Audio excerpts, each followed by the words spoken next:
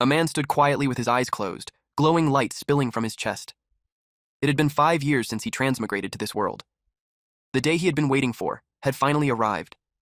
A wishing stone had come with him. He opened his eyes, knowing the moment was finally here. The ground around his feet began to tremble as energy leaked out, as if it could no longer stay contained. He stepped forward and casually raised his hand, golden light swirling around it. He wished to awaken the strongest beast seal. 20 minutes earlier, a man on the stage explained to the crowd that beast seals were ranked from highest to lowest. Mortal was represented by white, profound by green, yellow by earth, heaven by blue, immortal by red, and divine by purple. The more light pillars that lit up, the higher the grade of the beast seal. The instructor on stage began calling students to enter the awakening formation. The first student stepped inside. He stuttered as he shouted, "Start the awakening!" The pillar stones glowed in different colors. The strongest glow was yellow, placing him at yellow grade with E-rank talent. He couldn't believe it. The master then called the next student, Fan Tong. He awakened a mortal grade with no talent. He broke down in tears. Mortal grade was the lowest and most useless rank. The next student was called. The other students waited as Zhao Chunfeng awakened yellow grade, and Zhang Huowang also ended up with mortal grade. Then Wang Shukun stepped in and awakened a profound grade. Next was Zhou Ying, the eldest daughter of her family. She ignored Yang Yang, who had always been one step ahead of her for the past 3 years. She was determined to prove who the real genius was. An orange-haired boy teased Yang when he noticed the school beauty glaring at him again. Yang didn't care. He hadn't done anything to her. The orange-haired boy wondered what kind of beast seal Yang would awaken. Yang confidently replied that it would be divine. A nearby student overheard him and burst out laughing. He mocked Yang, saying that doing well in theory exams didn't mean he could awaken a high-grade beast seal. The female students nearby whispered that in Longo's history, fewer than 10 beastmasters had ever awakened divine-grade beast seals. When Yang claimed he would get one, they thought he was just bragging. Class A Beastmaster instructor Zhang Guofu told Old Su that Yang from his class wasn't very talented, but his bragging skills were unmatched. Class B instructor Su Tianguo replied that with Yang's top score in the mock exams, awakening a divine-grade beast seal wasn't impossible. Guofu thought he was joking. He had checked long ago. Yang was an orphan. His parents had been at the very bottom of society when they were alive, and possessed no talent at all. Although Yang's older sister, Yang Bing, had shocked everyone years ago by awakening a divine-grade beast seal, Guofu argued that she was adopted and had no blood relation to him. He was eager to see Zhou Ying from his class shine. She stepped into the magic circle. Everyone watched closely. Ying had always been second in the grade, so they were eager to see what kind of beast seal she would awaken. She stood at the center of the formation and slowly raised her hand. A pink light began to swirl around her palm. The magic stones around her flared brightly. 7 pillars of light shot into the air. The orange-haired guy froze in shock. She had awakened a divine-grade beast seal. Guofu narrowed his eyes as he noticed something forming in the clouds above. It was a divine-grade beast seal, the Black Phoenix. Tianguo was stunned. The last time Longuo successfully summoned a Black Phoenix beast seal was 200 years ago, and now it had appeared again today. The black-haired master announced that Ying had obtained a divine grade with SS rank talent. A student shouted that the school beauty was incredible. With this result, she was guaranteed a recommendation to Tianlong Academy and might even be recorded in history. The master praised Ying, saying she was outstanding and that Longuo's future depended on pillars of talent like her. She thanked him for his praise and promised to keep working hard to improve her strength. The final name was called. It was Yang. Ying believed she would finally defeat him this time. But Yang calmly warned her not to celebrate too early. Guofu sneered at Tianguo, saying he was looking forward to seeing what kind of trash beast seal the top student of his class would awaken. Yang stepped into the formation, and the awakening began. The magic stones lit up in different colors. Gasps echoed through the crowd when all 12 awakening stones ignited at once. They couldn't understand how that was possible for someone from such a poor background. Ying's jaw dropped. Everyone lifted their heads as the sky above began to open. Countless phantom silhouettes appeared within the clouds. Everyone stood frozen in shock. The sign of a beast seal was forming.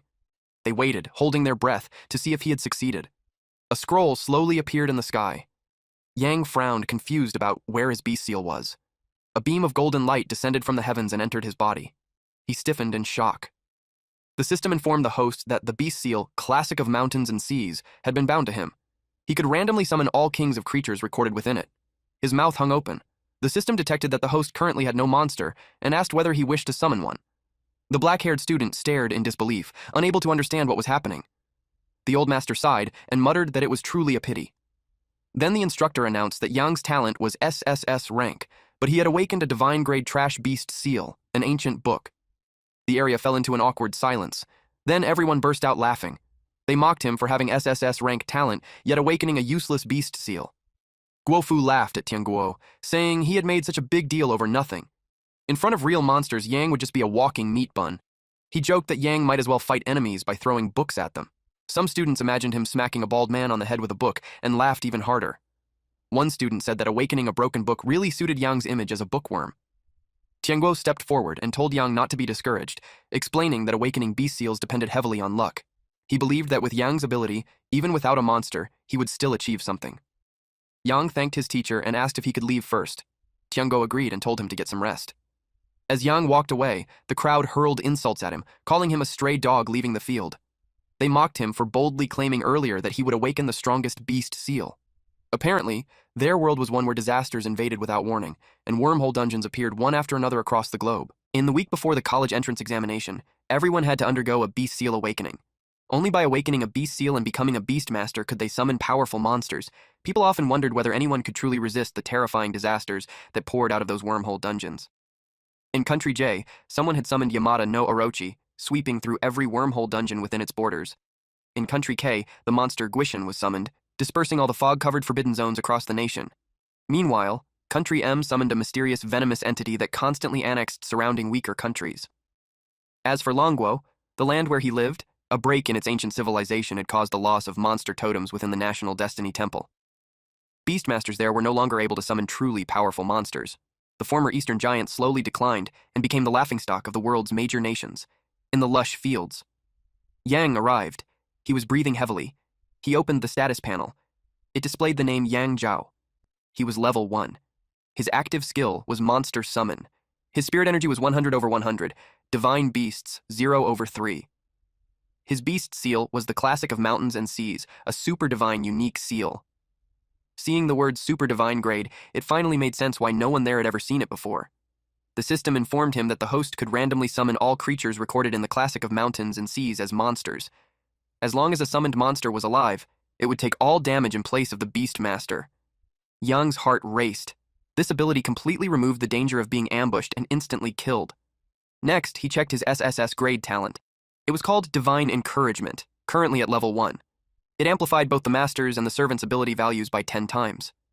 Yang's eyes widened. Even at level 1, it already granted a 10-fold boost. With such an absurd talent paired with a monstrous super divine grade beast seal, it would be impossible not to rise. The system asked if he wanted to begin summoning. Yang selected yes. A vortex of golden light burst into existence. He didn't expect it to cause such a massive disturbance. The system congratulated him. He had obtained an SSS grade monster, Zhulong. Zhulong was SSS grade at level 1. Its passive skill was Dragon's Might. Its active skills were Zhulong's Breath and Dragon's Roar. Its strength, agility, and spirit were all 1,000, while its constitution reached 2,000. Dragon's Might intimidated enemies no more than 5 levels higher than Zhulong, reducing their strength by 20%. Zhulong's Breath released a blazing beam from its mouth, dealing area damage equal to 300% of spirit. Dragon's Roar unleashed a thunderous roar, dealing area damage equal to 300% of strength. Yang was stunned. The base attributes alone started at 1,000. Even the strongest level 1 monsters usually had no more than 100 points in a single stat. At that moment, he truly understood how terrifying the 10-fold amplification from Divine Encouragement really was. Yang raised his head and commanded Zhulong to acknowledge him as its master.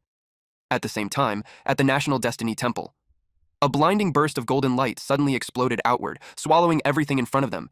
Silhouettes of countless different creatures appeared within the light. An instructor rushed toward the masters and urgently reported that something had happened.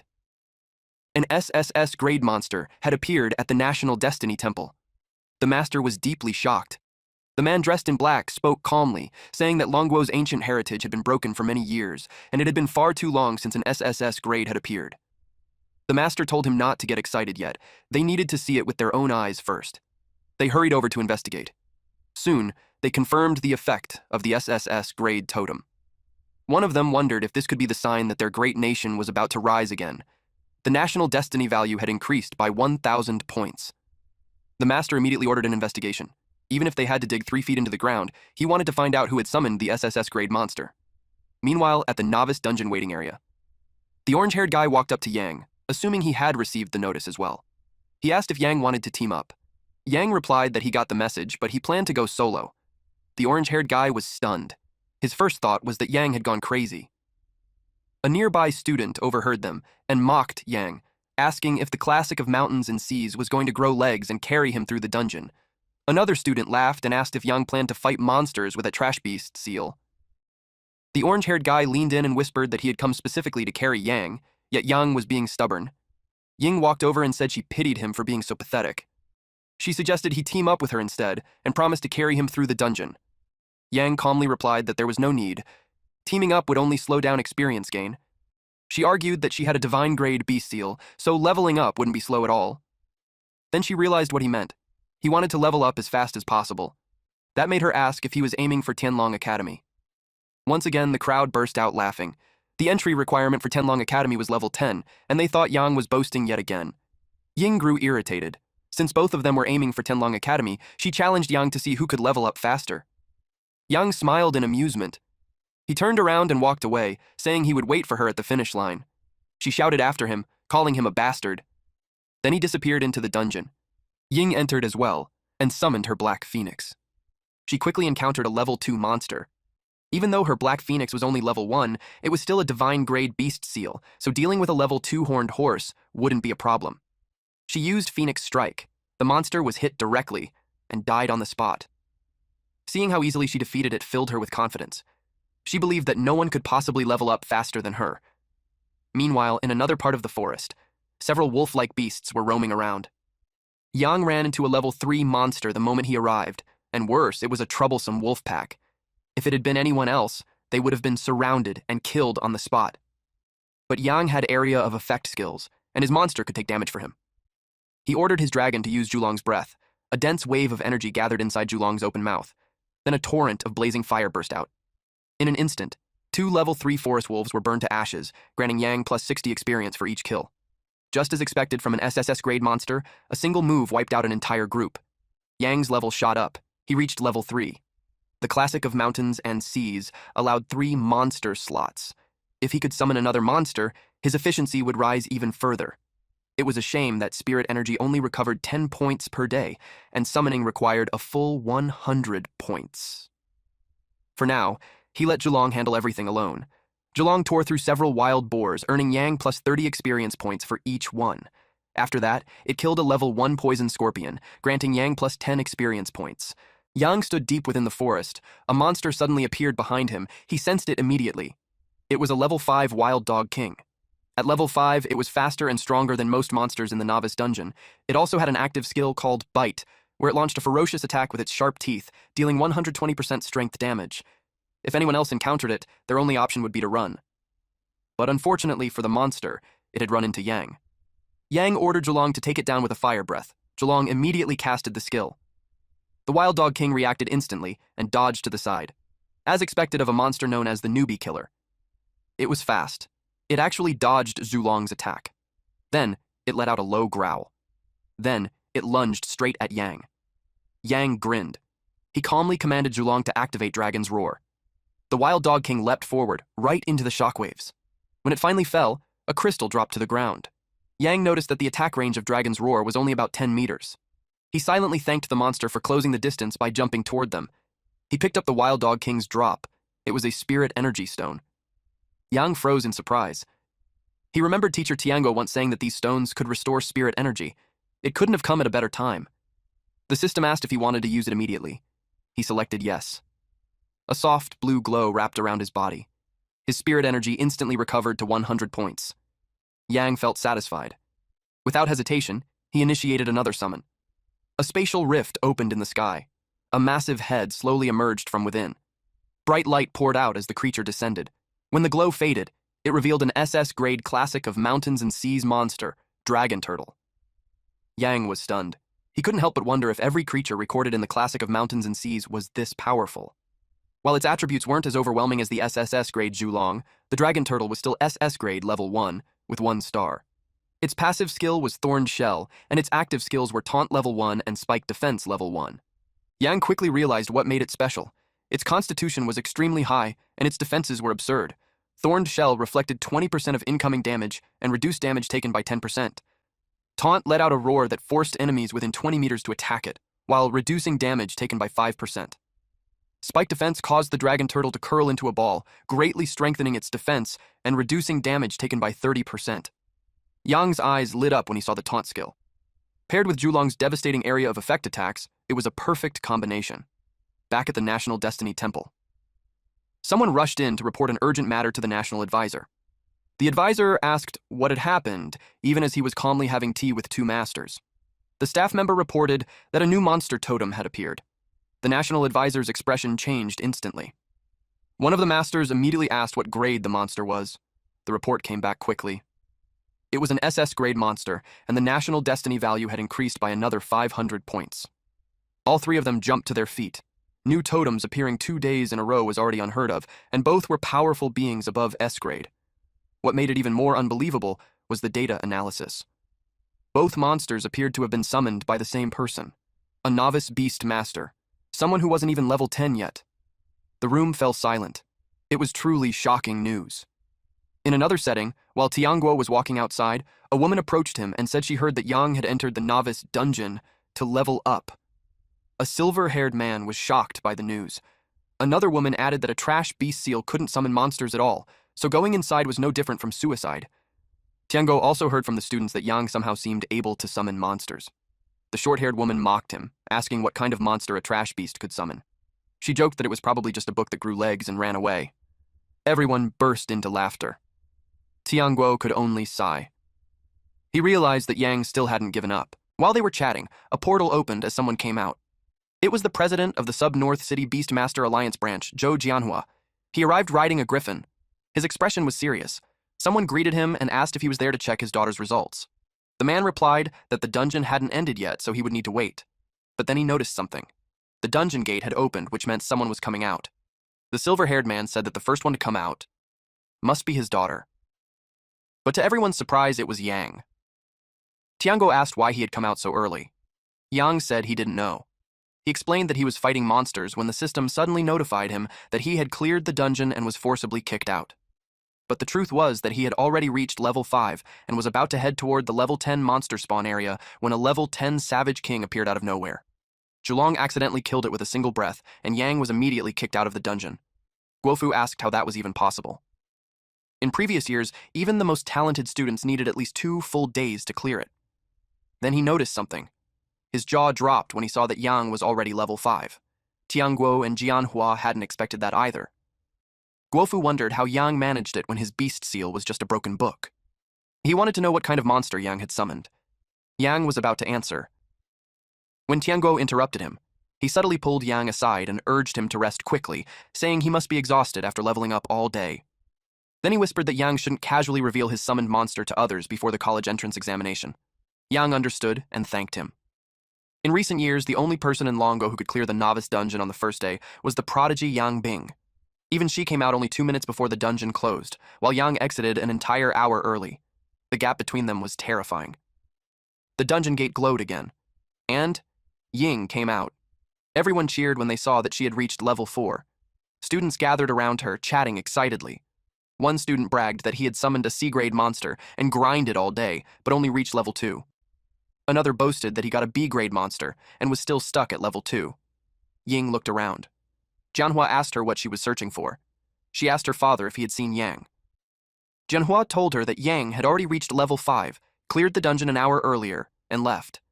She was stunned. She couldn't even imagine how it was possible to clear the dungeon an entire hour early. The next day, Yang stood in front of the dungeon. There were still 5 days left before the exam. He planned to reach level 7 that day. An orange-haired woman clung to him, asking to be carried inside. On his other side, a silver-haired woman suggested teaming up and casually mentioned that she still didn't have a boyfriend. Yang flatly told them he wasn't interested. Annoyed, the 2 women started hurling insults at him. Ying saw the scene and scoffed. He arrived inside the dungeon. He looked around the area where he was teleported. The monsters were scattered across the field. It was perfect for testing the dragon turtle's skills. He summoned his monsters. Julong, his gray dragon, appeared, along with the dragon turtle, a massive golden turtle covered in sharp spikes. Yang ordered the dragon turtle to use taunt. It quickly aided its master's command. Then he tasked Zhulong with clearing the mobs. Zhulong opened its mouth and breathed fire. Several monsters were wiped out at once. A level 4 wild fox that gave plus 220 experience points, and a level 6 poisonous snake that gave plus 250 experience points. A black bear worth plus 300 experience points and another level 6 poisonous snake worth plus 250 experience points were also caught in the flames. With the dragon turtle in play, Yang's leveling efficiency rose again. Both monsters had grown stronger as well. Zhulong, boosted by its talent, had already surpassed 3,000 in a single attribute. Yang realized that this novice training dungeon could no longer satisfy him. He needed to find a way to enter a higher level dungeon.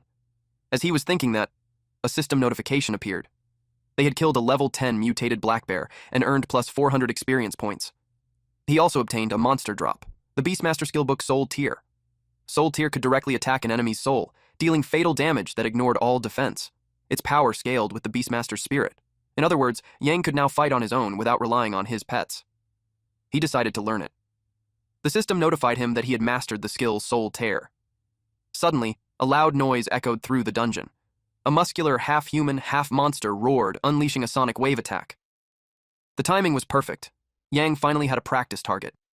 He activated Soul Tear. An orb of energy gathered in his palms. The moment he released it, a beam of light shot forward at incredible speed. It struck the monster's soul directly. The monster was instantly killed. It collapsed to the ground. Then a final notification appeared. Yang had slain the final boss, the Savage King, and earned plus 1,000 experience points. The system congratulated Yang for clearing the dungeon and told him to come back again tomorrow. He was thrilled that he had killed the boss in a single hit. The system then notified him that he would be leaving the dungeon in 10 seconds. Tianguo's eyes widened when he saw Yang coming out again. While Yang was displeased at being forcibly kicked out, Tianguo was confused by his timing. He asked why Yang came out early again when there were still 2 hours left before the dungeon closed. He even suggested that Yang grind a bit more. Yang calmly replied that he had accidentally one-shot the Savage King again. A nearby student felt offended after hearing that, thinking Yang was deliberately trying to shame everyone else. Guofu was also annoyed. He believed Yang was clearly showing off. Tianguo stepped in and said it was fine. Yang could just come back tomorrow. But then Yang added that he wanted to enter the Spider Cave dungeon the next day to level up. That instantly shocked Tianguo. The Spider Cave had no protective measures. It was a completely wild dungeon with difficulty far beyond the novice dungeon. On top of that, Yang was already level 7. Getting into a higher institution would be easy for him. Tianguo didn't want him taking such a huge risk. Yang revealed that ordinary schools were never his goal. He wanted to apply to Tianlong Academy. Tianguo hadn't expected that at all. Yang explained that Tianlong Academy required level 10 to apply, and the novice dungeon could no longer satisfy him. At that moment, Tianguo realized the boy was serious. Seeing that Yang had already made up his mind, he chose not to stop him. Still, he warned him to be extremely careful. If there was any danger at all, Yang must retreat immediately and not act recklessly. Yang thanked his teacher and promised to remember his words. Meanwhile, Ying came out of the dungeon. Guofu was pleased to see her and praised her effort. She had come out an hour earlier than yesterday, which was a big improvement. She immediately looked around for Yang. When she found him, he told her that he had already reached level 7 and left early. She was stunned. She muttered that she had tried her hardest just to barely reach level 6, yet Yang was already ahead of her again. That only strengthened her resolve to surpass him tomorrow, but Guofu told her that Yang wouldn't be coming tomorrow. He explained that Yang planned to go to the Spider Cave. She couldn't believe it. The Spider Cave was a level 12 dungeon. Even her Black Phoenix might struggle there. That made her wonder if Yang had some kind of secret weapon. After a brief pause, she said that she wanted to go to the Spider Cave as well, at a trading house. To challenge the Spider Cave, the combat power of just 2 monsters was still not enough. That made Yang even more determined to summon a 3rd monster. The receptionist greeted him and asked how she could help. Yang asked if they bought items obtained from dungeons. Then he poured out a pile of valuable-looking loot. He said he wanted to sell everything, then use the money to buy a spirit stone. The receptionist told him to wait a moment. After everything was processed, she handed him a spirit stone. Yang waited for the rest of the money. The receptionist explained that all the items he sold came from the novice dungeon, so their value was extremely low.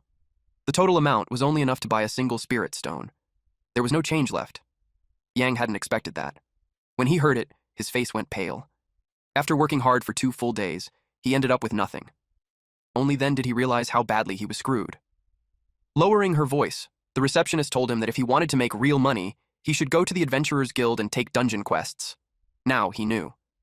So he went straight to the Adventurers Guild. He couldn't believe how stingy most of the quest rewards were. None of them were worth his time. He wanted something better. Then something caught his eye. The quest objective was to hunt a randomly appearing calamity beast in the Spider Cave dungeon. The difficulty requirement was Nightmare or above. Only then would the calamity drop a calamity heart. The reward was 1,000 gold coins and 1 monster star-up stone. Yang found exactly what he was looking for. He accepted the quest without hesitation. To challenge Nightmare difficulty, he needed to prepare his third monster as soon as possible. Under the blue sky, he used a spirit stone. It restored his spirit energy.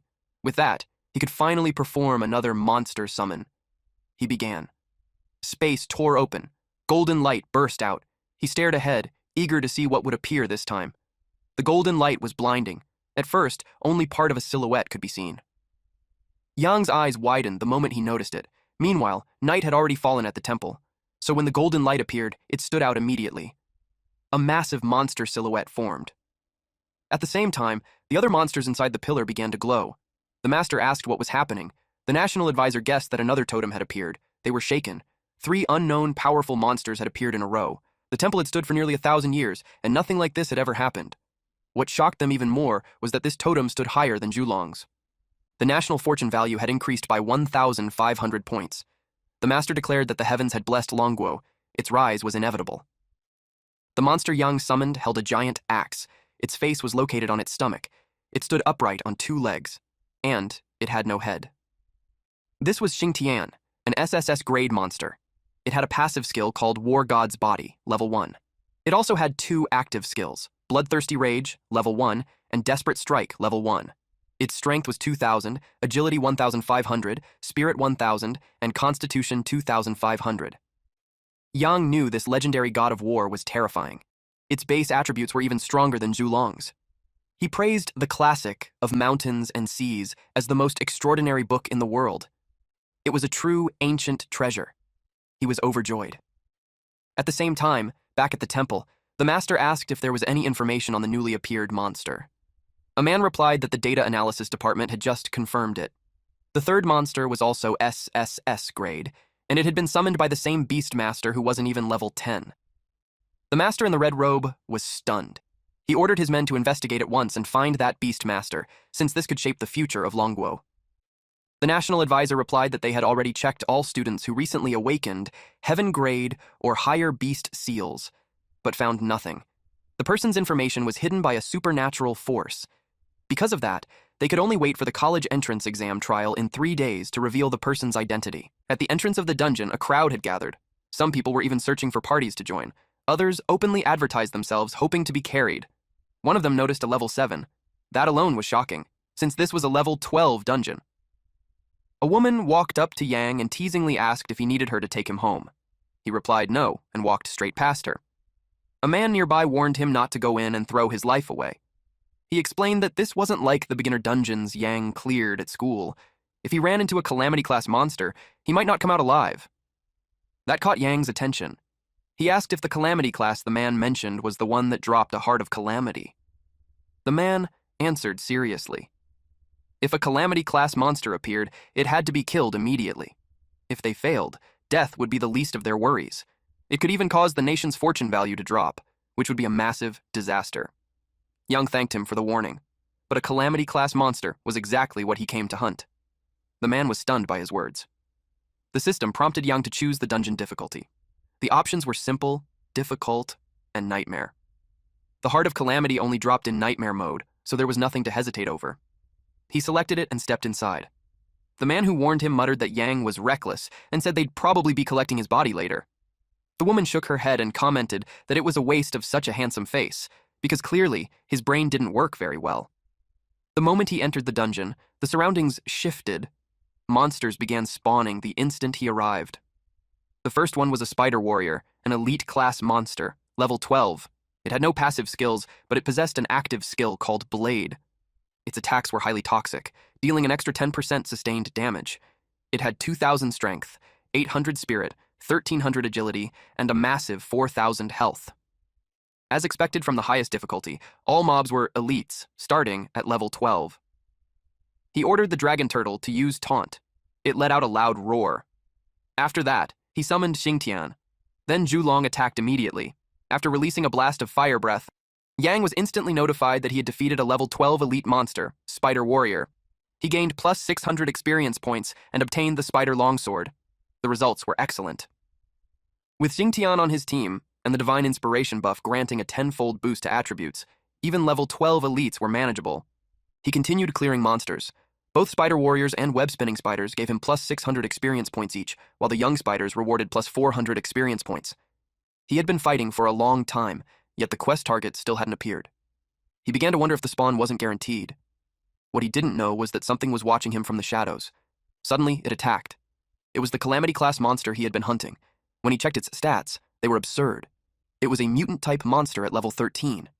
It had a skill called Gigantification Physical Defense, which reduced incoming strength damage by 20%, granted plus 1000 toughness, and boosted its attack interval by plus 0.3 seconds, while reducing its movement speed by 25%. It also had Toxic Plague, which released poisonous mist that poisoned the target and reduced movement speed by 35%. On top of that, it possessed Death Stinger, unleashing a venomous strike that dealt 500% strength damage. Even so, Yang didn't hesitate. He ordered his summon monsters to charge. The monster's defense was terrifying, and its health pool was massive. Even in a 3-on-1 fight, it was still difficult. Yang could feel the danger steadily rising. Then he remembered one thing. He still had Soul Tear, a skill that ignored defense and dealt direct lethal damage. He activated it and unleashed the attack. The monster let out a piercing screech. It fell from the ceiling. It was furious now. Yang had become its sole target. For its counterattack, it spat something out. A sharp limb shot toward him. It was moving too fast. There was no way for him to dodge it. Yang braced himself for impact. To his surprise, he wasn't injured at all. He realized why. Because of the dragon turtle's trait, the damage meant for him had been transferred to it instead. Still, he knew the dragon turtle couldn't take too many hits. He had to end this fast. He used Soul Tear again. This time, it struck the spider's spirit. This caused significant damage. At the same time, Zhulong finished charging its attack. It released a blast of fire straight at the monster. Yang watched the spider burned. Only then did he relax. It was finally over. He defeated a level 13 Calamity-class monster and gained plus 8,000 experience points. He leveled up and obtained the quest item, Lesser Heart of Calamity. As expected of a Calamity monster, it dropped far more than just the quest item. There were rare items, Calamity Mask and Longbow. There were also psionic stones and various pieces of equipment. One of them was a spirit staff at superior rank. It increased spirit by plus 60 and boosted scion power by 5%, though it required a higher level to use. Another was the spider spirit mask, also superior rank. It increased mental power by plus 30 and granted invisibility twice a day, each use lasting 2 minutes. It became usable after level 8. In short, the spirit staff would increase the damage of Soul Tear, and the spider mask granted a powerful invisibility ability. Yang was thrilled. This gear was perfect for ambushes and quick escapes. Suddenly, the dragon turtle let out a painful groan. That made Yang uneasy. He decided to send it back to the exotic beast realm so it could rest. After a second, it vanished. If that venomous sting had directly hit the dragon turtle, its incredible defense would have reduced most of the damage. But because the attack was transferred from him, it nearly pushed the dragon turtle too far. He blamed himself for being too fragile. That moment made something clear to him. He needed to improve his survivability. And he also realized something else. The dungeon was far more dangerous than he had expected. Meanwhile, outside the dungeon, people were chatting about their runs. One man talked about being surrounded and nearly killed. Another said the same thing had happened to him. The red-haired woman spotted Yang again. Earlier, he was level 7. Now, he was already level 9. The man who had warned Yang before stared in disbelief. Yang had actually cleared nightmare difficulty and walked out alive. The woman began to think that his tamed beast must be incredibly powerful, but the man shook his head. He believed that was impossible. No matter how strong a tamed beast was, it couldn't solo clear nightmare difficulty across levels. In his eyes, Yang must have been carrying some extremely powerful items. At the Adventurers Guild, Yang submitted the Heart of Calamity. The rewards were immediately issued to him. He was satisfied. The item could greatly boost the attributes of his tamed beasts and might even awaken new skills. All the effort had been worth it. He planned to sell the equipment he obtained from the dungeon. After that, He would focus on leveling up his tamed beasts. Yang hurried outside at once. He was moving too fast and didn't slow down. Suddenly, he bumped into a blue-haired woman. She fell straight onto the ground. Her face turned red as she snapped at him for crashing into her. Yang blushed and fired back, saying she had bumped into him on purpose just to take advantage of him. The woman paused when she looked up and noticed how handsome he was. She quickly apologized, explaining that she had been walking too fast and hadn't seen him. The blue-haired woman stepped closer, making Yang blush. He explained that he was in a hurry to sell his equipment. That immediately sparked her interest. She wondered what kind of good items a level 9 player like him could possibly have. Then she noticed the Spider Elite Leader's long sword hanging at his waist. She casually wrapped an arm around his shoulder, making him jump in surprise. Lowering her voice, she told him that selling equipment at the auction house would only result in a loss. She suggested that he sell it directly to her instead. Yang hesitated. He didn't even know her, and there was no guarantee she wouldn't scam him. She smiled and said he must have heard of the Fairy Guild. She introduced herself as Xiao Ru, a member of the Fairy Guild, mainly in charge of acquiring equipment and materials. She promised him a fair and reasonable price, staking the guild's reputation on it. Yang thought it over. The trading house prices were indeed very low. Compared to that, selling to her actually made more sense. Since he also had a few top-tier items, he asked if she wanted to buy those as well. Her eyes lit up with excitement. He opened his inventory and showed her. She was instantly shocked. Those items could only drop from defeating Calamity-class monsters. Yang quickly covered her mouth and told her to keep her voice down. There were too many people around and too many curious eyes. They needed to stay low-key. She nodded in agreement. She asked how someone at level 9 could have so much Calamity gear. She even wondered if it came from illegal means. Yang calmly explained that he earned everything himself. Then he asked her a simple question. Was she buying or not? She answered without hesitation. She would buy them all. With a playful smile, she praised him, saying he was not only handsome but also highly capable. Then she said she had a favor to ask. Yang asked what it was. She explained that there was a level 14 goblin mine dungeon in the southern outskirts. She needed the Goblin King's skull. If he could bring it back, she said she would reward him generously, hinting that she could even offer herself to him as payment. Her tone was clearly seductive. Yang replied that it was completely unnecessary. He wasn't that kind of person. At that moment, he realized that boys also needed to protect themselves. She laughed and added that the Goblin King's skull was extremely valuable, and that he would be properly rewarded for it. Yang agreed. He needed to level up in higher level areas anyway, and a level 14 dungeon was a good fit for him. She told him she'd be waiting for his good news, then turned and left. Yang felt satisfied. He had successfully sold all the equipment materials. Without wasting time, he set off to find a place where he could rank up his mythical beast. What he didn't know was that someone had been watching him. The man had seen everything. A level 9 player who solo cleared the Spider Cave's calamity monsters. He found Yang very interesting. Meanwhile, the system asked if he wanted to use the star upgrade stone on the mythical beast, Xingtian. He answered yes. The moment it activated, Xingtian began to glow. A loud rumble echoed out. When it ended, Xingtian's star level had risen to level 2. Its stats soared: 8,000 strength, 7,000 agility, 8,000 constitution, and 3,000 spirit. After the upgrade, its 4 core attributes were nearly on par with the venomous spider calamity they had faced earlier. On top of that, Xingtian gained a new passive skill with a chance to trigger an instant kill. Even though the instant kill chance was only 1.5%, a single axe swing capable of slaying a calamity-level monster was an unrivaled ability, one that other mythical beasts could only dream of. A few hours later, he arrived at the hidden dungeon, Goblin Mine. This was the place Xiaoru had mentioned. Without hesitation, he went inside. The dark cave was lit by glowing crystals along the walls. As soon as he stepped forward, he felt it. A monster appeared. Then more followed. A group of enemies rushed out to greet him, a level 14 goblin archer, goblin blade wielder, goblin spearman, and a goblin shaman. Yang wasn't worried at all. In fact, seeing them only benefited him. It saved him the trouble of finding them one by one. He activated his detection technique. He learned the details of the goblin spearman. The attributes of the monsters in the level 14 dungeon were much higher than before. But he smiled, because he was no longer the same as yesterday. Now, it was Xingtian's turn. He wanted to see its strength after the star upgrade. Xingtian raised its axe. When it swung down, the impact was terrifying. The level 14 elite goblin shaman was instantly killed, earning them plus 1,400 experience points. After reaching 2 stars, Xingtian's attack speed became faster, and its movements grew more agile. It continued slaughtering the goblins. The system notified him that the level 14 goblin archers had been defeated, granting plus 1,500 experience points and goblin hide per monster. Yang realized that fighting these goblins was no different from slicing melons and chopping vegetables. He estimated that he would reach level 10 in this place. The dragon turtle let out a loud roar. He understood that it wanted to fight as well, so he assured it that its turn would come soon. Suddenly, Xingtian's axe was blocked. The goblin pushed back with force. Yang frowned and asked what was happening. He was shocked that the goblin had actually blocked Xingtian's strike.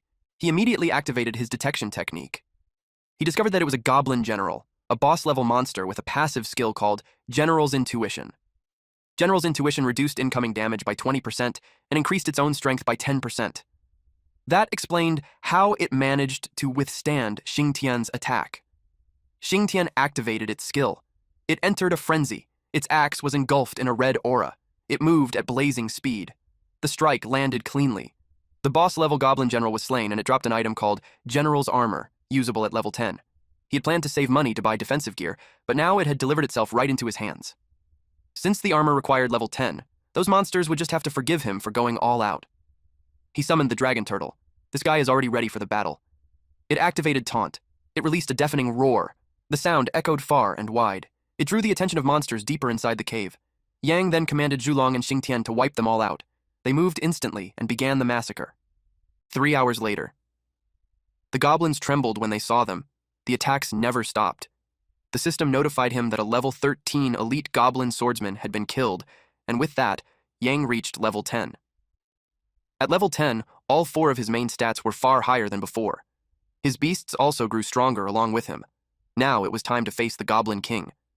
He went deeper into the cave. A huge goblin charged straight at him. He activated his detection skill. Just as he expected from a leader-class monster, its stats were even higher than the Spider Calamity. It was level 15, with 8,000 strength, 5,000 agility, 4,000 spirit, and 12,000 constitution. It had a passive skill called King's Presence, granting 40% damage reduction, boosting summoned goblins' strength by 15%, and suppressing enemies' strength by 5%. Its active skills were King's Roar and Goblin Summoning. The Goblin King opened its mouth, preparing to roar. Yang's expression tightened. He activated Shield of Life. A bright glow burst from his torso. It spread across his entire body, wrapping him in a bubble of golden light. The monster let out a thunderous roar. Even with the shield, the impact shook him.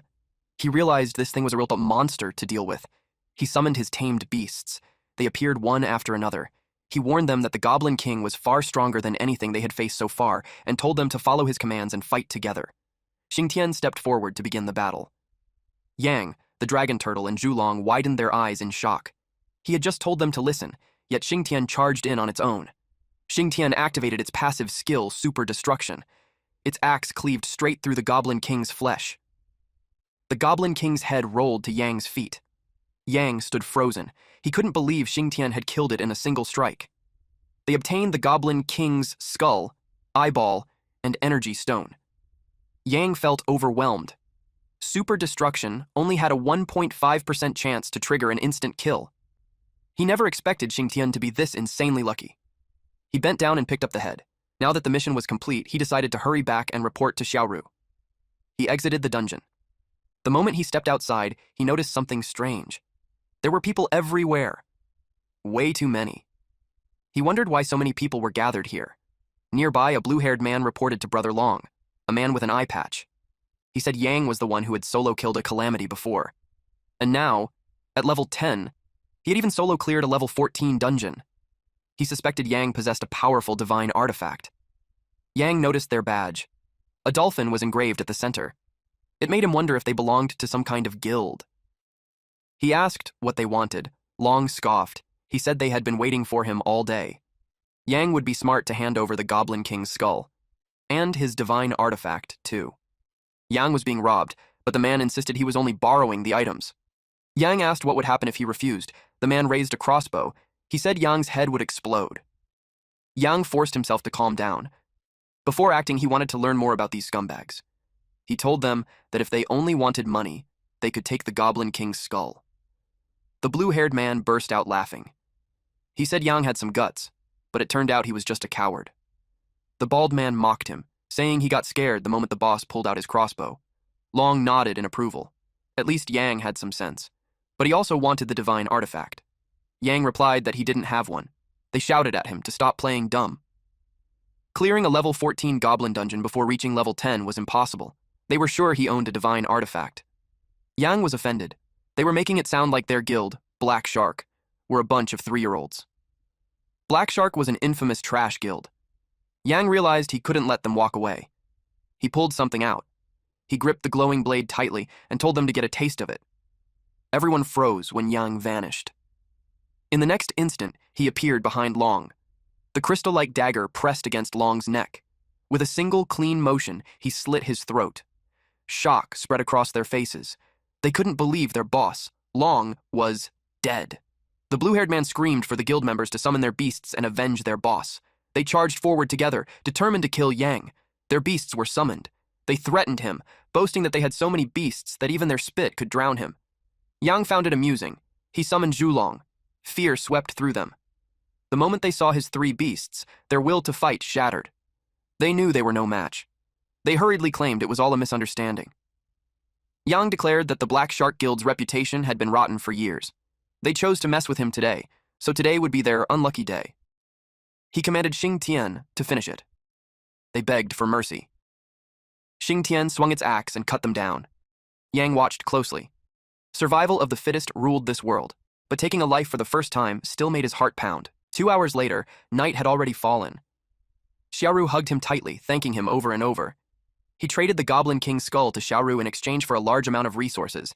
Now, all he had to do was wait for the big exam to begin. Suddenly, he sensed someone behind him. That person grabbed him. Instinct took over. He shook them off and twisted their arm, demanding to know who it was. When he pulled the person in front of him, he froze. It was Ying. He stared at her in surprise.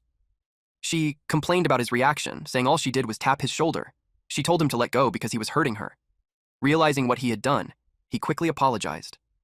Then he asked if she needed something from him. She questioned why he wasn't in the super cave. He explained that he went somewhere else and had already reached level 10. The news shocked her.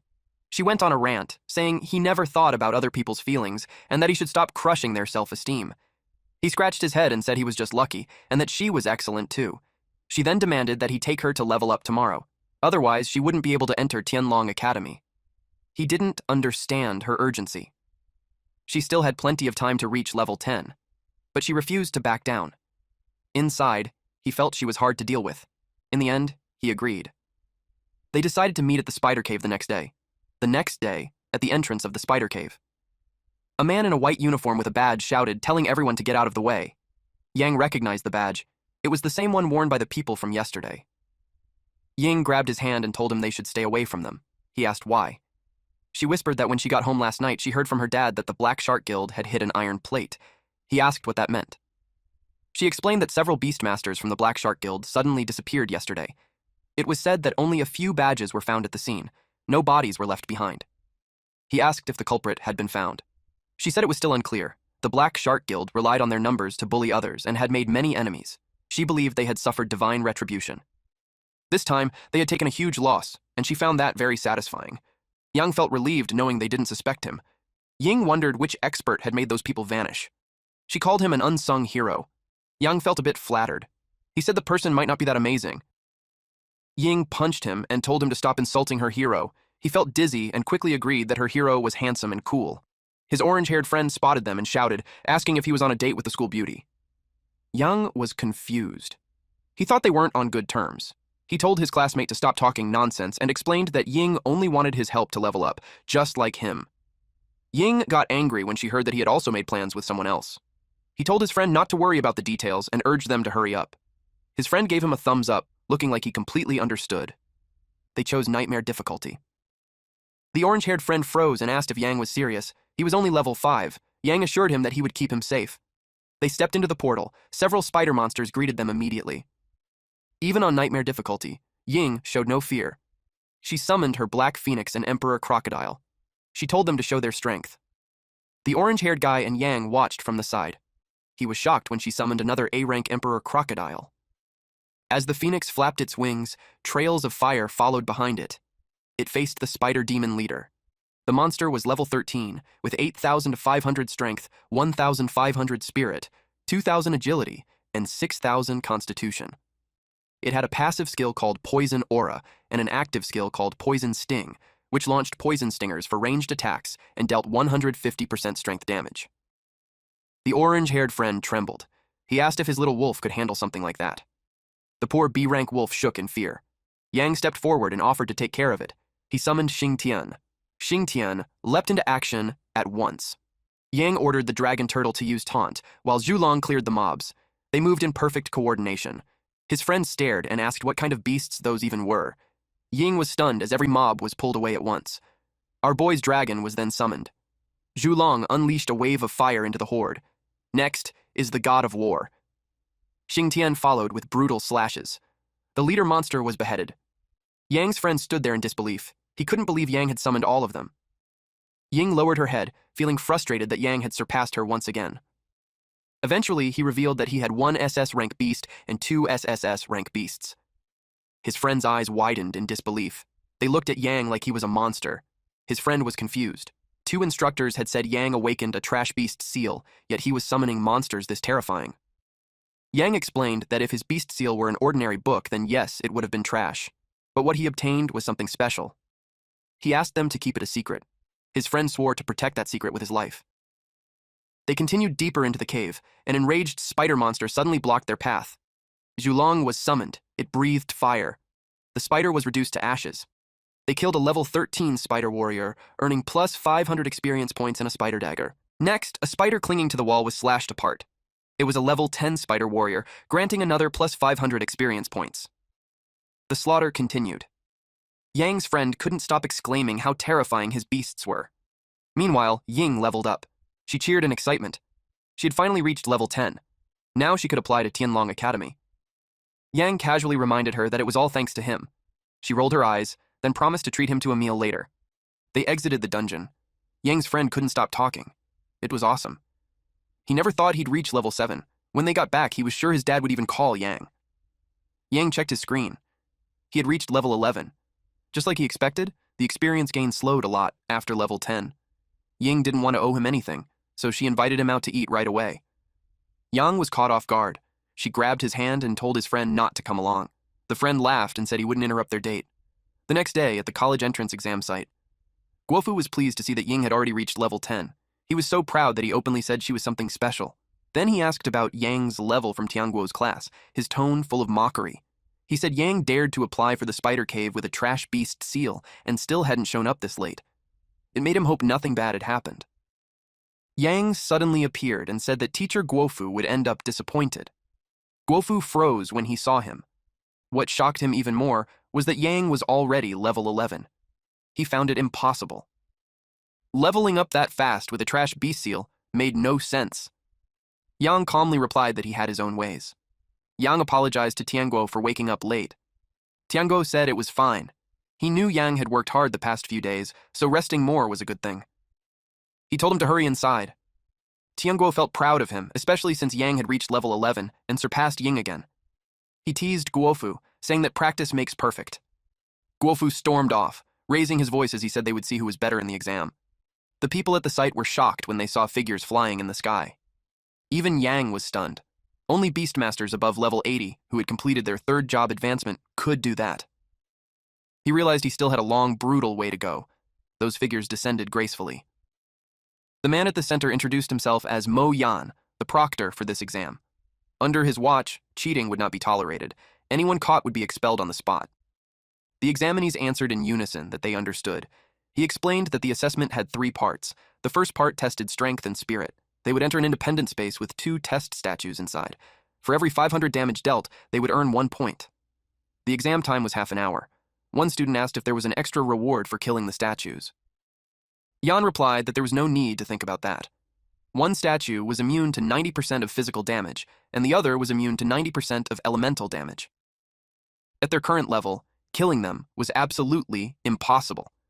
The exam officially began. Yang was teleported away. 2 statues appeared in front of him. He activated his detect skill. The system displayed the details of the physical resistant gargoyle, a special exam unit. It was level 10 with 500,000 health points. It had a passive skill called physical damage immunity, reducing physical damage taken by 90%. The other statue was a magic-resistant gargoyle, also level 10 with 500,000 health points. Its passive skill, Elemental Damage Immunity, reduced elemental damage by 90%. Just as he expected, both had extremely high defense and massive health pools. He summoned Xingtian and ordered him to attack with full power. Bloodthirsty Frenzy activated. Attacks gained 10% lifesteal, dealt 1.5 times damage, and attack speed increased by 20%. Xingtian charged its body, letting out a thunderous scream. It completely abandoned defense. Its strength surged by 300% and would last for 5 minutes.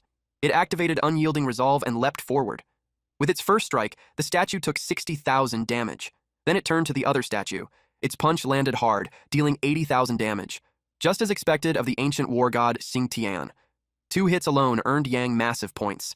He gained 280 points instantly. He could already tell the gargoyles were about to get destroyed.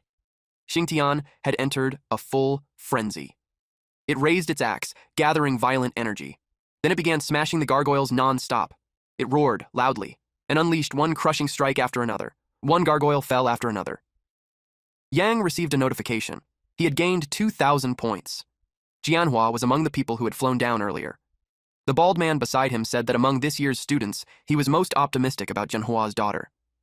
Reaching level 10 in just a few days and stepping into Tianglong Academy's threshold made him believe she was truly blessed by heaven.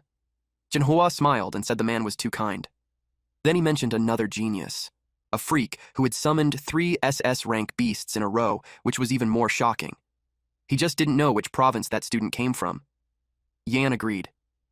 A beastmaster like that appearing out of nowhere was a huge blessing for the Jia nation. Suddenly, everyone was startled when they saw a student being teleported out. It was Yang. Jianhua frowned in doubt. Only 5 minutes had passed. Yan immediately told the staff to check the data and see if something had gone wrong. The staff looked at the computer and answered that something was indeed off.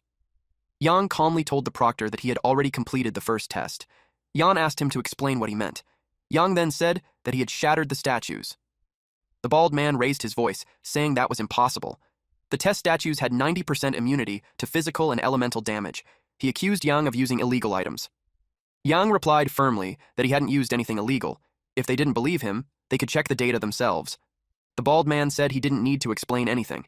Daring to cheat right in front of Yan, he claimed, meant the kid's exam eligibility would be revoked. The staff then informed Yan that the results were ready. Yan told him to say it clearly. According to the system records, Yang took 4 minutes and 28 seconds to shatter both statues, and he did not use any illegal items. Everyone was stunned. Finishing the test in under 5 minutes made Yan realize that Jinling might have produced a future powerhouse. Jianhui then recognized Yang as Ying's classmate. Yang confirmed it. She had mentioned him before, and now Jianhui finally understood. Yang was truly extraordinary, so it was no surprise that he always surpassed her. The bald man refused to accept it. He warned everyone not to be fooled and insisted that the kid must have cheated. He suggested a full investigation. Yang calmly shot back that if they doubted him, they should present proof.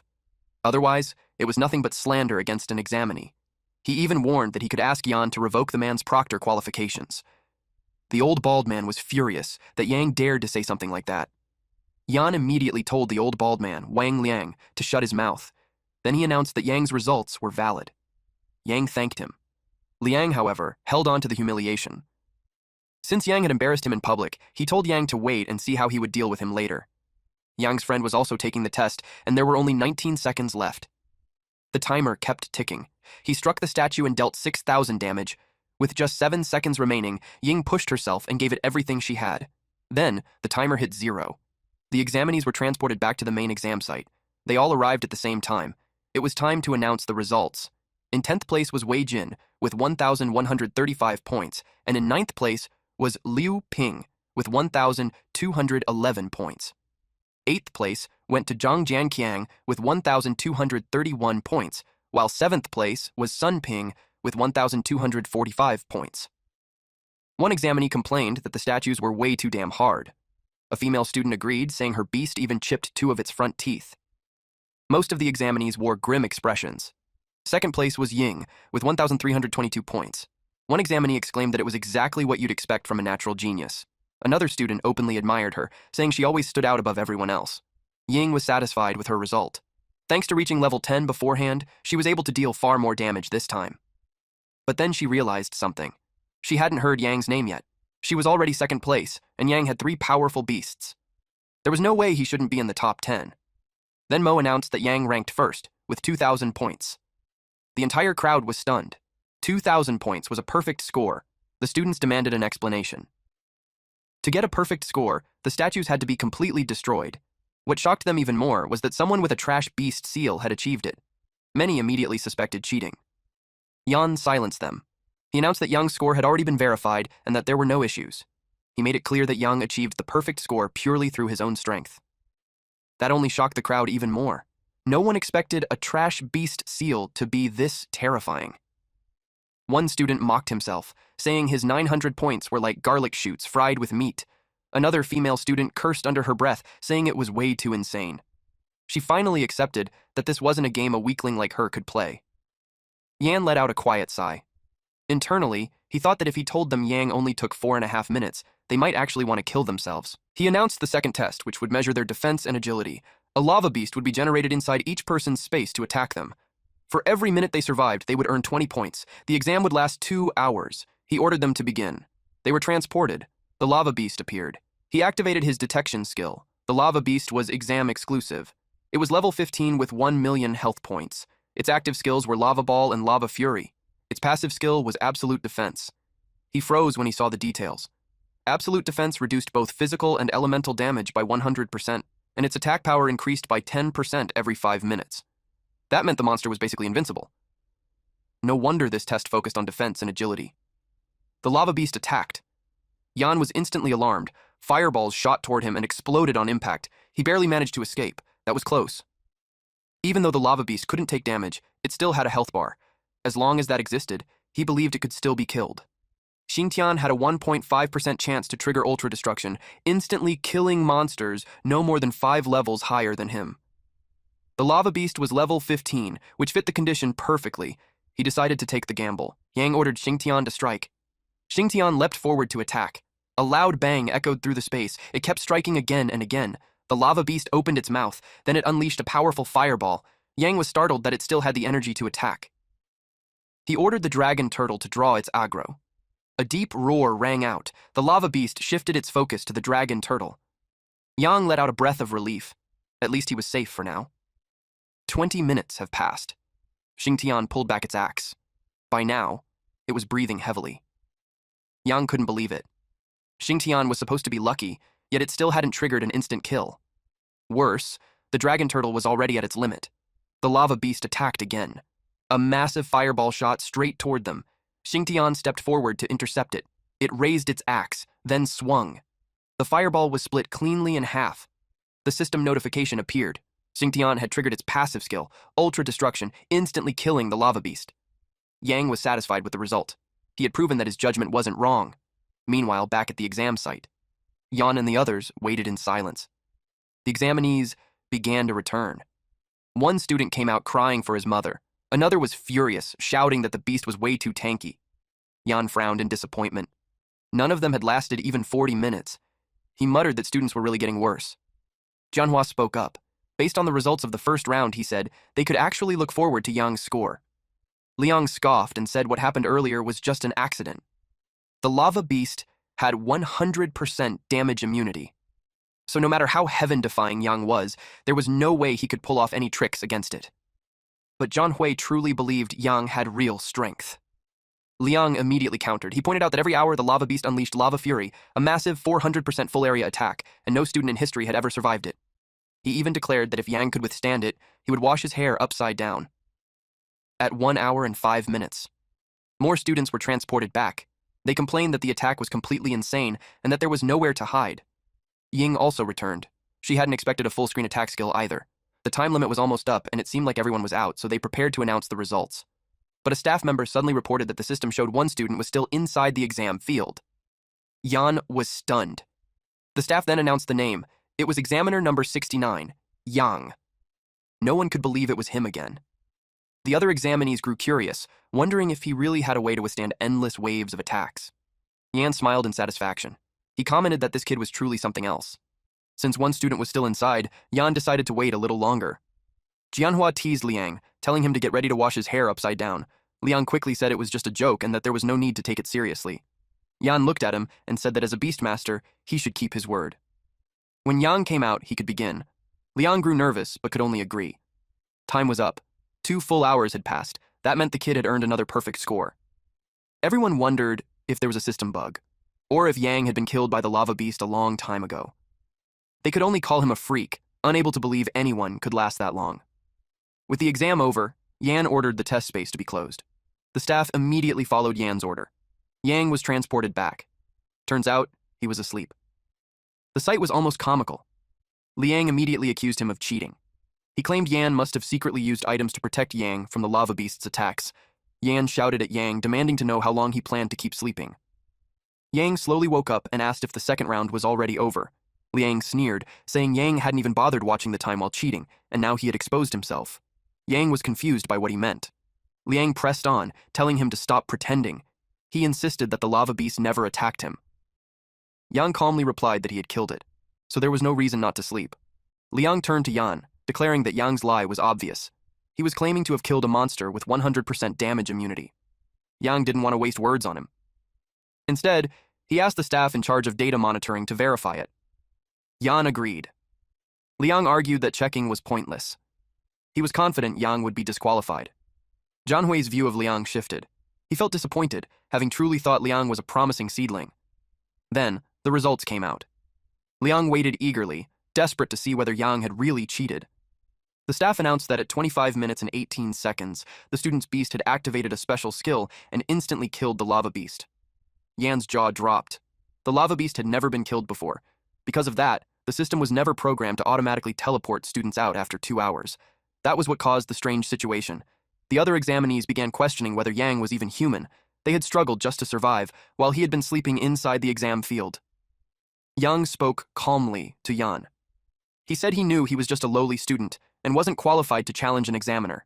But teacher Liang had repeatedly made baseless accusations, and he could no longer tolerate it. Yan apologized for their misjudgment. He immediately stripped Liang of his examiner status and ordered him to return and reflect on his actions while under suspension. Guards dragged Liang away as he begged and pleaded.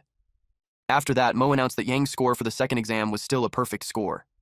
After a 30-minute break, the next round would begin.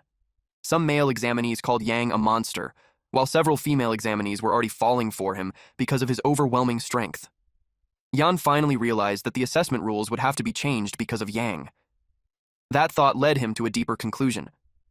This kid might be the one the higher-ups had been searching for. He instructed the staff to immediately send Yang's results to the imperial capital. At the imperial capital, 4 masters had gathered. The National Fortune Temple Master asked if there had been any discoveries, since assessments across the regions had already completed 2 rounds. Wang Qing reported that there was nothing unusual in Jingzhou province. All candidates had performed exactly as expected. Qin Bai replied that there were no abnormalities in Jinling either.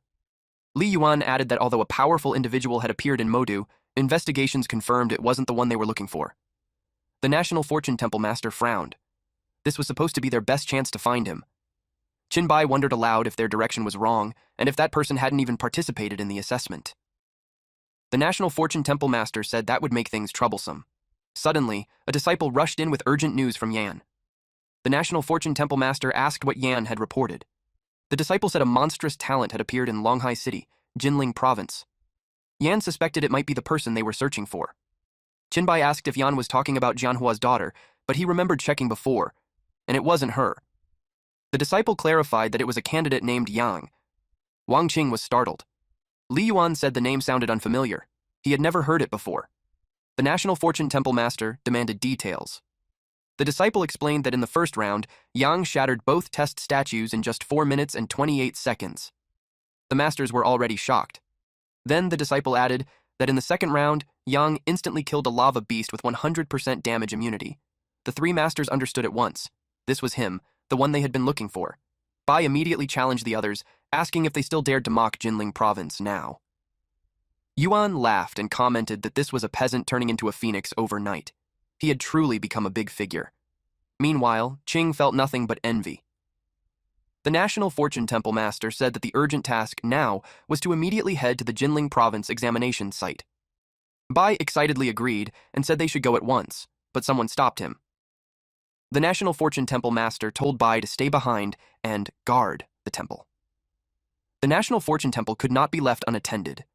Ching nodded, saying they would go take a look first. Yuan agreed, adding that there would be plenty of chances to see him later.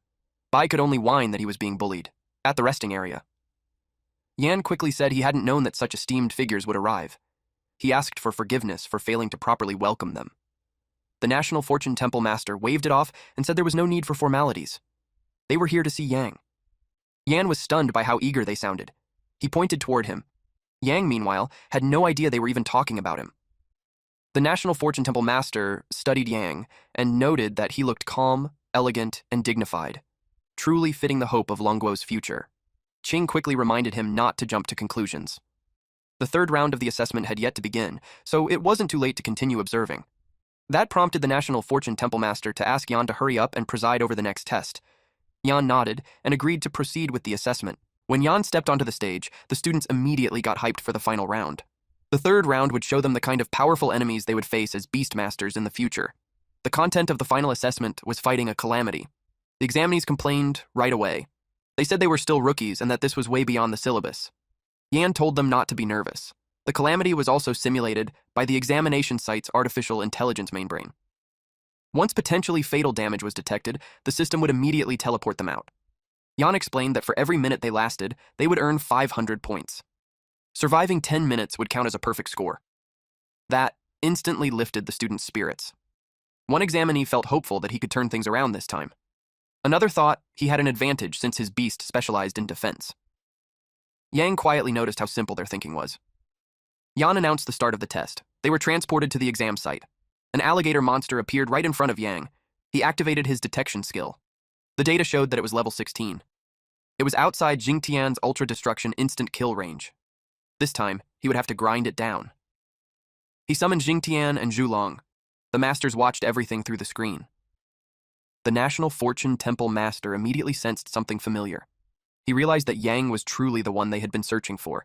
The beast matched the newly born one in the National Fortune Temple exactly. Ching exclaimed that he was a genius. Yuan urged them to look closely at what the kid had just done. Xingtian swung its axe. 50,000 damage. One strike dealing 50,000 damage meant this was a calamity-level monster. They were stunned.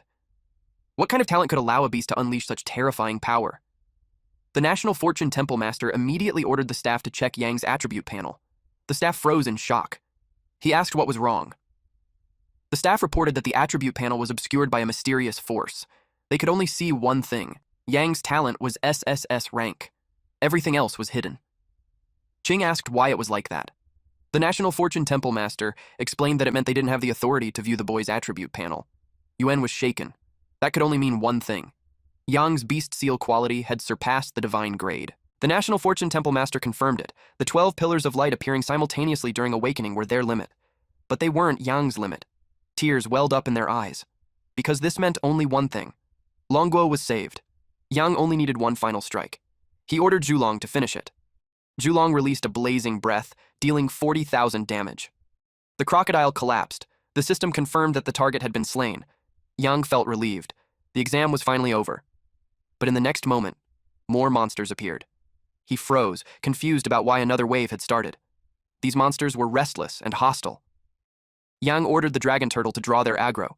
At the same time, Zhulong and Xingtian launched their attack together. Above them, the masters observed in silence. Ching frowned and questioned whether it was fair to raise the exam's difficulty just for Yang. The National Fortune Temple Master replied that it didn't matter. Since Yang carried the fate of reviving Longguo, he had to be tested. Yuan then asked what this meant for Yang's score. The master answered calmly. The calamity had already been resolved, so Yang would receive perfect scores in all 3 assessments. One of the monster's limbs slammed into Yang's back. He immediately activated Soul Tear on it. The skill worked, and that made the National Fortune Temple Master frown. Even after being struck by a poison needle, Yang showed no reaction at all. Ching ordered the staff to check the data immediately. The staff reported that the AI main brain judged Yang likely possessed a special ability that transferred damage to his beasts instead. That revelation shocked everyone. So much so that Yuan nearly had a heart attack. He hurriedly asked for a heart relief pill to calm himself down. At that moment, a dragon passed through a rift. It was searching for Yang. Xingtian charged straight into 3 monsters clustered together. The instant he struck, a blinding golden light burst forth. The monsters felt no impact at all. They were left completely stunned. Yang was just as confused when he saw the monsters vanish without a trace. A dark cloud suddenly formed above him. Something was lurking within the shadows. It was the dragon. Yang felt a chill and wondered what kind of threat this was now. He immediately used a detection technique.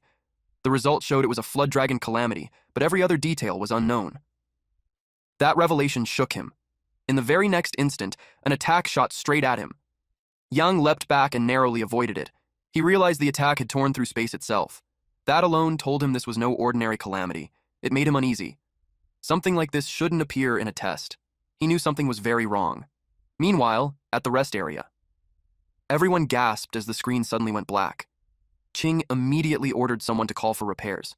They couldn't afford to miss a second of the assessment. The staff jumped into action at once. At the exam site, something streaked across the sky. The National Fortune Temple. Master frowned and asked what that sound was. A phoenix descended from above. In the next moment, a woman emerged. She was Bai Rug, one of the mountain's guardians. The National Fortune Temple Master asked why she had come. Everyone greeted her respectfully as Lord Bai. She asked where that person was.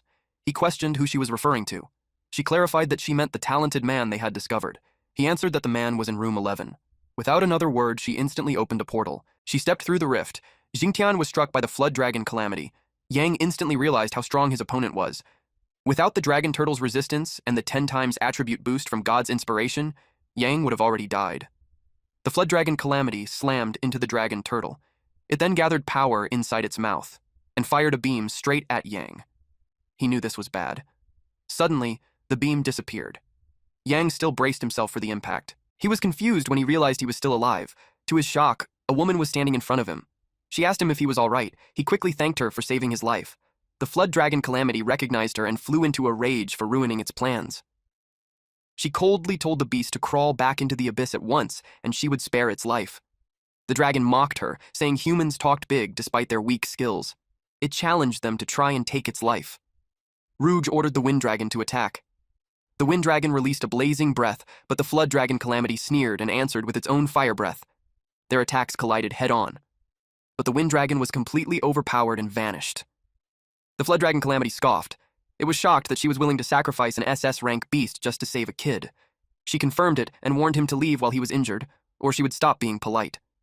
The flood dragon calamity replied that this was only a wisp of its clone. It retreated while leaving behind a threat, swearing that one day it would tear them all to pieces. Meanwhile, at the exam site, the students panicked. They asked what had happened and wondered if the system had bugged out. One of them said he was scared to death and thought he would never make it out alive. Rouge suddenly lost her balance. Yang caught her and asked if she was all right. She said she was fine and invited him to the lounge, saying that was the proper place to talk. Yang was stunned when he finally saw her up close. At the lounge, Yang asked her what had really happened. She told him about an incident from 10 years ago. Back then, Great Xia had lost 2 level 100 Saint Beastmasters while fighting abyss creatures. Yang immediately understood. She was saying that the flood dragon calamity came from the abyss. She confirmed it and told him that the creature had already set its sights on him. Yang asked what it wanted from him. She explained that it sensed Yang posed a fatal threat, so it wanted to eliminate him in advance. He then asked what kind of threat she meant. She said it was obvious. It was because of the beasts he summoned. In J Country, a beastmaster had awakened Yamata no Orochi and swept through every wormhole dungeon in the nation. In K Country, someone had summoned Ghost Cultivation Mountain and dispersed all the mist-filled forbidden zones. And now there was Yang. With 3 SSS rank beasts, if he continued to grow, he would surely surpass both Yamata no Orochi and Ghost Cultivation Mountain. She asked him to think about it. If he were an abyss creature, what would he do? Naturally, he would strike first. That meant Yang's situation would become extremely dangerous from now on. She advised him to hide his strength well and never casually reveal his beast seal traits or talents. Yang understood her warning, but he also knew that hiding forever would not solve the problem. Once he entered Tianlong Academy and became the strongest beastmaster, he believed there would be no reason to fear the abyss anymore. She looked at him closely and realized this kid was truly ambitious. 3 days later, Tianlong Academy would hold a joint trial with the Feiho Nation on Blackrock Island in the South Sea. She planned to reserve a spot for Yang and told him to prepare himself over the next 2 days. Yang was stunned. It felt like he had been admitted ahead of schedule.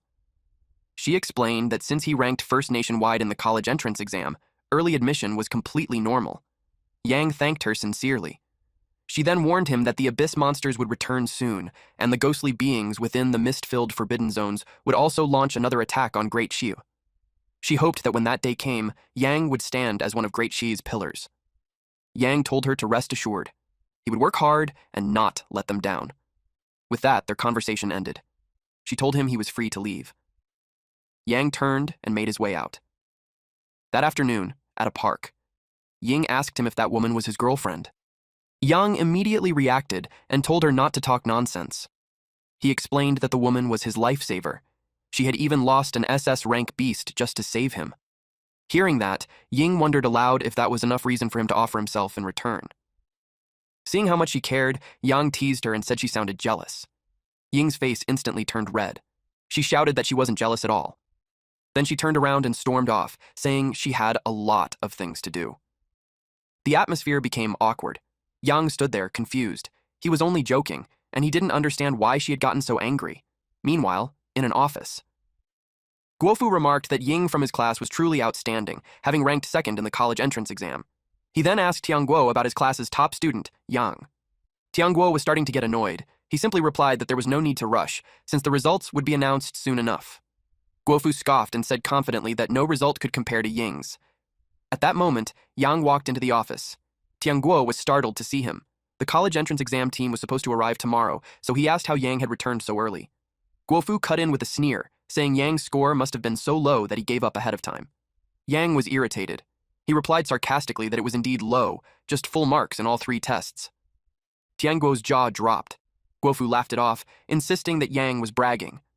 There had never been a perfect score in the college entrance exam since its founding. Suddenly, Guofu's phone rang. A notification popped up. The rankings had been released. It was time to see if Yang could still keep bragging. Just as Guofu expected, Ying ranked second. But to his shock, first place was Yang. He demanded to know how that was possible. Tianguo was overjoyed. He had always believed that Yang would never disappoint him. Yang then told him that he had already been admitted early to Tianlong Academy and would be leaving immediately. He had come back specifically to say goodbye. Tianguo reminded him to cultivate diligently at the academy and become a pillar of Longguo as soon as possible. Yang nodded and told him not to worry. The next day, at Tianlong Academy, Yang looked up at the academy gates, anticipation rising in his chest. He began to walk forward, but then he hesitated. Someone had said they would come to pick him up. As he waited, confusion crept in. Soon after, he noticed a woman standing nearby. The woman apologized for being late. Her legs were still trembling from running. She explained that she'd been held up by a few things and said she would take him inside. Yang simply followed her.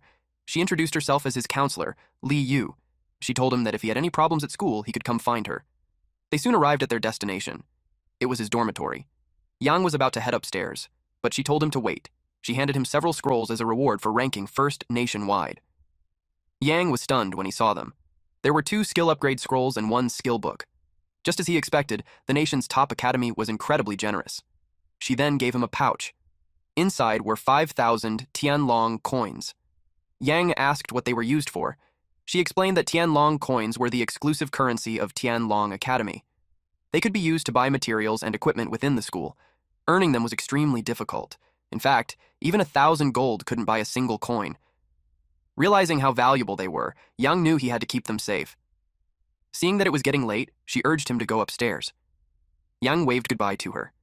Inside his room, Yang opened the upgrade scrolls for Soul Tier and Beast Summoning. He used the scrolls, and they vanished after activation. Both Soul Tier and Beast Summoning were successfully upgraded to level 2. He opened his status panel. He was now level 11. He had no passive skills and 2 active skills at level 2. His spirit energy was 350 over 350. His strength was 1,030, agility 1,110, constitution 82, and spirit 1,700. He also noticed that he could now summon a 4th beast. If he had known this earlier, he would have poured everything into upgrading beast summoning so he could have 5 beasts. After that, he checked the skill book. Inside was a skill called Ice Mist, which slowed enemy movement speed and had a 5% chance to freeze enemies. Yang was very satisfied. Even though the range was only 10 meters, it was practically a god-tier control skill. He decided to learn it immediately. The system congratulated him for obtaining the skill Ice Mist. After everything was done, Yang lay down on his bed with a smile. His lineup had been missing a control-type skill, and now it was finally complete. The next day, Yang received a call. Still half asleep, he answered it groggily. The person on the other end was in charge of the Black Rock Island trial. He told Yang to head to the conference room immediately so he could be introduced to his teammates. Yang replied that he would be there right away. Eventually, Yang arrived at the venue. A woman greeted him with a bright smile, clearly pleased to see him. Yang was surprised that she recognized him and asked how she knew who he was. She laughed and said it was only natural. He was the martial champion, and the only genius the academy had made an exception for by recruiting early. It would have been strange not to know him. Yang replied modestly that he wasn't as amazing as she made him sound. She then began introducing him to his teammates. The first was Wang Hao, a level 25 offensive beastmaster and one of the main damage dealers for the trial. Yang smiled, introduced himself, and extended his hand.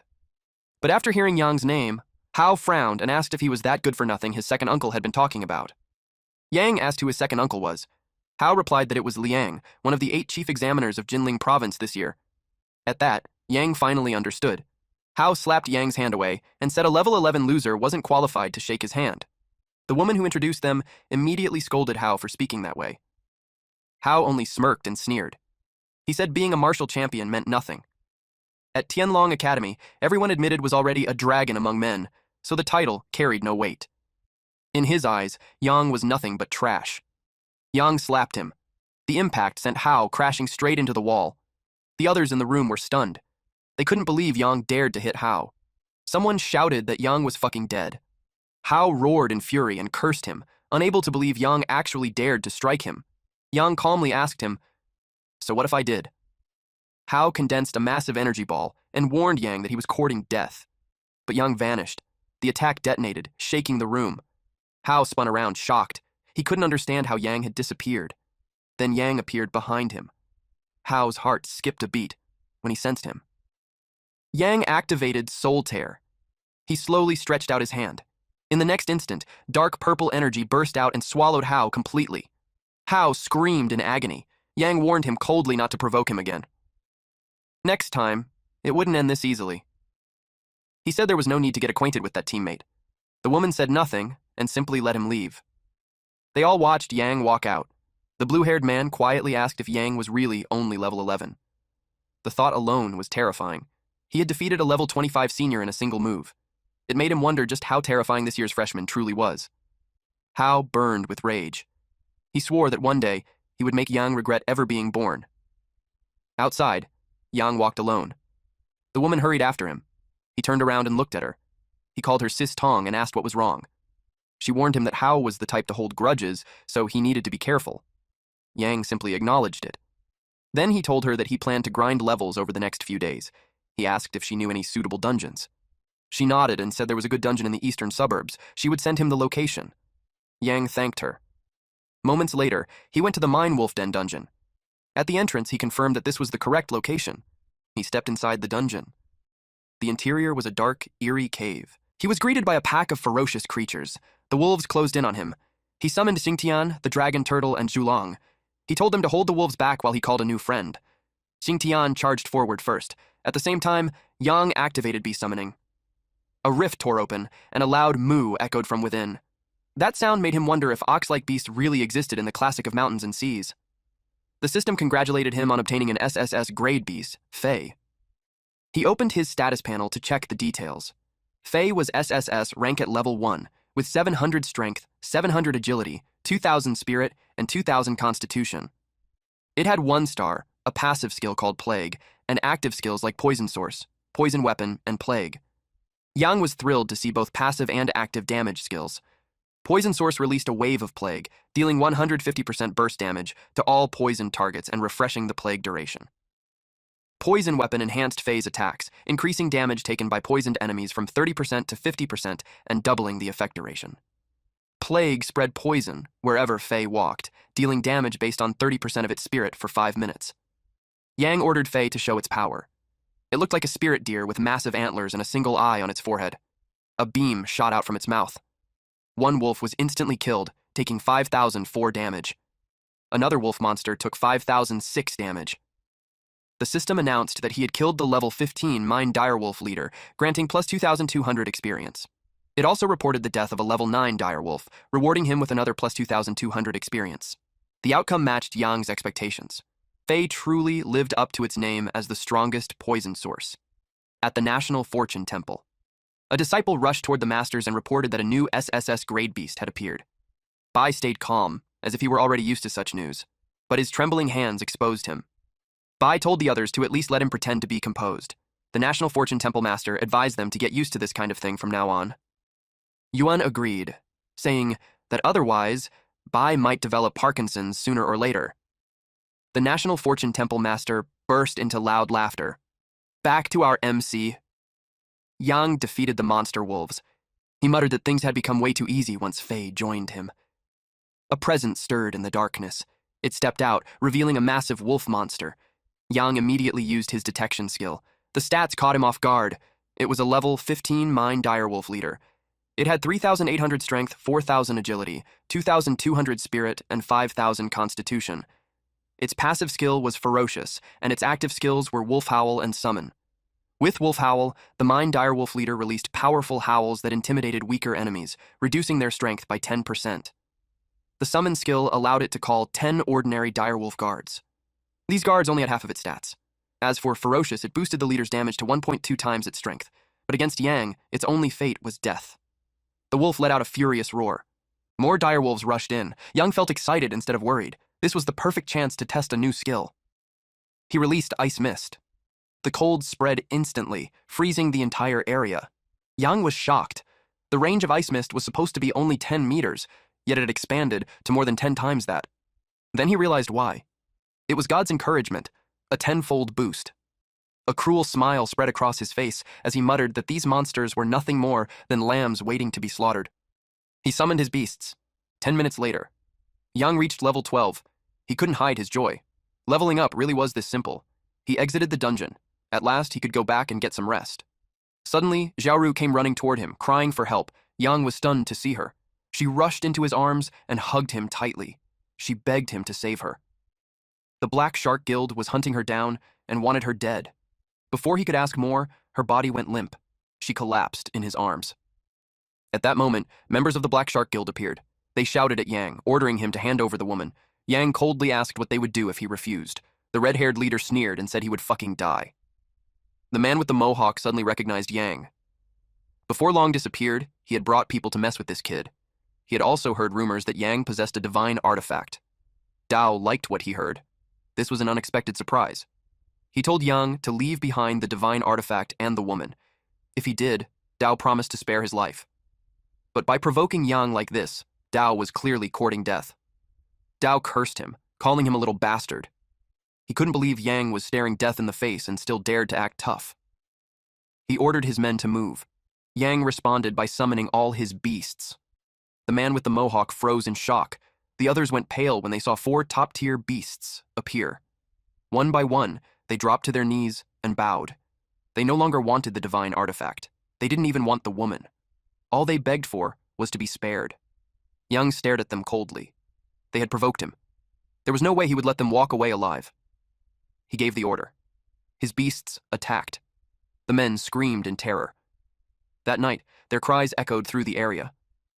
When it was over, Yang carried Xiaoru out. But he sensed something nearby. He asked who was there and told them to come out. A bald man stepped forward, shouting that Yang shouldn't attack. He claimed to be a good citizen. Yang asked why he was here. The man explained that he had seen the girl being chased and followed, hoping to help. Before he could do anything, he witnessed Yang's godlike power.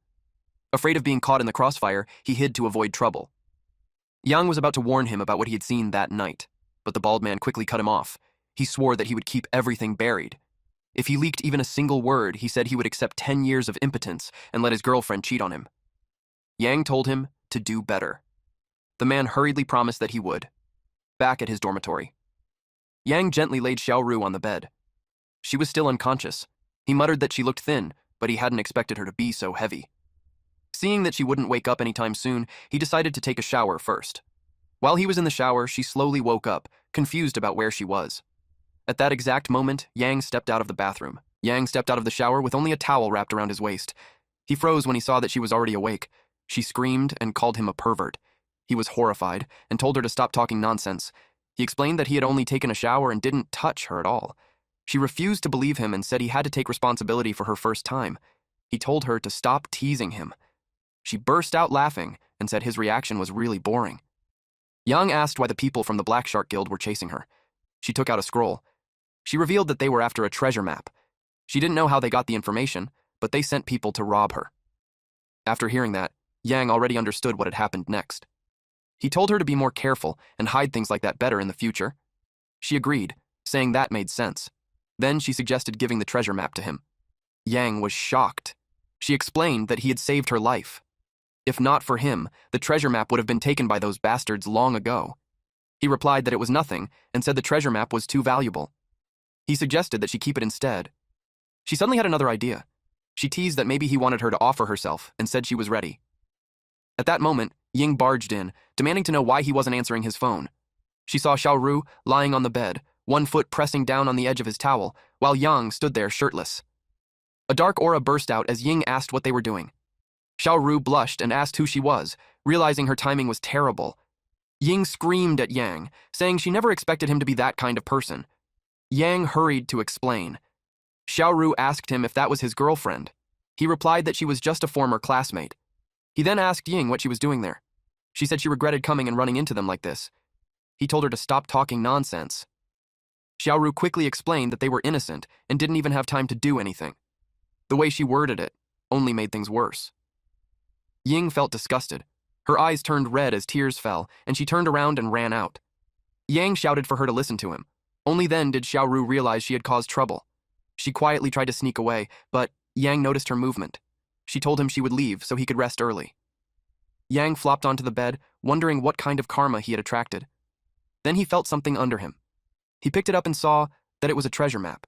Xiaoru really did want to give it to him. It marked the location of a secret realm treasure. The recommendation stated that it was meant for Beastmasters above level 20, and a team was required to enter. But Yang knew that teaming up was possible. He decided to challenge it tomorrow. The next day, Yang arrived at a settlement. He discovered a goblin cave. The system asked if he wanted to enter. He pressed yes, and he was instantly transported. He arrived inside the cave. He found this one-time secret realm interesting. The goblins launched a sneak attack on him. One goblin was about to strike. He summoned his beasts and ordered them to kill. The dragon turtle moved forward and drew aggro. Then Faye stepped out. It released poison. Yang noticed that even after taking Faye's poison, the enemy was still standing strong. So he used the detection skill. It was a goblin warrior.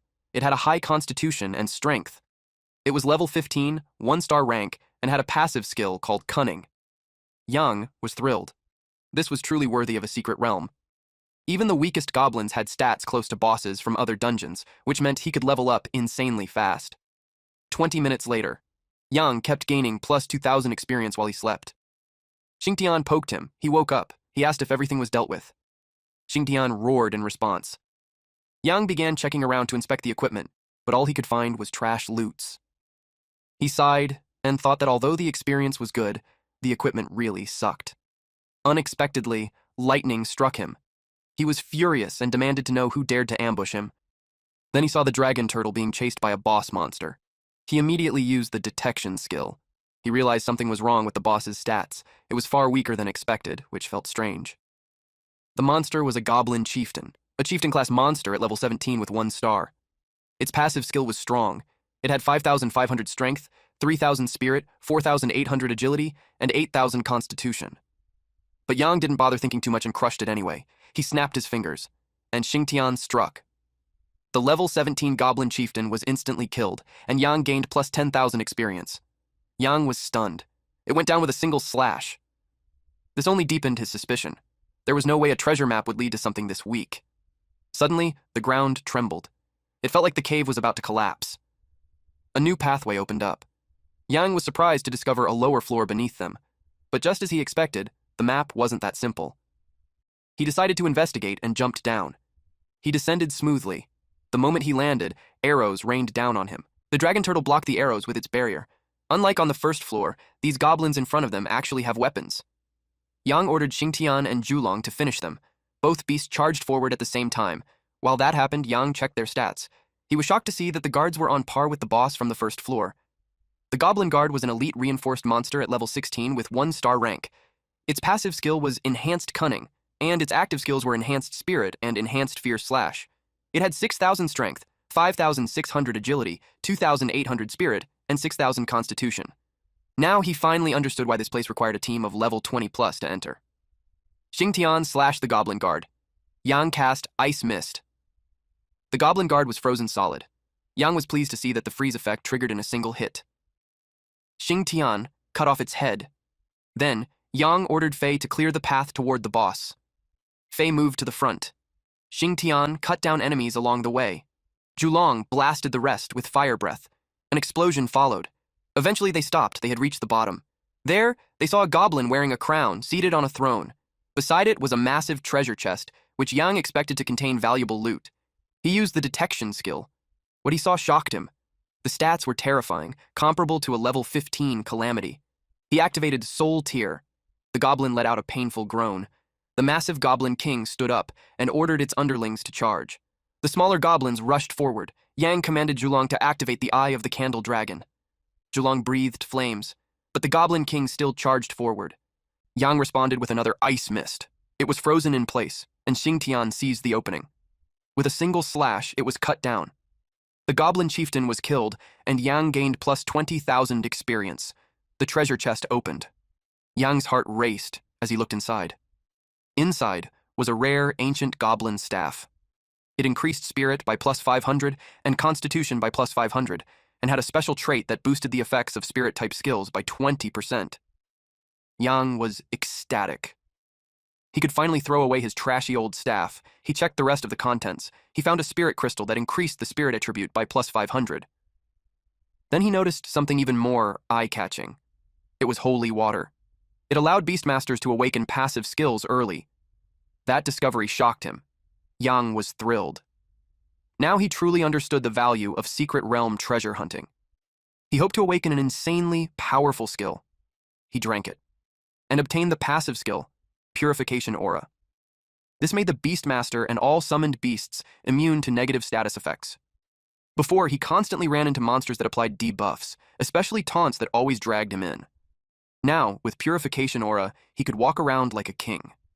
Satisfied, Yang headed for the exit, ready to finally go home and sleep. Under the bright blue sky, on Black Rock Island. Yang waved at Sister Tong to let her know he had arrived. She acknowledged him. Once everyone was present, she instructed them to form teams, with 5 people per group. A blue-haired guy wanted to team up with Hao. He was a defensive Beastmaster, making him perfect support for Hao's offense. 6 more students also said they wanted to join Hao's team. Hao laughed and commented on how enthusiastic they all were. Then he pointed out that the so-called martial champion, Junior Yang, hadn't managed to form a team. The brown-haired guy scoffed, annoyed that Yang still called himself a martial champion. He said that with Yang's low level, he would rather go solo than team up with him. A woman joined in, saying there was nothing to expect from trash like him except dragging others down.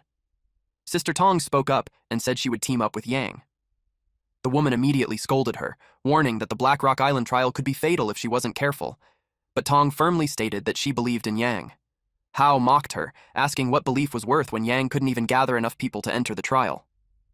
Someone suddenly arrived. It was the bald man Yang had met earlier. His name was Zhao Dazhuang, and he was willing to join Yang. Yang remembered him. Dazhuang was surprised to learn they were from the same school. He said he didn't have many strong skills, but he could take hits. He offered himself as a meat shield and confidently claimed that not even a fly would get past him. He asked if there was room for him on Yang's team. Yang replied that it wouldn't be a problem. Hao stared in disbelief. He couldn't believe Dazhuang was bowing to that newbie and asked if he had been possessed by a ghost. Dazhuang got irritated and shouted that it was none of Hao's business. He warned him that if he disrespected Yang again, he would beat him up. Hao was furious and called him crazy. He swore that Dazhuang would regret it once they entered the secret realm. Dazhuang called Monkey over and told him that Yang was short on people. The green-haired man, Li Lei, agreed to join. Dazhuang then announced that they were still missing one person and asked if anyone wanted to join them, saying this was a rare opportunity. Someone in the crowd scoffed, saying that if Dazhuang wanted to drag that good-for-nothing to his death, they shouldn't be involved. They firmly refused, believing it was a lost cause. But then, a silver-haired woman with braided hair stepped forward.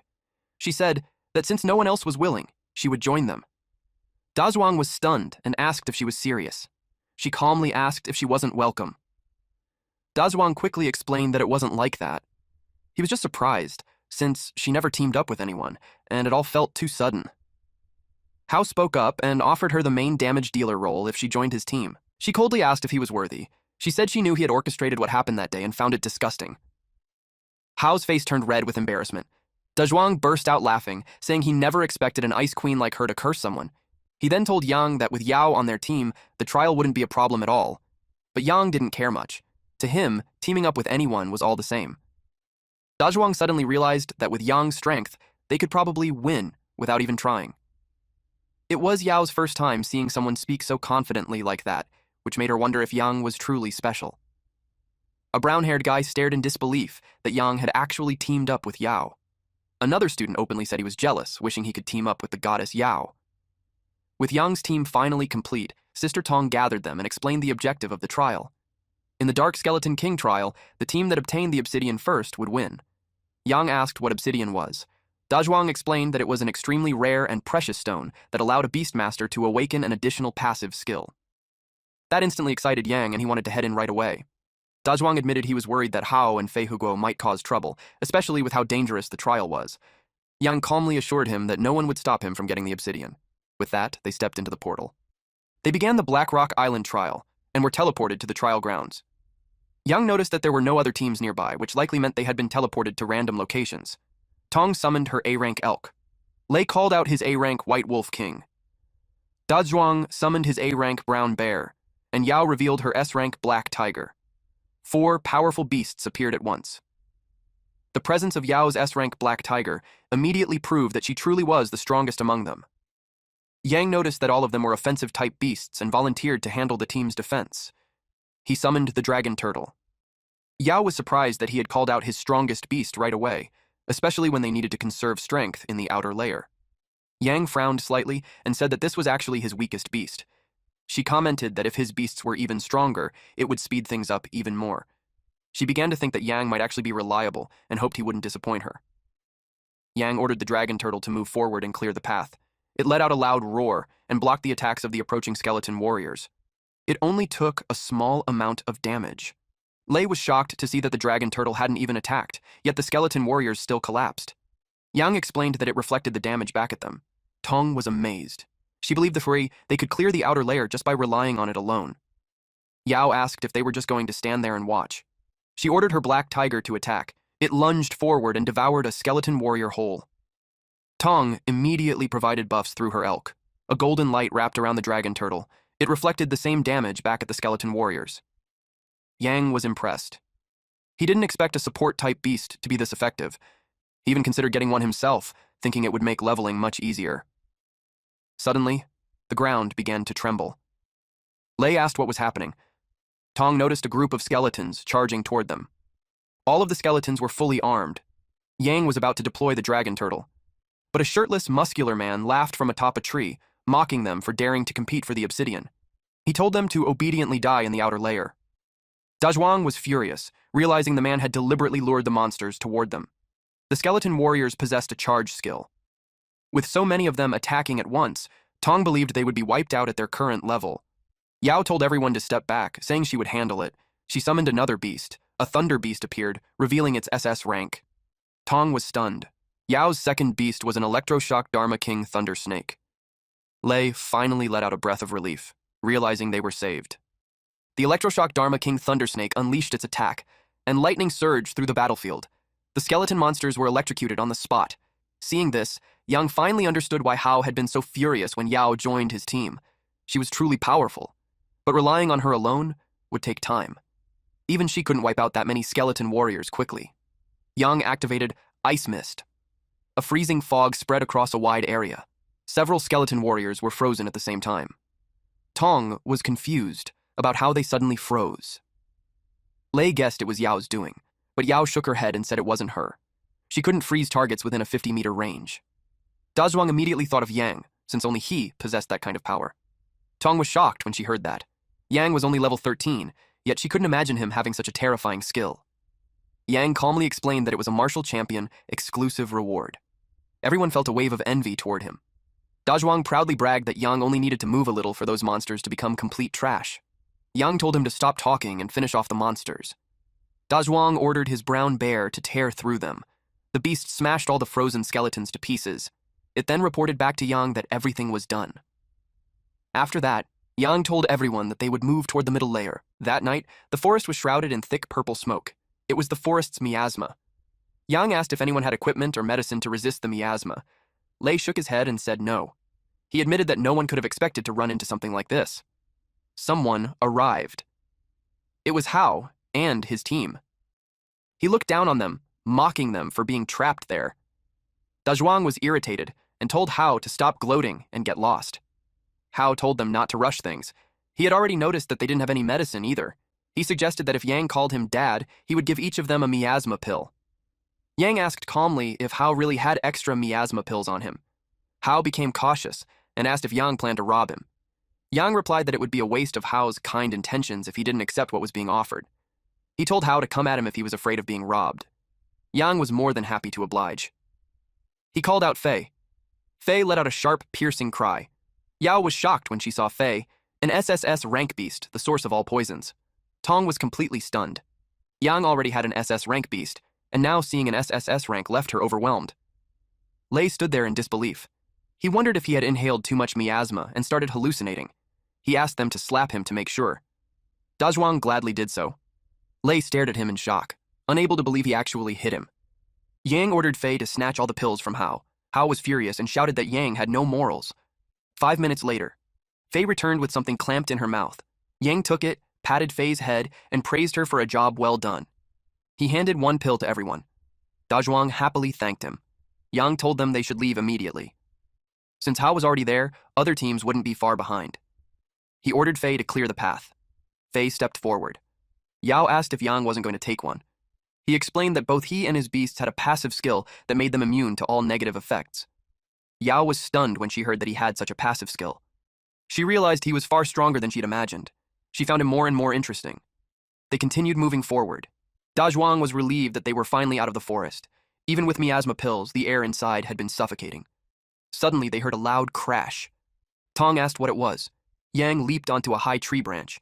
He saw that it was the group who had lured the monsters earlier, now fighting skeleton giants. Dazhuang was annoyed when he recognized them. He was glad they finally caught up, eager to show them real strength. But Yang told him not to rush. He said there was no need for so many people and that they could just watch. He activated Soul Tier. One of the men suddenly screamed in agony. His teammate noticed and warned him to be careful. A skeleton giant was already closing in on him. They grew worried for their companion. At the same time, they were confused about why he suddenly collapsed. Dazhuang laughed and said they deserved it. The blonde man shouted, asking if they were the ones who did it. Yang calmly told them to worry about what was behind them first. The man's face went pale as a skeleton lunged toward him. Yang then told his team that they were heading to the next area. Lei felt uneasy as the screams echoed behind them. At the inner layer of Black Rock Island. This was where the boss was located. Dazhuang asked Yang what they should do next. Everyone was willing to follow his lead. Lei agreed without hesitation. Yang told them to split up and scout the number of monsters in each direction, then regroup afterward. Everyone complied. 20 minutes later. Lei reported that the east side was packed with small fry. They weren't strong, but there were a lot of them. Dazhuang reported that there were 2 general-level chieftains on the west side, so attacking from that direction would be a complete waste of time. Yao said that the south side had very few monsters and suggested they enter from there. Yang noticed that Tong was missing and started looking around. Just then, she came running toward them. She told them to follow her immediately. Their people were fighting against the Americans. Dazhuang clenched his fists, itching to jump into the fight. Yang calmly asked about the monster situation on the north side. Tong replied that it had already been cleared out by those people. Yang nodded and told everyone that they were moving out. After a few minutes, our MC's group saw some men fighting like children. Dazhuang asked why they were even fighting. Yang guessed they were arguing over who would enter the castle first and get the right to kill the boss. Dazhuang suggested helping their people since they were clearly at a disadvantage, but Yang told them to go ahead first. He said he still had something to take care of. Dazhuang immediately understood. Whenever Yang smiled like that, it was never a good sign. He charged straight toward the Americans. Meanwhile, Yang activated his stealth mode. He stood before a skeleton seated on the throne. Then, he used the detection skill. The enemy was a dark skeleton king, a lord-class monster at level 20. It possessed the skill Dark Erosion, which weakened an enemy's strength and agility by 50%. It was extremely powerful.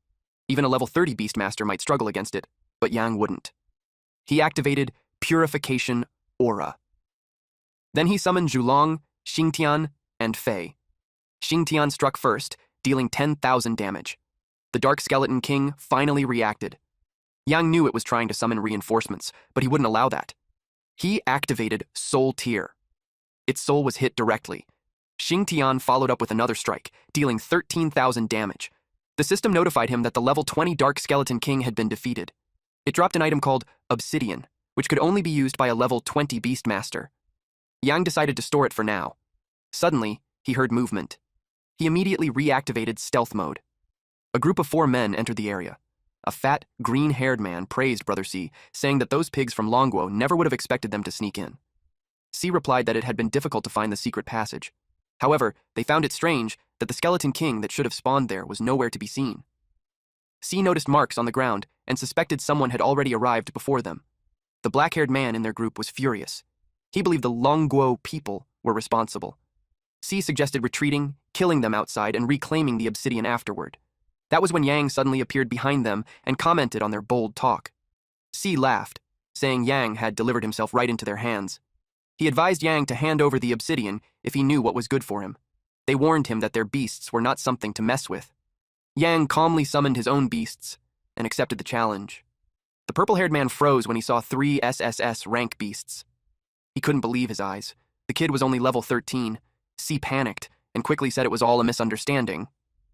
He mentioned that their 2 countries were on friendly terms and said he didn't want to fight anymore. Yang agreed that harming the harmony between their nations during the trial wouldn't be good. C bowed and thanked him. Then, Yang smiled and said letting them leave so easily would be unfair. He ordered his beasts to kill their beasts. Xingtian led the charge. It smashed into the dinosaur beast. Yang told his beasts to enjoy themselves. C screamed curses at him. Outside the castle, 2 factions faced each other. Yang appeared and asked if they had reached a truce. Dazhuang confirmed it. For some reason, the American suddenly asked for a truce, which he found suspicious. Yao asked Yang what he had been doing.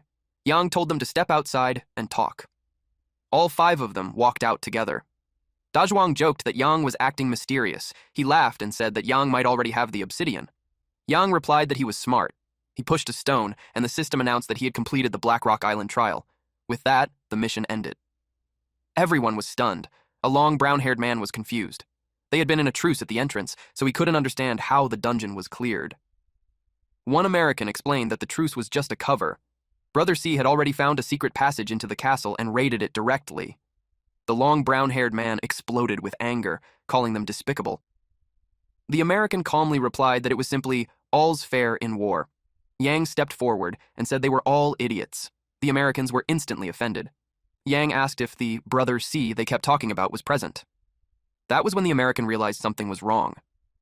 The dungeon was over, yet Brother C still hadn't come out. Dazhuang laughed loudly and said that Brother C probably failed the raid and was killed directly by the Skeleton King. Another man suspected that Yang's group was responsible. He pointed out that earlier, during the truce, the Longguo team had left early. The more he thought about it, the more it made sense. He demanded to know what they had done to Brother C. Yang shrugged and said he hadn't touched them. The American grew furious, accusing Yang of playing dumb, and decided to beat the answer out of him. He ordered his eagle to charge at Yang. Tong shouted for Yang to be careful. Yang coldly warned him that he was courting death. He summoned Zhulong. Zhulong incinerated the eagle in an instant. It's a one-shot kill. Yao was shocked to see that Yang had yet another SSS rank beast. Yang challenged them to attack together if they still weren't convinced.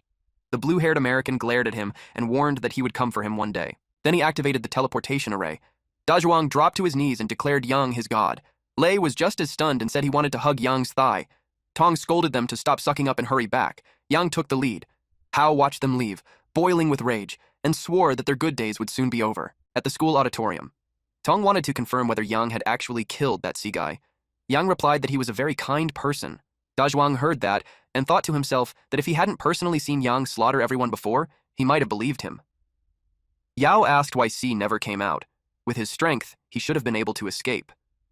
Yang explained that he didn't touch C himself. He only killed his beasts. He clarified that they were the ones who insulted Longguo, and he merely gave them a small punishment. Dazhuang commented that Yang's method was too ruthless. Lei, on the other hand, praised him, saying the job was well done. Beastmasters relied entirely on their beasts. Without them, they were nothing. Yao looked worried. C was a seeded player, carefully cultivated by the Americans. If Yang dealt with him like that, they wouldn't let it slide easily. Yang shrugged and said they could try him if they had the ability.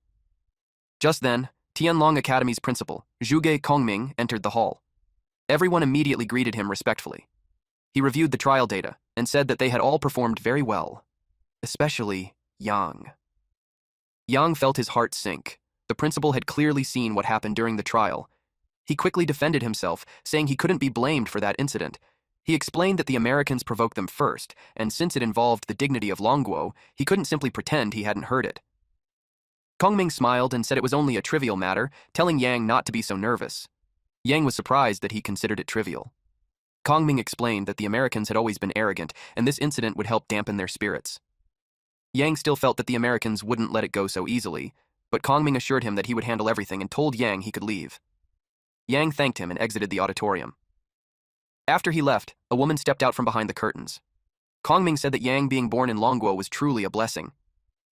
Rug replied that Yang was still too weak. He needed more training before he could shoulder the responsibilities of the future. Kongming nodded in agreement and decided to increase the difficulty of Yang's path. Outside the building, Yang headed toward the Academy's leveling treasure land. It was massive and impressive. Academies everywhere collected wormhole dungeons for students to fight monsters and level up. Since Tianlong Academy was the top academy in Longguo, Yang expected it to have extremely valuable dungeons. At the entrance to the rifts, students were calling out looking for teammates. One team lacked support and tanks, but already had 3 damage dealers for a Class 3, level 16 giant ant dungeon. Yang ignored them and chose his own dungeon. It was called the level 18 Trent Forest. The monsters inside were level 18, and only beastmasters below level 17 could enter. The entry fee was 200 Tianlong coins. The fastest recorded clear time was 25 minutes and 39 seconds. The surrounding students were stunned when they saw a level 13 newbie enter the level 18 Trent dungeon alone. One student sneered, saying it was just a clueless freshman who didn't know his limits. He expected Yang to crawl out soon with his tail between his legs and learn a lesson. Inside the Treant dungeon, Yang summoned Xingtian and ordered it to cut down everything in their path. Xingtian easily chopped through the trees. Yang rode on the dragon turtle as they advanced deeper. Xingtian continued slicing apart tree monsters along the way. Before long, Yang reached the center. He used the detection skill. The enemy was a Trent King, a chieftain-class monster at level 18 with 1 star. It had 100,000 strength, 7,000 agility, 10,000 spirit, and 20,000 constitution. Yang commented that the stats were barely acceptable. The Treant King began to glow. Yang realized it was trying to absorb the power of the earth. He ordered Xingtian to cut off its branches. Xingtian struck. Several branches snapped off, but other branches lashed out toward Yang. Seeing that the Treant King still had strength to resist, Yang activated Soul Tear. Its soul shattered. Just like that, the Treant King collapsed and dropped its loot. Yang's eyes lit up as he checked the reward.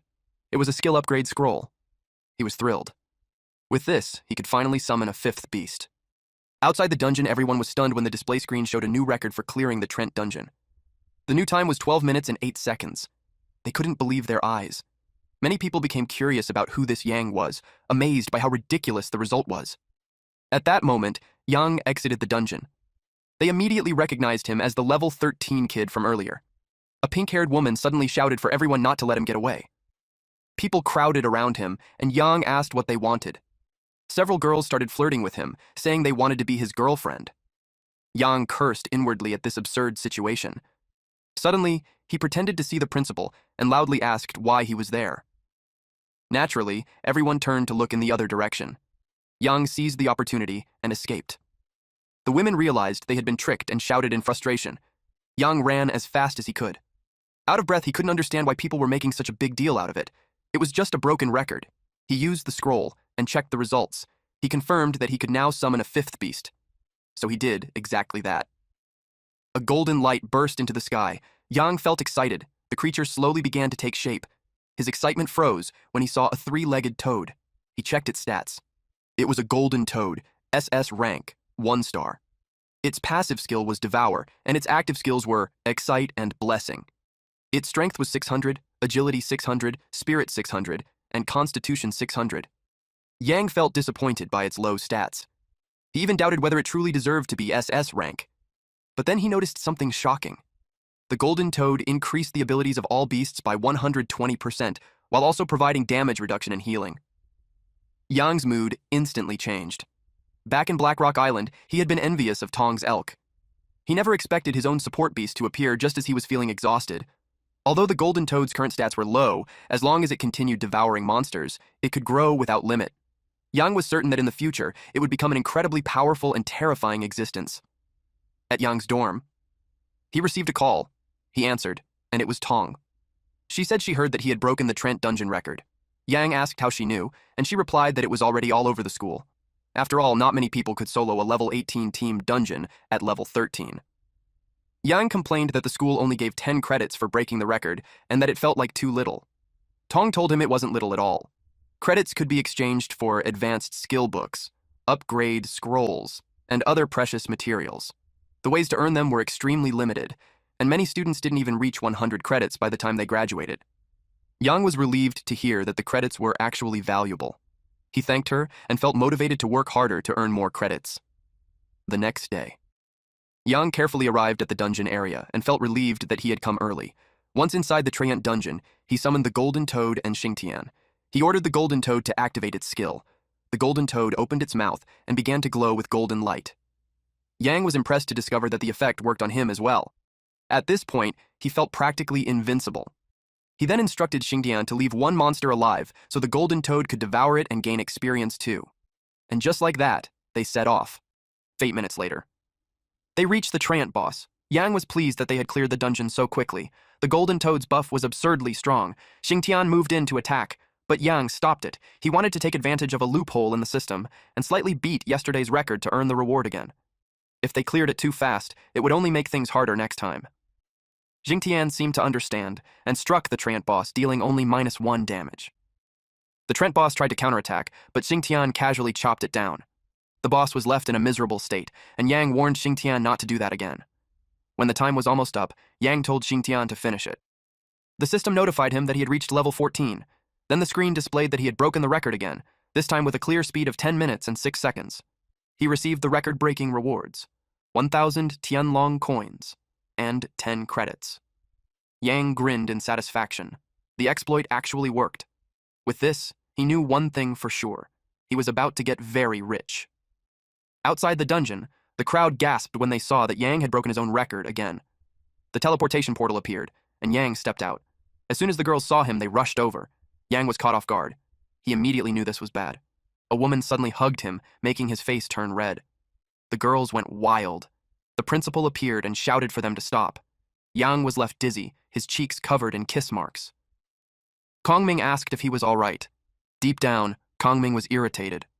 Those brats hadn't treated Yang, his precious talent, with enough care. Yang finally steadied himself and said he was fine. He then asked why the principal was there. Kongming couldn't believe Yang still had the nerve to ask. The back-end data clearly showed that Yang stopped killing monsters at the 8-minute mark. It was obvious he was exploiting a loophole to farm credits. Yang replied that he had carefully read the rules of the Wormhole Pavilion, and nowhere did it state that this was forbidden. That answer infuriated Kongming. Deep inside, he couldn't believe how easily this kid shattered records. He was a complete monster. Kongming yelled that while it had been allowed before, he was banning it from now on. He asked Yang whether he had considered the feelings of the other students while repeatedly breaking records and taking all the rewards. The surrounding students heard this. They immediately voiced their opinions, saying the loophole was unfair and shouldn't exist. In response, the principal announced that each student could only receive the record-breaking reward once. Any future clears would still refresh the record, but no additional rewards would be given. Yang had no choice but to accept the decision. Kongming ordered everyone to disperse, then told Yang to follow him. At the principal's office, Yang asked the principal what he needed. Kongming told him that outside the imperial capital city, a new level 18 ogre dungeon had appeared. Worse, it was ruled by a level 18 calamity monster. He wanted Yang to lead a team to eliminate the calamity and asked if he could handle it. Yang answered that he could. Kongming immediately planned to assign 4 level 20 first transition teammates to fully support him. But Yang declined, saying there was no need because he would solo it. Kongming stared at him in disbelief and raised his voice, warning that a calamity monster was no joke. Yang replied calmly that teaming up was troublesome and that going solo was more comfortable. Kongming questioned his chances of success. Yang answered with complete confidence that it was 10 out of 10. Kongming was left speechless. After a moment, he suggested that Li Yu escort Yang to the dungeon. With that, Yang was dismissed. At the outskirts of South City in the imperial capital, Yu led Yang to the entrance of the ogre dungeon. Uncontained dungeons were completely unpredictable, so she warned him to be careful once inside. Yang replied that he understood. Nearby, several people noticed Counselor Yu from Tianlong Academy. One of them stepped forward. He was Kirin Academy's genius beastmaster, Zhang Xiaolong. He asked where her team was to clear the ogre dungeon. A silver-haired man beside him sneered, saying Tianlong Academy must have realized how dangerous it was and gotten scared. Yang calmly said that he was the one they were looking for. Xiaolong stared at him in disbelief. He couldn't believe it was just a level 14 newbie. He gave Yang a piece of friendly advice, warning him that the ogre dungeon was no joke. He told him not to try playing hero and end up being swallowed whole. Yu snapped at him, telling him he had gone too far. Xiaolong shrugged and said he was only offering a reminder. Then he added that Tianlong Academy's title as Longguo's #1 academy was about to change hands. Yang asked Yu what he meant by that. She explained that Tianlong Academy and Kirin Academy had always been rivals. In the rankings, Kirin Academy was always just one step behind, which made them resentful. On the surface, clearing the ogre dungeon was about integrating it into the National Wormhole Pavilion. In reality, it was a secret competition between the two academies, meant to show their strength. Yang nodded, saying he understood. He promised to claim the first clear of the dungeon before the Kirin Academy team. Yu smiled, said she believed in him, and cheered him on. At the ogre dungeon. Yang arrived at his destination. He summoned his beasts. All 5 appeared at once. He ordered the dragon turtle and Fei to pull the mobs, while assigning Xingtian and Zhulong as the main damage dealers. He had the golden toad buff everyone, then clean up the stragglers. And with that, they moved out. The golden toad began buffing them. The dragon turtle and Fei drew aggro. Yang released Ice Mist. All of the enemies were instantly frozen. Then Zhulong and Xingtian swept in and finished the monsters. Yang continuously gained plus 7,000 experience. He was delighted. Just the outskirts of the ogre territory already gave this much experience. He praised the resources the principal had given him, calling them top tier. Soon, only the boss monster remained. So he went to check it out. He arrived at a castle where the boss was sleeping on a throne. Yang slowly approached. The giant monster looked completely relaxed. Yang was shocked by its size. Compared to it, Xingtian looked like a small child. He used the detection skill and learned that the monster was a Cyclops ogre giant, a Grand Lord class monster at level 20. It had 50,000 constitution, 20,000 strength, 12,000 agility, and 10,000 spirit. Its passive skill was Devour, and its active skills were Fearful Threat and Bloody Bite. It possessed an extremely broken ability. It could inflict a 5-second fear effect on beasts. A beast under fear couldn't attack at all. 5 seconds was more than enough for it to kill any intruder. Fortunately, Yang had just obtained Purification Aura. Otherwise, he would have been dead meat. He activated Soul Tear. The attack bypassed its physical body and struck its soul directly, making the giant roar in pain. Yang ordered all his summoned beasts to attack together. Xingtian, Fei, and Zhulong went all out. Despite the agony, the Cyclops ogre giant still tried to swing its massive fist at them. Xingtian leapt aside and dodged the punch. The blow missed and the backlash struck the monster. In an instant, it was reduced to ashes. Then, the loot dropped. Yang complained that the boss was stingy. For something so big, it only dropped one piece of equipment. He received the Beast Star Ascension Stone, an item that could raise the star rank of a Beastmaster's summoned beast. Star Ascension greatly boosts a beast's attributes and can awaken new skills. He realized he spoke too soon. There was only one stone. He hesitated, unsure which of his 5 beasts should receive it. Suddenly, the ground shook. His heart sank. The calamity was about to appear. The monster emerged and let out a thunderous roar. It was an ancient ogre calamity. Dangerous grade, level 20. It had the passive skill Fury and active skills Bloody Feast and Berserker Attack. Fury came from its violent nature, pushing it into a berserk state that greatly increased its movement speed and defense. Bloody Feast allowed it to temporarily boost its strength and lifesteal for 5 minutes. Berserker Attack ensured that every strike dealt 1.5 times its base strength and damage. Yang's face went pale when he saw the level. Level 20, dangerous grade. The principal had said it would only be a level 18 ordinary calamity. For the first time, Yang wondered if he might fail. The monster moved toward him. The ogre had 2 heads on its massive body and wielded a gigantic hammer. The dragon turtle stepped forward to protect Yang. It took the hit instead. Its health dropped sharply. Seeing the dragon turtle's defense shattered by a single hammer strike, Yang's face turned white. Even though the dragon turtle was only an SS rank beast, it was the team's main tank. If it fell, they wouldn't last long against this calamity. Yang made his decision. He used the stone to ascend its star rank. The dragon turtle burst into a brilliant glow. The system announced that the beast star ascension was successful. The ancient ogre calamity swung its hammer again, but froze in confusion when it failed to break through the turtle's hardened defense. Yang felt relieved when he saw that it could now withstand the attacks. He ordered Xingtian and Zhulong to coordinate with the dragon turtle. They charged forward together. While they fought, Yang checked the dragon turtle's upgraded stats. The dragon turtle had reached 2 stars. Its strength, agility, and spirit were all at 10,000, while its constitution had surged to 55,000. It gained a new passive skill, Refined Steel Shell, level 1, granting 10% physical damage immunity.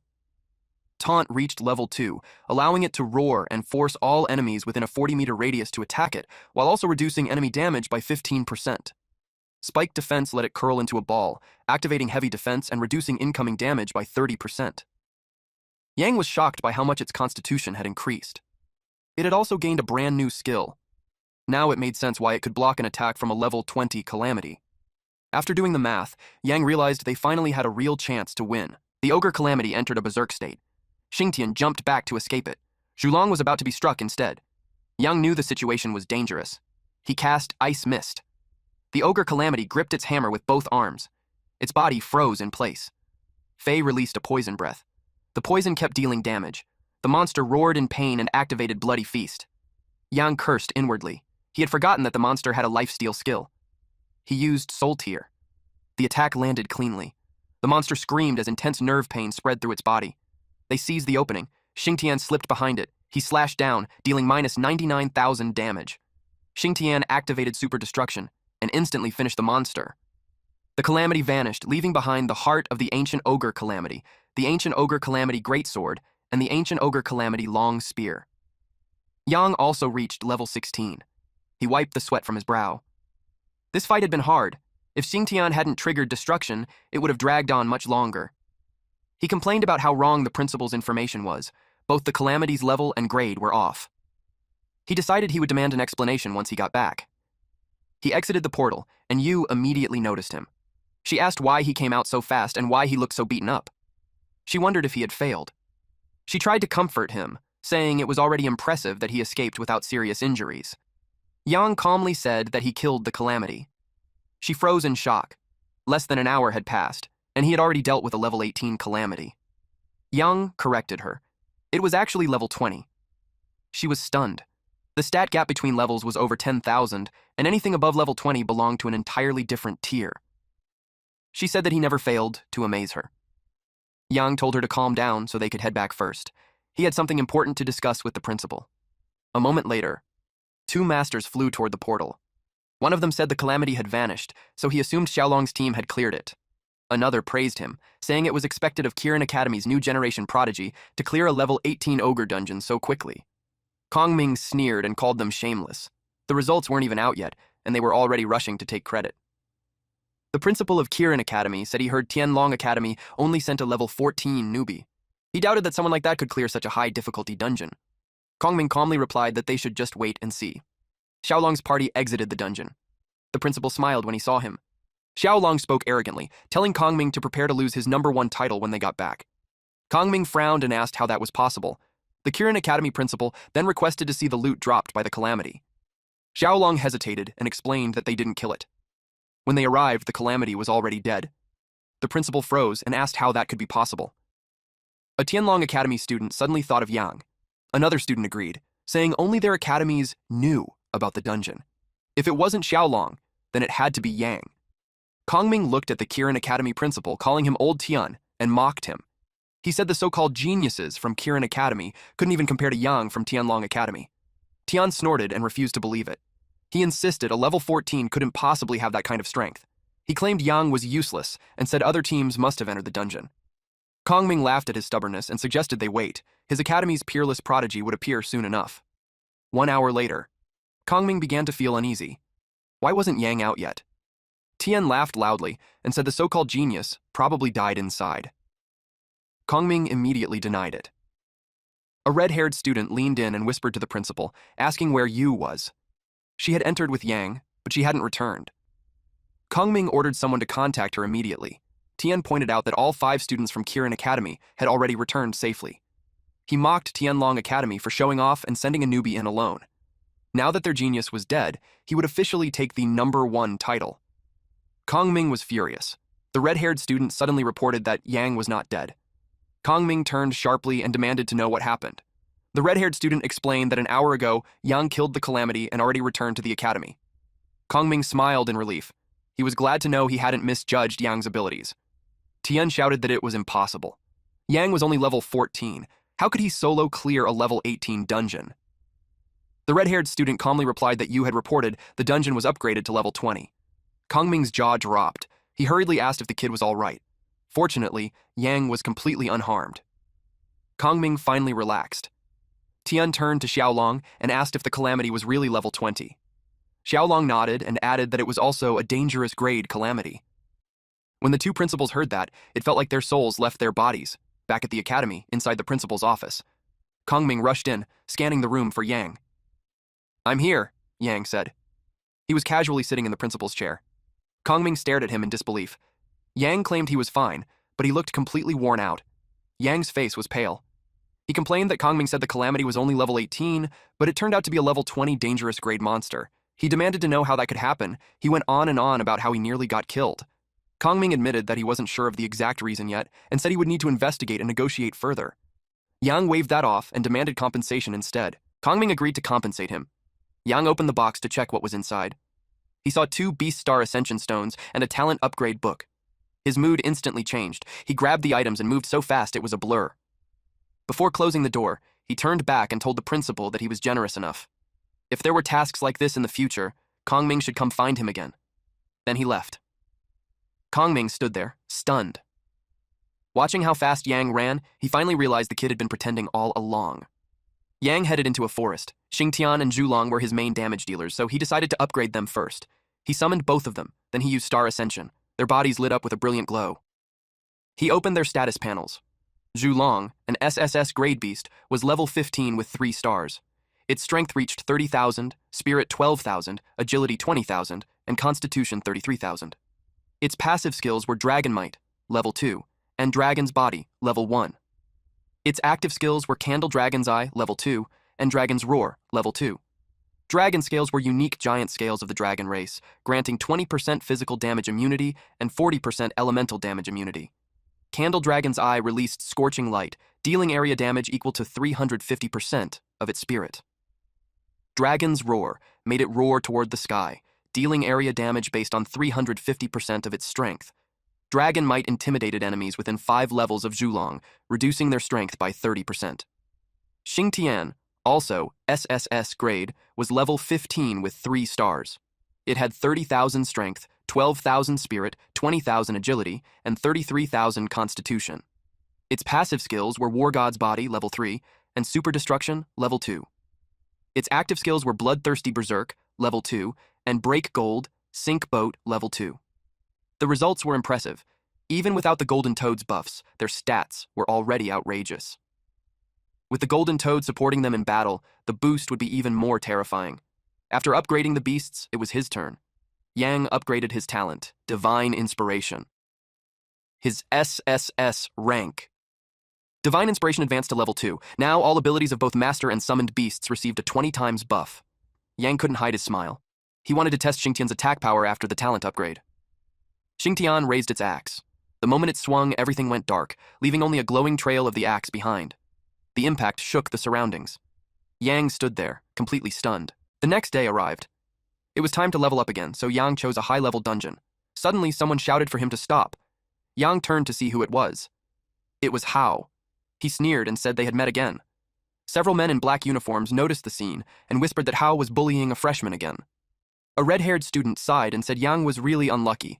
Another added that it couldn't be helped. Hao had Brother Tao, the Chaos Demon King, backing him. No one dared to provoke him. Yang looked at Hao and mocked him. He said Hao was like an unkillable cockroach, surviving even after staying in the miasma forest for so long. Hao exploded in rage and told him to stop talking nonsense. He then announced that Brother Tao wanted to see him. Yang replied calmly that if Brother Tao wanted to see him, he should roll over himself. The blue-haired student in black was stunned. He couldn't believe Yang dared to disrespect Brother Tao. The red-haired student grew anxious. The last person who offended Brother Tao had already ended up as a corpse. Hao demanded to know if Yang even understood who Brother Tao was. Yang shoved him aside, telling him not to block the road. Hao crashed face first into the ground. His underlings rushed to help and asked if he was okay. Hao climbed back up, shaking with rage, ready to fight. He cast Soul Tear. Hao collapsed and rolled on the ground, screaming in pain. Yang looked down at him and asked if he hadn't heard the rule that villains die from talking too much. He then told the others that if they wanted trouble, they could all come at him together. He was in a hurry anyway. The men stiffened and quickly said they were just passing by. Yang scoffed and called them a bunch of useless wastes. Hao, however, still refused to let it go. Yang ignored him and continued on his way. He soon arrived at the Wormhole Pavilion and checked the dungeon information for Brown Bear Ridge. The monster level was 20. Only Beastmasters below level 19 could enter, and the entry fee was 300 Tianlong coins. There was no record for fastest clearance. He stepped into the portal and arrived on the other side. The moment he landed, a massive bear claw swung toward him. His eyes widened in shock. By instinct, he stepped back and cast Soul Tear. The bear monster was hit head-on. He instantly killed a level 19 brown bear warrior. He froze when the monster vanished so quickly. To be safe, he activated his detection skill. The brown bear warrior was level 19. Its active skills were Bear Claw and Bite, and it had a passive skill called Strong. Its stats were even higher than the mobs in the ogre dungeon, yet he still one-shot it. That was when Yang realized just how strong he had become. To avoid being ambushed again, he decided to summon his beasts. He snapped his fingers. All of his beasts appeared. They were ready to move. The beasts charged forward at once. Xingtian cut down several monsters with a single swing. Yang quickly told him to take it easy and leave at least one for the golden toad. Zhulong unleashed flames on the brown bear warriors. Yang immediately scolded him for using wide area skills. He was killing them too fast, and the golden toad still needed something to eat. The golden toad was about to cry as it really never got a chance to gain any experience. They were giving our MC a real headache. Bear corpses lay scattered everywhere. Yang summoned the dragon turtle to draw out the boss. It let out a thunderous roar. A conjoined bear emerged from the shadows. Yang activated his detection skill. It was a mutated two-headed bear at level 20. Its attacks focused on claw, critical hits, and stacking damage, making it a truly worthy opponent. Yang knew Xingtian and Zhulong still hadn't had a proper fight, so he ordered them to go all out. Both of them were thrilled. Zhulong unleashed its full power, spewing raging flames. When the smoke cleared, the monster had already fallen. The system announced that Yang was the first to clear the Brown Bear Ridge dungeon. He received 1,000 Tianlong coins and 10 credits as a reward. There was also an ancient key, though its purpose was unknown. Yang looked around the area. He had a feeling there might still be some hidden treasure waiting to be found. Yang went around searching for it. He checked beneath the rocks and inside the bushes. A few hours passed, and something felt off. A key wouldn't just appear there for no reason. An old man suddenly appeared and asked if he was looking for the treasure left behind by the old king Lin Nan. Yang used his detection skill. The system showed that all of the man's stats were unknown. That immediately put him on edge. He asked the old man who he was. The old man smiled and said he was just like Yang. A treasure hunter. Yang asked if he had already found the treasure. The old man replied that he had, but to open it, he needed the key that was in Yang's hand. He proposed a deal. Give him the key, and he would lead Yang to the treasure. Yang agreed. He was about to hand over the key. The old man praised him, calling him a good child. But just before the old man could touch it, Yang activated Soul Tear. A sharp pain exploded inside the old man's head. He staggered and demanded to know what Yang was doing. Yang calmly replied that he would kill him and take the treasure himself. The old man flew into a rage, cursing Yang as an ungrateful little brat. Since Yang wanted to die so badly, the wizard said he would grant that wish. A surge of dark energy shot straight into the sky. Yang smiled. He was glad the man had finally revealed his true colors. The old man was a dark grand wizard, level 21. He possessed the passive skill Dark Erosion and the active skills Dark Warrior and Dark Flame. Dark Erosion reduced an enemy's strength and agility by 50%. Dark Flame dealt 200% spirit damage and applied an erosion effect. His stats were terrifying: 10,000 strength, 20,000 agility, 20,000 constitution, and 55,000 spirit. Yang scoffed and called him pathetic. Now it made sense why the old man had been hiding his status. The Dark Grand Wizard unleashed Dark Flame. Yang instantly summoned Zhulong. Zhulong released a massive stream of fire. The two flames collided violently in midair. At the same time, Xingtian slipped behind the Dark Grand Wizard and brought his blade down in a brutal slash. The Dark Grand Wizard fell forward. Blood spread across the ground. Yang had successfully killed a level 21 Dark Grand Wizard, and a treasure chest dropped beside the body. Just as he expected, the treasure had been on him all along. Now it was time to go home and open his loot box. He activated teleportation. When he arrived on the other side, someone was already waiting for him. He was startled to see Yao. He asked why she was there. She explained that she had been grinding dungeons nearby. When she spotted him, she decided to stay and watch. Yang mentioned that the dungeon gave a huge amount of experience and suggested it was a great place to grind. She replied that she couldn't farm it right now. Confused, he asked why. She told him he'd understand once he tried entering again. Yang reached out and attempted to enter the portal once more. The system immediately notified him that the level 20 Brown Bear Ridge dungeon was on cooldown. He could enter again after 1 hour and 58 minutes. Yang froze in place, shocked to learn that the dungeon had a cooldown. Yo explained that dungeons above level 20 were different from low-level ones. They had cooldown timers. The higher the difficulty, the longer the cooldown. Yang was instantly disappointed. Waiting almost 2 freaking hours felt brutal. She told him that he could use a wormhole badge to reduce the cooldown. Yao handed him the badge. Hearing that it could bypass dungeon cooldowns, Yang asked what would happen if the badge ran out of charges. She explained that if he didn't have enough charges, he could exchange Tianlong coins to refill them or earn more charges by completing academy missions. It was very convenient. Yang then asked where he could get a wormhole badge. She said that new Beastmasters usually receive one automatically after reaching level 20 and completing their first transition. His level wasn't high enough yet, but he could obtain one by participating in the freshman arena tournament. Yang remembered that the tournament started tomorrow, which meant it was already too late to register. Yao offered to help. She said she could talk to the student council and arrange it so he could participate directly tomorrow. Yang thanked her sincerely. That night, inside Yang's room, he could barely contain his excitement as he wondered what kind of treasure was inside. He inserted the key, twisted it, and opened the treasure chest. The system congratulated him for obtaining an ancient hidden treasure map. Yang felt a surge of joy at receiving a new treasure map. An ancient hidden treasure was an advanced treasure map that recorded the ruins of a treasure discovered by the ancient Brown Bear King. The level requirement was level 20, and the recommended level was 30 or higher. Yang was stunned when he saw the restriction. In the end, he could only sigh and wait until he leveled up. The next day. At the freshman arena tournament site, Yao and Yang sat in the bleachers. She told him that the top 3 winners would receive a wormhole badge. She reassured him that he didn't need to worry later. Yang replied confidently that he wasn't worried at all, and that getting first place would be simple for him. She was reminded once again that he was a freak. Still, she advised him to be careful. The freshman arena tournament wasn't just a fight among freshmen, it was also a clash between freshmen and sophomores. Yang asked what she meant by that. She explained that it was basically a hazing ritual by the sophomores. The freshmen were all geniuses gathered from everywhere, so a bit of suffering was meant to help them grow and push them to work harder. Yang commented that the old man Kongming was full of nasty tricks. That made her laugh. She said he was probably the only one who dared to talk about Kongming like that. She also reassured him that the arena only preserved the 5 senses, so no real harm could be done. At that moment, someone arrived. It was a blonde guy, a bald guy, and an orange-haired guy. The blonde guy said that last year, he had been beaten badly by the sophomores, and now it was finally his turn to beat up others. The orange-haired guy looked excited, saying he couldn't wait to throw those greenhorn brats into a world of pain. The bald guy added that they were just a bunch of newbies, so there was no need to take things seriously. He was already looking forward to seeing them cry for their mommies.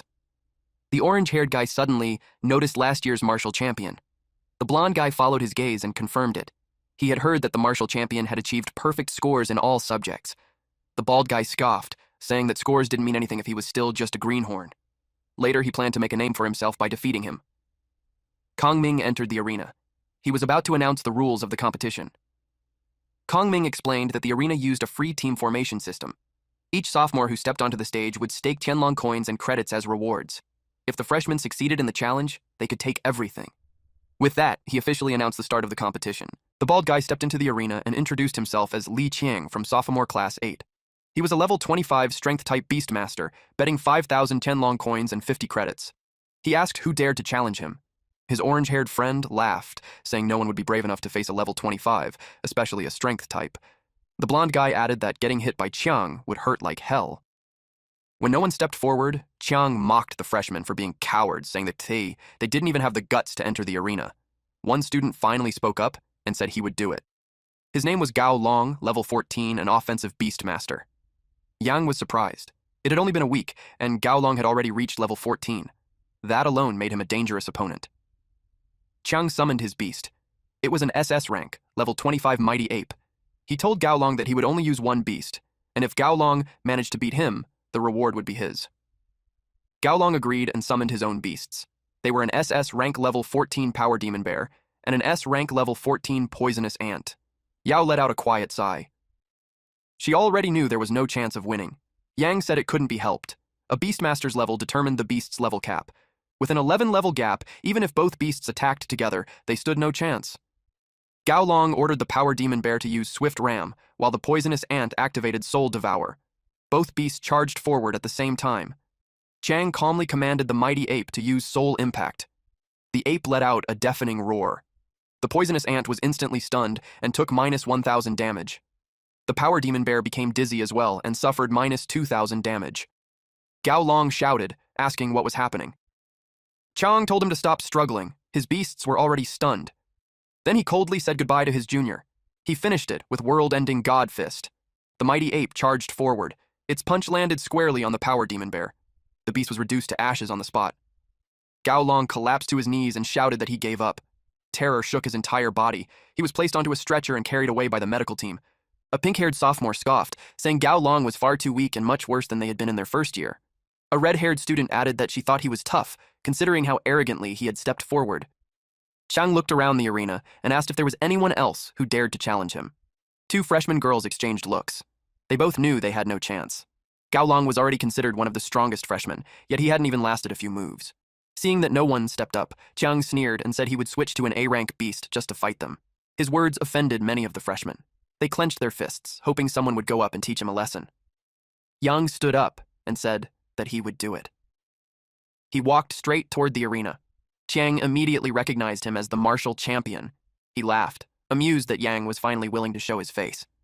Yang told him to cut the nonsense and bring out his full strength. Chiang narrowed his eyes at Yang's attitude and said that having an SSS rank beast didn't make him invincible. He gave Yang a thumbs down and mocked him, saying that no matter how powerful a beast was, if the Beastmaster's level was low, he would still be trash. Chiang summoned his Flowing Flame Lion. It was an SSS rank, level 25 Flowing Flame Lion. Yang calmly summoned Zhulong. Zhulong slowly emerged from the rift. It was also SSS rank, but only level 15. The crowd was stunned by Yang's beast. A chubby student exclaimed that he was insanely jealous. Yang actually had an orthodox dragon. Still, many shook their heads. The level gap was simply too wide. Beating Chiang still didn't seem realistic. Chiang sneered and told Yang that he'd give him another chance to summon a beast.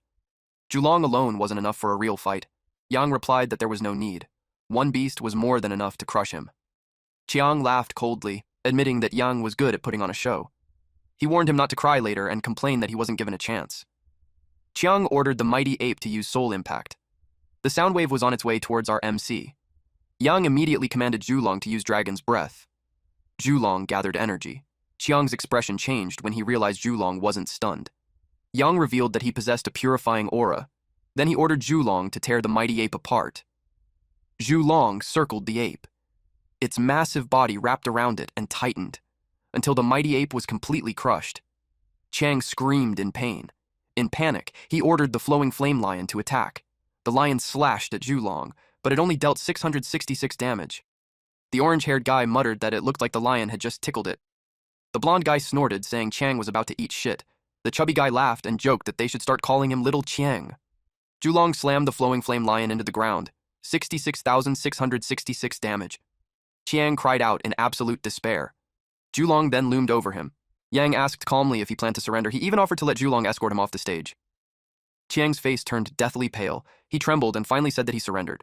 The orange-haired guy burst out laughing, saying it was fucking hilarious, and that it proved Chiang really did eat shit.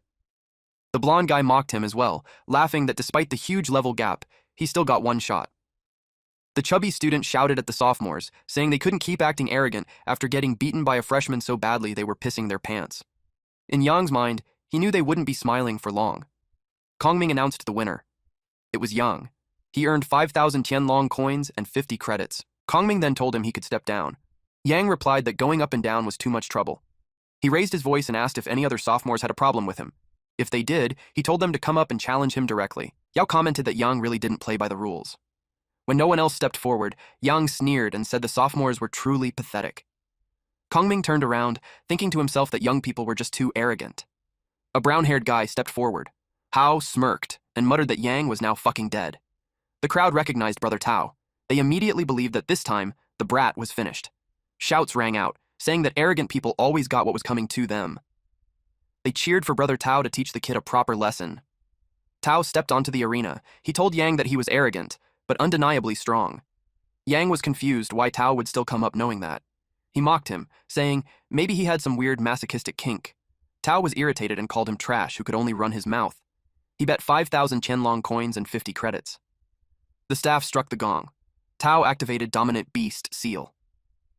Zhulong was hit. Red energy engulfed it. Then Zhulong vanished. Yang quickly realized it wasn't a negative effect, so it couldn't be purified. He immediately understood that this guy was playing dirty.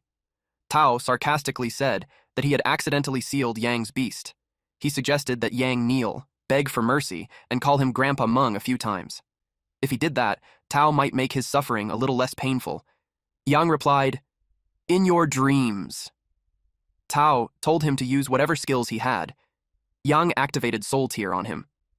Tao shivered slightly, then casually commented that the weather was pretty nice today. Yang was shocked. He couldn't understand how Tao was completely fine. Tao revealed that he was wearing a vest that prevented spiritual attacks. Yang wondered how Tao even knew he had that skill. Then he realized it was Hao's idea. In Hao's mind, no matter what happened, the kid wasn't leaving today. Yang regretted not killing him earlier.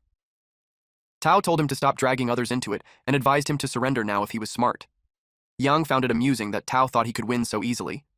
Tao grew irritated that Yang was still acting tough, even though he was about to die. He decided to show this scrub that he could crush 10 of them with just one hand. He summoned his beast. It was a tiger at level 555. It lunged straight at Yang. A man in the audience said it was over. With no beasts left, Yang was finished. Another student covered his eyes, unable to bear watching the coming tragedy. But Yang suddenly vanished. The tiger froze in confusion, and Tao began cursing, yelling about what kind of man hid like a coward. Yang reappeared behind him and calmly told him to look behind. Tao snapped his head around. The moment he did, Yang slapped him across the face. Tao exploded in rage and screamed for the white tiger to kill him. The white tiger charged straight at Yang. Yang released an ice mist. The white tiger froze solid. Yang was pleased. The freeze effect triggered in a single hit. He slapped the tiger. The blow was so strong that it sent the white tiger flying into the next room. Tao hurriedly tried to summon another beast, but before he could finish speaking, Yang rushed forward, shoved him to the ground, and stomped on him. Then came a slap. Tao cursed at him. Since he was still talking, Yang slapped him again. And again. Both of Tao's cheeks quickly swelled up. Only then did Tao finally surrender. Yang sighed, wishing he had done this earlier. He kindly offered to see him off, so he kicked him. Tao rolled all the way down the arena. The crowd was completely dumbfounded. They had never seen someone fight like this in the arena before. It felt like a revelation. One person noticed how terrifying Yang's arm strength was. One slap alone took 500 health points from the azure white tiger. A few more slaps and it would have been completely finished. Yang looked at the crowd and asked if anyone else wanted to challenge him. He even asked Hao if he wanted to give it a try. Hao immediately refused, awkwardly saying that his mom was calling him home for dinner.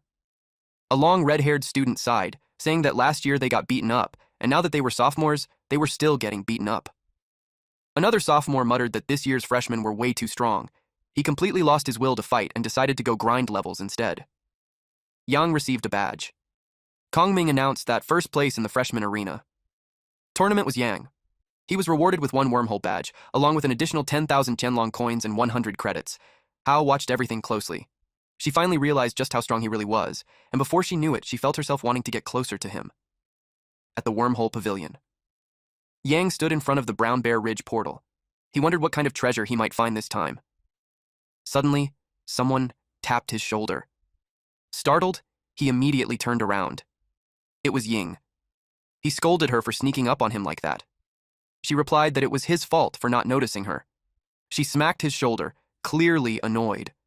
She complained that he was already level 16 while she had worked her ass off just to reach level 13. Then she demanded that he carry her. Yang hesitated. The dungeon's difficulty was a bit too high. Ying immediately put on her puppy dog eyes and suggested they switch to another dungeon instead. She begged him non-stop.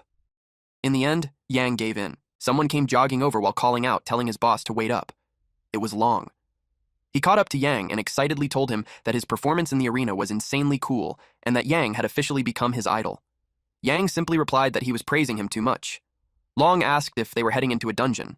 He wanted to come along and even offered 50 Tianlong coins. Yang refused, saying he wasn't short on cash. Long felt a little awkward. Then he remembered that Yang had just won 20,000 Tianlong coins, so of course he wouldn't care about pocket change. Yang told him not to overthink it. It wasn't about the money. He invited Long to join them and said he'd take him to the level 18 ogre dungeon. The three of them headed toward the dungeon.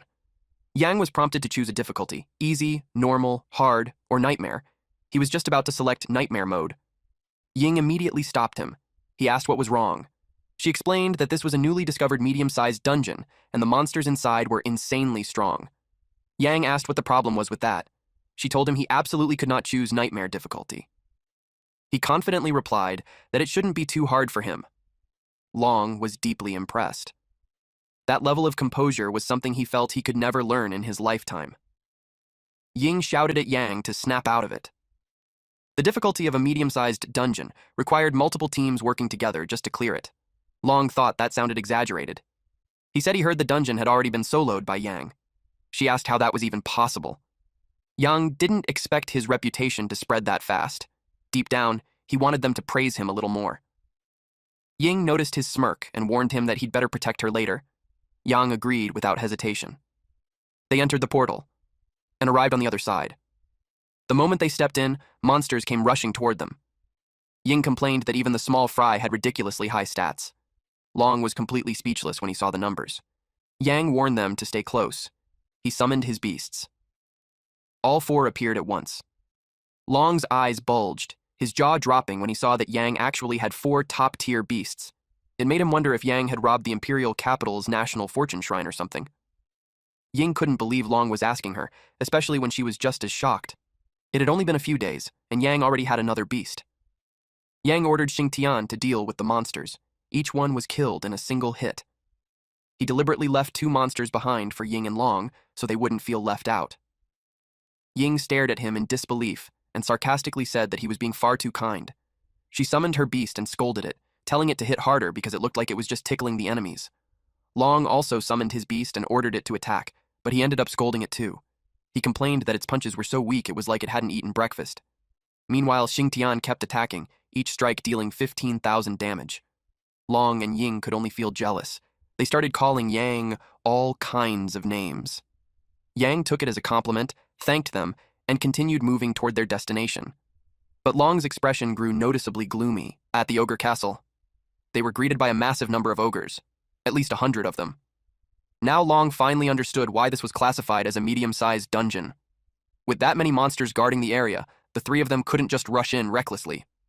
Yang told them to focus on protecting themselves and leave the rest to him. Long had a bad feeling that Yang was about to brute force his way through, and he was right. Yang summoned the golden toad. He commanded it for its skill. It immediately buffed the other 3. Fei released its poison, dealing 8,000 damage to every ogre it touched. Long was shocked to realize that Yang had yet another auspicious beast. Ying asked if Fei's venom had always been that strong. Long checked the stats and told her that her numbers had doubled. The same thing had happened to him. Ying stared in disbelief. She hadn't known Yang's beast had that kind of ability. The envy hit her so hard that she desperately wanted one of her own. Zhulong breathed fire at several ogres, dealing 2,000 damage to each. Ying felt like she was about to explode from all the experience points pouring in. Long was just as excited. He wouldn't even dare to dream about leveling this fast. At that moment, it finally clicked for him. The person who had soloed this dungeon had to be Yang. Especially since Yang moved through the palace as if he knew it by heart. Ying decided to ask him directly.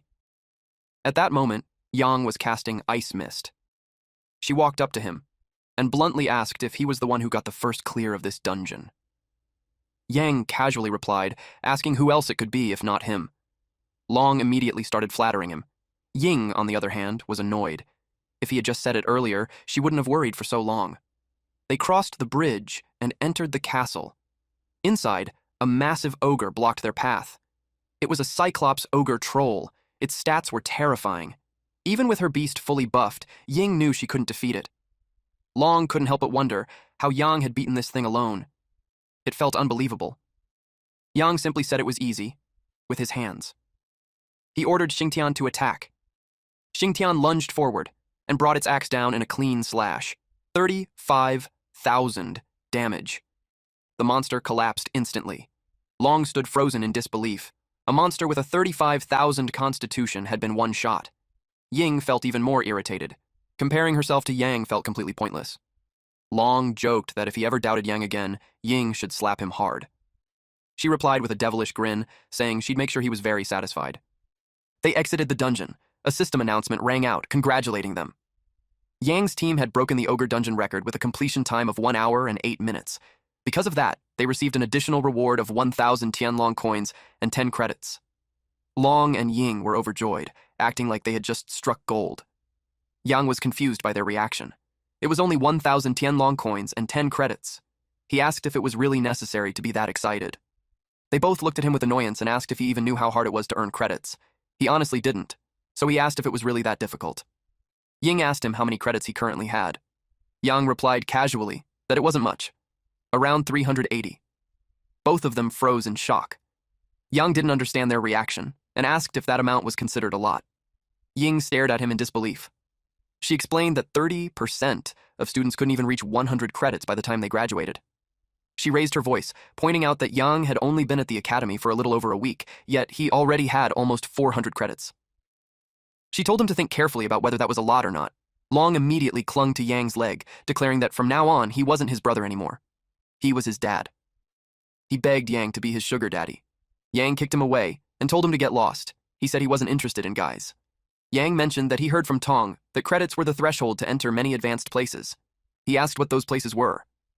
Long teased him, saying that even a big boss like Yang had things he didn't know. That earned him another threat. Yang raised his leg and told him to stop messing around and just say it. Long finally explained that credits allowed entry into the credit hall. Yang immediately became interested.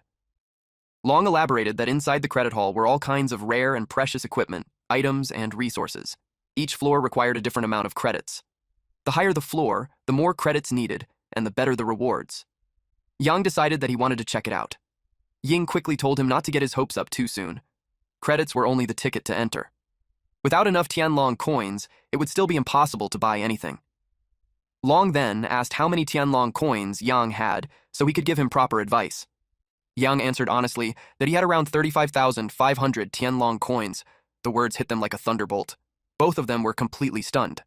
Eventually, Yang left. He arrived in front of the building. The system confirmed that he met the credit requirement and asked if he wanted to enter. Yang clicked yes. The doors slowly opened. He stepped inside, and the space immediately surprised him. The interior was vast and open. On the first floor of the credit hall, students were wandering around, carefully examining the items on display. Yang walked past several people who were busy checking out the equipment. One student suddenly shouted in excitement, saying the equipment he found added a huge amount of attack power. With it, he claimed he could slaughter everything. Yang grew curious and asked how much attack it added.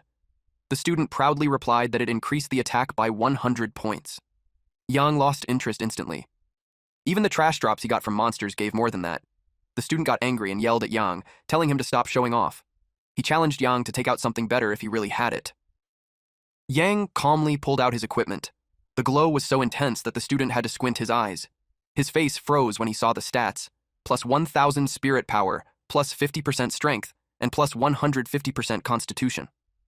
Stunned, the student immediately apologized for his rudeness and asked which dungeon Yang had entered to obtain such items. For the man's own safety, Yang replied that it was better for him not to know. Yang felt disappointed. There was nothing on the first floor that interested him. He continued walking. When he reached the staircase, the system informed him that entering the second floor required 100 credits. Yang didn't hesitate. He chose to enter. At the credit hall, second floor. Yang immediately noticed that this floor was far more advanced than the first. He looked around. To his surprise, there were actually primary experience talismans and primary skill upgrade scrolls. The primary experience talisman increased a Beastmaster's experience gain by 1.5 times for 12 hours, priced at 2,000 Tianlong coins. The primary skill upgrade scroll was used to upgrade skills and could only enhance active skills below level 10. Its price was 5,000 Tianlong coins. Yang bought 5 primary experience talismans, planning to speedrun his way to level 20. The total came to 10,000 Tianlong coins, and he confirmed the purchase. After that, he bought 2 skill upgrade scrolls. Seeing that the items on the second floor were already this high quality, he knew the third floor would be even more ridiculous. So he decided to buy 1 more upgrade scroll for now. Then he walked toward the staircase and proceeded to the next floor. A student nearby was completely stunned. He couldn't believe his eyes. A freshman had actually gone up to the 3rd floor. Another student exclaimed that he had been at the academy for 3 years, and this was the first time he had ever seen someone enter the 3rd floor. They started whispering that Yang must be cheating. One student suggested that maybe his dad was the principal. At the mention of the principal, Kong Ming suddenly sneezed. He paused, wondering if he was catching a cold. At the credit hall, 3rd floor, Yang felt genuinely excited the moment he stepped onto the 3rd floor. Everything there felt completely different. The equipment on display was incredible. Unfortunately, it was also insanely expensive. A single piece of armor cost 10,000 Tianlong coins. Yang decided to check out other items first. While browsing, he noticed something that made his heart ache. An intermediate experience talisman. If he had known this existed, he wouldn't have bought so many primary ones. This talisman increased experience gain by 3 times, lasted 24 hours, and cost 10,000 Tianlong coins. He felt like not buying it would be a massive loss. So he bought 2 intermediate experience talismans. He confirmed the purchase. After that, he was left with only 500 Tianlong coins. Even so, Yang felt satisfied. He was glad he bought them. After that, he went to the dungeon. He used a scroll and upgraded Beast Summon. With that, the summoning skill advanced to level 4. He immediately started looking forward to the next summon. He wondered who it would be. His outstretched hand began to glow brightly. The sky turned blood red. Yang froze when he saw a massive vortex forming overhead. For a moment, he thought he was about to summon something absolutely terrifying. A foot stepped out. Then a massive lion-like creature with horns emerged. Yang's eyes widened. It was the king of fierce beasts, Tao Wu, a monster that stacked damage continuously while suppressing all enemy attributes. Tao Wu was SSS rank, 1 star. Its passive skill was Fierce Beast, level 1. It had 1,500 strength, 1,000 agility, 700 spirit, and a massive 3,000 constitution. Aside from its slightly lower spirit, it was practically a living war machine. Yang was extremely satisfied. He sent Tao Wu back and began looking forward to raising it and making it grow as fast as possible. The next day, Yang went looking for stronger dungeons. He stopped in front of a portal. The dungeon was called Poisonous Snake Valley. The monster level was 22. The entry condition required the Beastmaster to be below level 25 and pay 300 Tianlong coins. The fastest clear record was 2 hours and 15 minutes. This was the one. So he entered. He arrived inside. The first thing he did was use a primary experience talisman. Several snakes rushed him at the same time. He ordered Tao Wu and Xing Tian to attack. Once the snakes were defeated, each of them gained plus 10,000 experience points. With the experience talisman active, the gains were much higher than usual. He smiled when he saw Tao Wu level up. Suddenly, a massive snake appeared. He activated his detection skill. It was a 5-step Snake King, a chieftain-grade monster at level 21 with a 1-star rank. Its passive skill was Swift and Fierce, while its active skills were Sweep and Bite. Yang was surprised. Its stats were comparable to a level 16 Calamity. He let it attack first to test its strength. The snake lunged and bit the 5-step Snake King. Then it retreated. The 5-step Snake King began taking continuous damage. Yang was impressed. It truly deserved its reputation as the king of duels. He knew that if it had been given more time, its stacked damage would have gone through the roof. An explosion rang out. When the smoke cleared, the 5-step Snake King was dead. Killing it granted him plus 50,000 experience points, and it also dropped several items. Yang also leveled up to 17. He picked up an epic-grade weapon, the 5-step Snake King Dagger. It increased critical damage to 250%, boosted strength by plus 700, speed by plus 1,000, and had a special trait called Backstab that guaranteed a critical hit. He swung it a few times to test the feel. He was satisfied. High attack, high speed. It was better than any dagger he had owned before. He kept it. The system then informed him that his clear time met the requirement to enter a hidden dungeon. His eyes lit up. Hidden dungeons usually meant rare and valuable rewards. Without hesitation, he decided to check it out. He received a system reminder that the monsters inside the hidden dungeon were greatly enhanced. He was warned to be careful. Leaving the dungeon would be treated as giving up. He summoned his beasts. Without warning, something slammed into him and sent him flying to the other side. He frowned and asked what that was. He immediately activated his detection skill. He saw the reason at once. The monster had plus 20% movement speed, so it was no wonder he never saw it coming. It was a bee snake, stronger than an elite monster. Level 21, 1-star rank. Its passive skill was swift, while its active skills were entangle and poisonous fangs. Its stats were terrifying: 7,000 strength, 12,000 agility, 15,000 spirit, and 15,000 constitution. More flying snakes appeared in the air. Yang used ice mist. 3 of them froze instantly. Xingtian and Fei charged forward right after. At the same time, several snakes lunged straight at Yang. He was shocked to see that one of them was completely unaffected by the ice mist. It was only an inch away from him, but Zhulong struck first and tore it apart. Yang praised Zhulong. He was glad that no matter what immunity buffs the enemy had, they were useless against Zhulong's dragon claws. With the path cleared, they headed straight toward the boss's lair. More bee snakes appeared. With so many monsters guarding the area, Yang could tell the boss was inside the canyon. He ordered his beasts to tear them apart. Xingtian swung its axe and struck one of the snakes. The snake counterattacked and tried to bite Xingtian. Yang was shocked. It didn't die from the strike, even though Xingtian's strength was already close to 100,000. He quickly activated his detection skill and got the answer. It was a single-horned crystal snake, stronger than a chieftain monster. Level 21, 1-star rank. It had 80% physical damage immunity and 50,000 constitution. Now it made sense why Xingtian couldn't kill it. But physical immunity had a fatal weakness. It was extremely afraid of spiritual damage. Yang used Soul Tear. The attack struck its soul directly. The crystal snake froze and collapsed on the spot. Xingtian stared at it in surprise. Yang smirked and said that at critical moments they still had to rely on him. 20 minutes later. At the center of the canyon, a strange energy surged. Yang searched for the boss. The strange energy grew brighter and shot a beam straight into the sky. And from that blinding light, a massive snake with 4 eyes slowly emerged. Yang was stunned by its size and immediately used his detection skill. It was a soul-gazing king snake. Level 22. King rank monster. It had 50,000 strength, 40,000 agility, 30,000 spirit, and a terrifying 100,000 constitution. Its passive skill was Soul Gaze. Every attack ignored defense, severely damaged the enemy's soul, and reduced all enemy stats by 30%. Its active skills were Furious Tear and Brutal Feast. Furious Tear used its sharp fangs to rip the target apart, dealing 400% strength damage and heavily reducing defense. Brutal Feast treated enemies as prey. Every attack increased its damage by 10%, stacking up to 20 times. Once fully stacked, it would execute the enemy. The skill set was insane. The snake let out a thunderous roar. Yang used Soul Tear. The attack landed cleanly, but the snake was so tanky that it barely took any damage. Yang called Zhulong over. He ordered it to unleash its fire breath, but the snake swung its tail and deflected the flames. Yang frowned. He knew he couldn't keep attacking blindly. He turned to the golden toad and ordered it to use Excite. The golden toad opened its mouth, and the 3 beasts began to glow brightly. Yang ordered his beast to go all out and stall the king snake. They surrounded it and attacked from different directions. Xingtian slashed down with full force. The king snake counterattacked with red fire breath. Fei poisoned it until blood leaked from its eyes.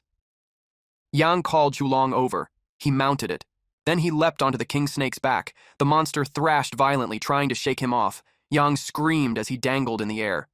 He activated Ice Mist. Frost spread across the king snake's body, freezing it in place. Yang crawled forward toward its vital spot, the heart. He pulled out his dagger and stabbed down hard. The king snake let out a painful roar. Then it collapsed to the ground and its massive body slowly faded away. The system announced that he had killed a level 22 soul-gazing king snake and obtained 3 Beast Star Ascension Stones.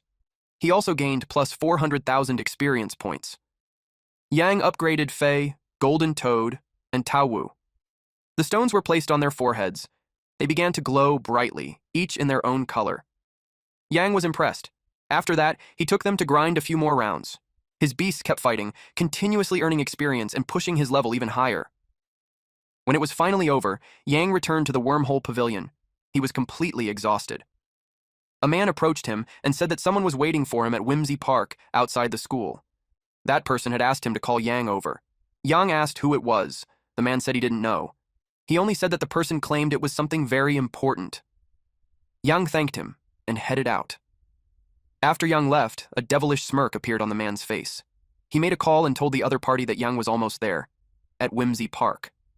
Yang frowned when he saw that no one was around. Suddenly, someone holding a knife sneaked up behind him, clearly intending to kill him. Yang noticed the shadow cast on the ground behind him. Yang turned around and demanded to know who it was. The knife pierced straight through his arm. It was Hao. Yang couldn't believe it. He had spared Hao's life twice, yet this bastard still dared to come after him. Hao didn't care. He had already made up his mind to kill Yang that day. So Yang challenged him, asking if he really had what it took. Before anything could happen, someone suddenly shouted for them to stop. It was the Tianglong Academy Beast Department's department head, Gi Sheng. Hao immediately reported Yang to his seniors. Sheng coldly told Yang that he had gone through all this trouble just to kill him. Yang casually replied that he didn't mind killing a few more people today. Sheng ordered everyone to summon their beasts. One by one, the beasts appeared and completely surrounded Yang. Sheng demanded that Yang kneel and apologize to his brother at once, promising to give him a quick death. Hao backed him up, sneering that Yang would die a very ugly death. Yang only scoffed and summoned his own beasts. A terrifying wave of energy burst out from his body, and then all four of them appeared. Yang calmly asked Sheng if he was really sure he could kill him. Sheng was shocked to see that Yang had 5 top-tier beasts, but he still sneered, saying that no matter how strong Yang was, he was just a level 20 piece of trash. There were several of them, every single one a level 30 beast master, so they had nothing to fear. Sheng shouted for everyone to kill the bastard. Yang warned them that they were courting death.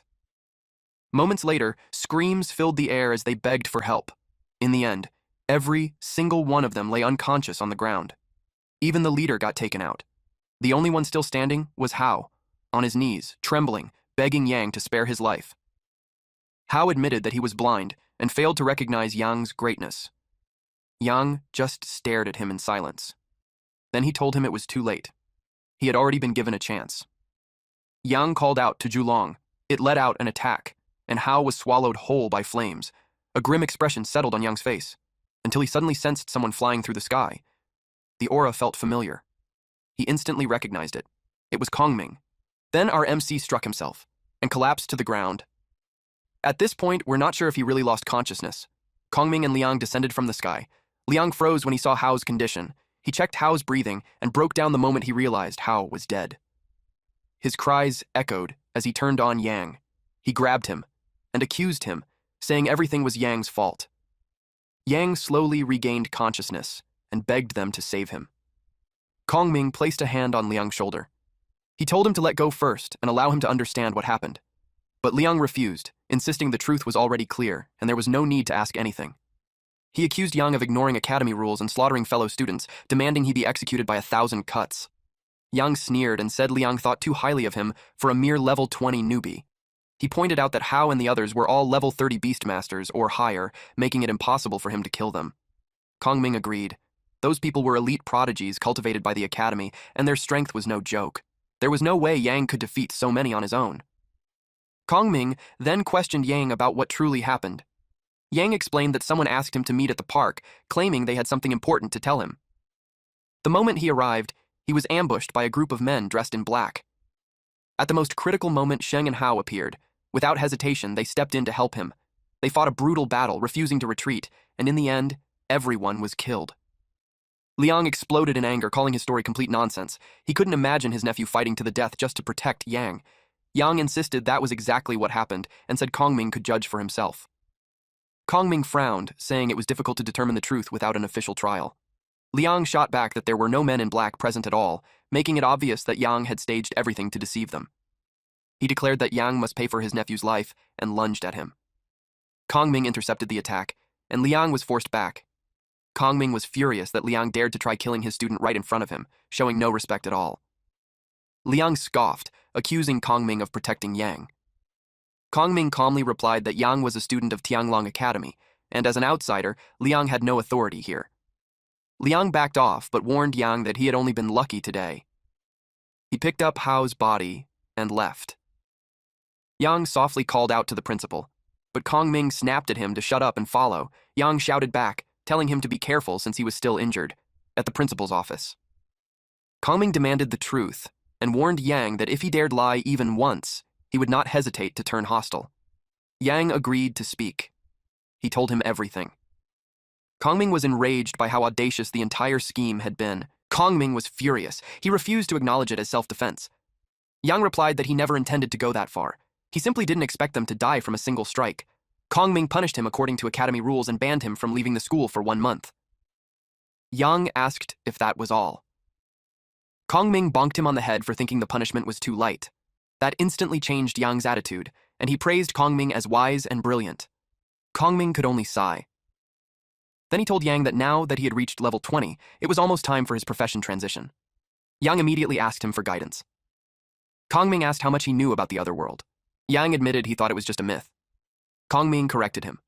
The other world was real, a mysterious space independent of their own, where humans battled terrifying entities like the abyss, the mist, and world-level calamities.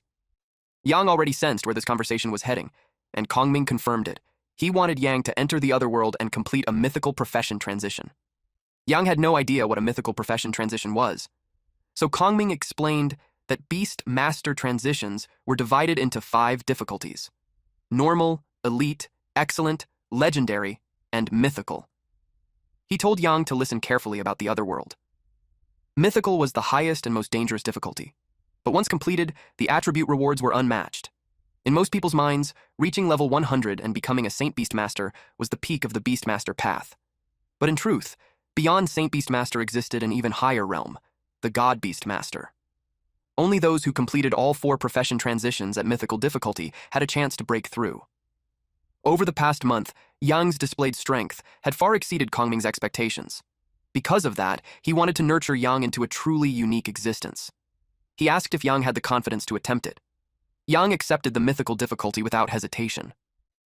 Kongming then handed him a profession transition badge. It would accompany him all the way until he became a Saint Beast Master. Yang sensed an odd familiarity from the materials used in the badge.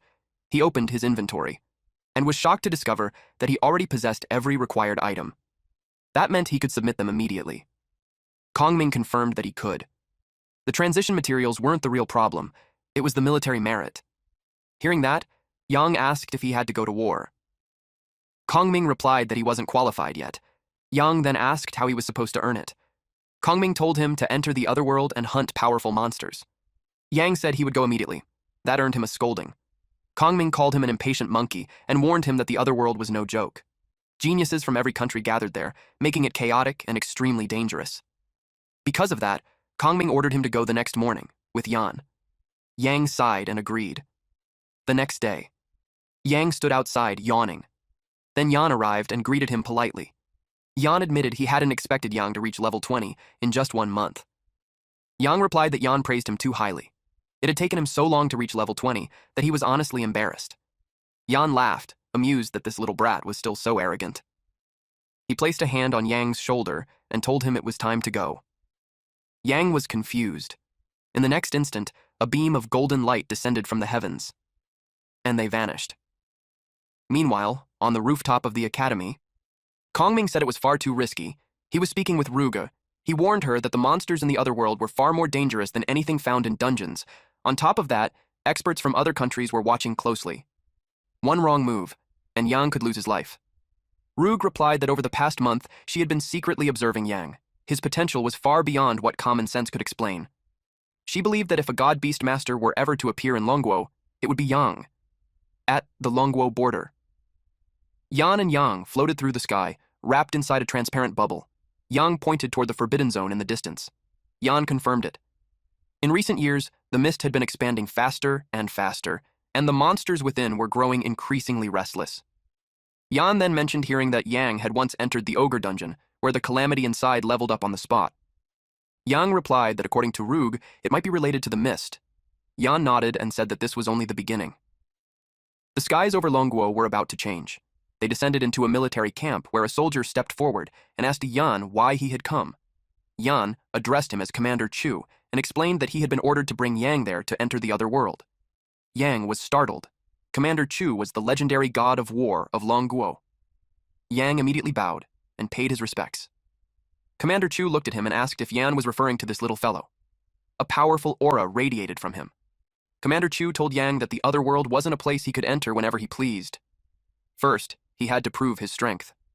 Yang acknowledged that and asked how he wished to test him. Commander Chu demanded to see his stat panel. Yang hesitated. He explained that revealing it would be inappropriate, as he had been warned not to casually expose his beast seal's characteristics and talents. Commander Chu asked who had given that warning. Yang answered that it was Lord Rouge. Commander Chu was visibly shocked. Since it came from her, he decided to respect her decision. Yang noticed that even Commander Chu, the god of war, listened to Lord Rouge. He couldn't imagine what kind of terrifying figure she truly was. Commander Chu told them to follow him. They entered a room. Commander Chu instructed Yang to attack with everything he had. He could use skills freely. If the damage exceeded 10,000, it would count as a pass. Yan's jaw dropped. That number was insanely high. Commander Chu replied that the requirements for entering the other world were strict for a reason. Anyone too weak would only be walking to their death. Yang calmly assured Yan that he could handle it. He equipped the Black Snake Staff and unleashed Soul Tear on the machine. The screen lit up. 36,400. Commander Chu froze. The number had exceeded 30,000. He demanded to know how that was even possible. He immediately claimed the testing machine must be broken. Yang asked if it was really possible for the machine to malfunction. Yan explained that very few people in Longuo qualified to enter the other world.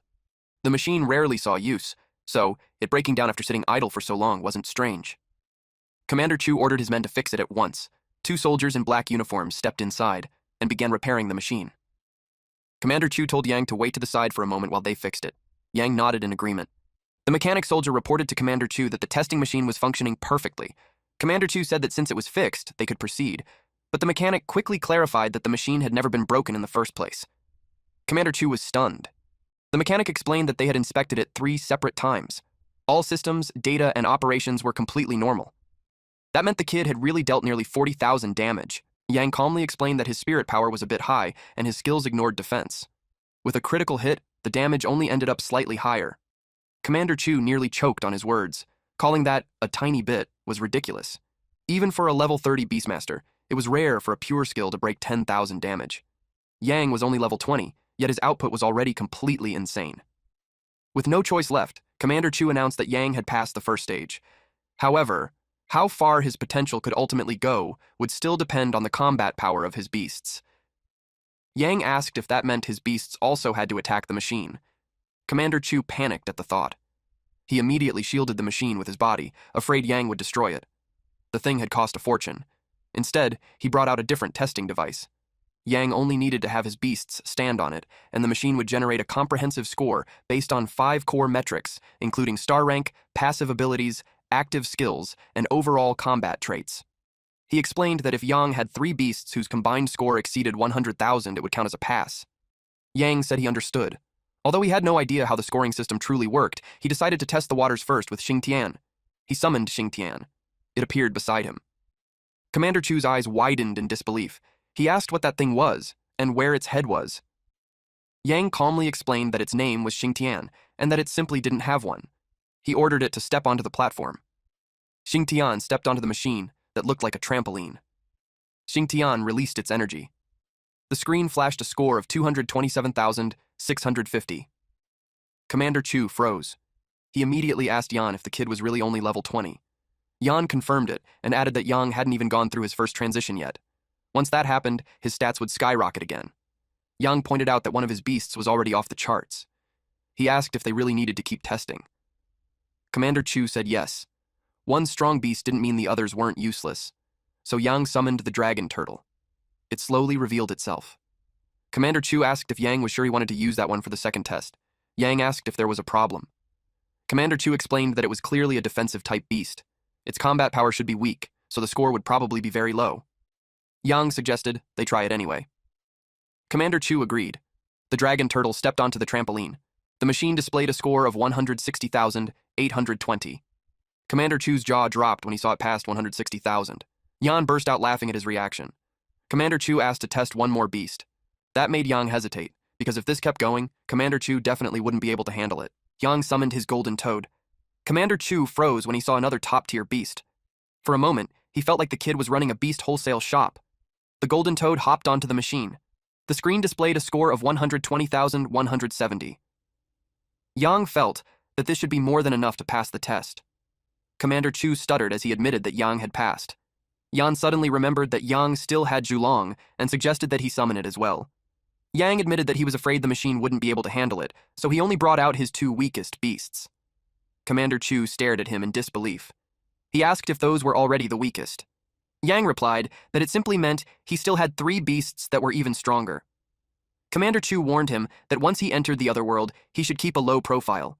Otherwise, he might attract fatal trouble. Yang thanked him for the advice. They led him to the gate, and Yang stepped through it. Commander Chu and Yan watched him leave.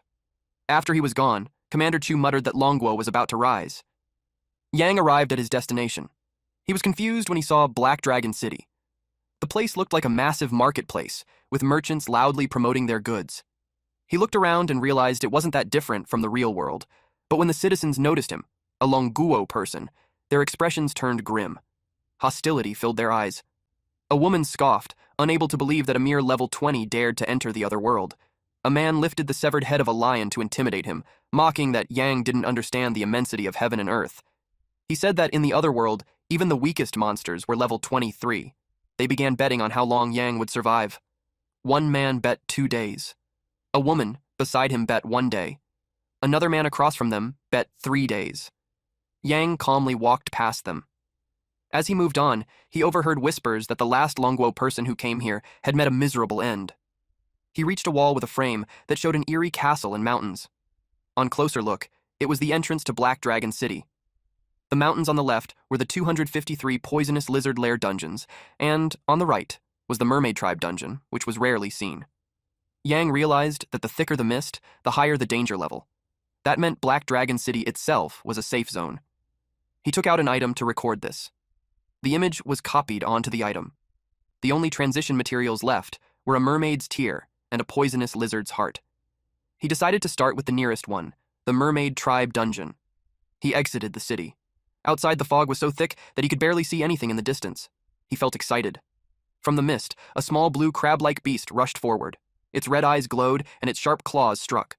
It attacked the dragon turtle. Yang sent Xing Tian forward. Xing Tian swung its axe. The monster froze for a moment, but the damage showed 0. Yang was stunned. He used his detection skill. It was a crystal beetle, stronger than an elite monster. It was level 23, with 20,000 strength, 8,000 agility, 5,000 spirit, and 50,000 constitution. It had a passive skill called Crystal Shell, and 2 active skills, Ran and Bite. Crystal Shell created an incomparably hard body that granted 100% physical damage immunity, but it was afraid of elemental damage and took plus 100% elemental damage. Ran allowed the beetle to charge the enemy, dealing 150% strength damage and knocking the target back. Bite caused it to bite the enemy, dealing 250% strength damage with 10% armor-piercing damage. After understanding it, Yang entrusted the fight to Fei. Fei breathed poison at it. The poison dealt continuous damage ranging from 8,500 to 9,000. That quickly led to its death. Since Yang killed a level 23 crystal beetle, he didn't gain any experience, but he received plus 1 military merit. He also obtained a crystal beetle tooth. Yang was furious. He understood why he didn't gain experience, but he couldn't accept that it was only worth 1 military merit. At that rate, he would need to kill 5,000 monsters just to earn 5,000 military merits. Suddenly, several men came running and shouting for help because of an abyss monster. Yang heard them and wondered how abyss monsters had managed to get inside. A bald man tripped and fell. He panicked as a skeleton monster approached him. Then an eerie undead warrior appeared, a tall, teal-skinned skeleton wearing purple armor with another skull growing from its shoulder. One man shouted for Brother Tien to hurry and find the Black Dragon City guards. Yang stepped in front of the monster. He used his detection skill. It was a shadow walker, stronger than an elite monster. It was level 23, with 10,000 strength, 12,000 agility, 30,000 spirit, and 80,000 constitution. Its passive skill was Shadow Body, and its active skills were Ambush and Mark. Shadow Body granted it a strange walker's body and 100% elemental immunity. Because of Ambush, it liked to strike from hiding, dealing 250% spirit damage with a 30% chance. Mark allowed it to place a mark on the target after attacking, and any follow-up skill would raise Ambush's critical rate to 100%. Since it had 100% elemental immunity, Yang couldn't send Fei to fight. That left Tao Wu, Golden Toad, and Zhulong. Yang ordered Golden Toad to use Excite, while Tao Wu used Intimidate and Suppress. At the same time, Zhulong was told to unleash its full power. Golden Toad released a golden glow. Tao Wu and Zhulong felt the buff surge through them. They attacked together. The Shadow Walker was defeated, earning Yang +5 military merit. Yang realized that the stronger the monster, the more military merits it gave. Soon after, several men arrived, searching for the Abyss monster. A middle-aged man pointed ahead, but when they reached the spot, the monster was already dead. They asked how that was possible. A blonde young man guessed that a big shot must have passed through. A red-haired man recalled that while they were running for their lives, there was a Longguo person there. He thought that it must have been him. The middle-aged man scoffed and said that was a fucking joke. In his eyes, Longguo people were all weaklings. He claimed that once the mist devoured Longguo, that land would become their country's territory. The man who arrived told them that since the Abyss monster had already been eliminated, they should go back and run their dungeons. Yang arrived near the gate. A crowd had gathered there, all looking for party members to enter the mermaid dungeon together. A woman walked up to him and asked if he wanted to team up. Yang replied that he was used to soloing. A blue-haired man nearby sneered and called him a show-off. He said that once Yang ran into a monster later, he would learn who the real alpha was. The woman suddenly noticed that the light at the entrance had turned red. The blue-haired man was shocked. A red light meant hell difficulty. He cursed and said those people were fucking crazy. Yang was transported underwater and immediately saw several fish-like monsters. He used his detection skill on those small fries. He saw that their agility was extremely high. If a large group swarmed him, even if he didn't die, he would still be in serious trouble. These monsters were called mermaid warriors, advanced demon fighters. They were level 23 and had a side skill called Berserk. Their main skills were slash and charge. Their stats were 20,000 strength, 40,000 attack, 8,000 agility, and 20,000 stamina. Yang decided to limit their speed. He unleashed Ice Mist. The monsters were frozen in place. Then he let his beasts finish them off. Xingtian attacked them, and the impact rippled outward. At the same time, it killed several level 23 mermaid warriors, earning Yang +2 military merit for each one. Meanwhile, Zhulong breathed fire at the monsters. It also killed several of them at once. Now, Yang was satisfied with how fast his military merits were increasing. He called his beasts back. He moved around the area, collecting military merits. Soon, he arrived in front of a massive shell and guessed that it was the mermaid boss's location. He wanted to open it and see if she was as beautiful as the fairy tales claimed. Xingtian struck it with full power. Yang scolded it for not being gentle. The mermaid emerged, and Yang was expecting a stunning beauty. Instead, what appeared was a demon-like woman with long flowing purple hair, sharp ears, and glowing red eyes. It made him almost puke. His eyes felt tainted, and he declared that fairy tales were all lies. The mermaid looked heartbroken when she heard that. She let out a piercing scream.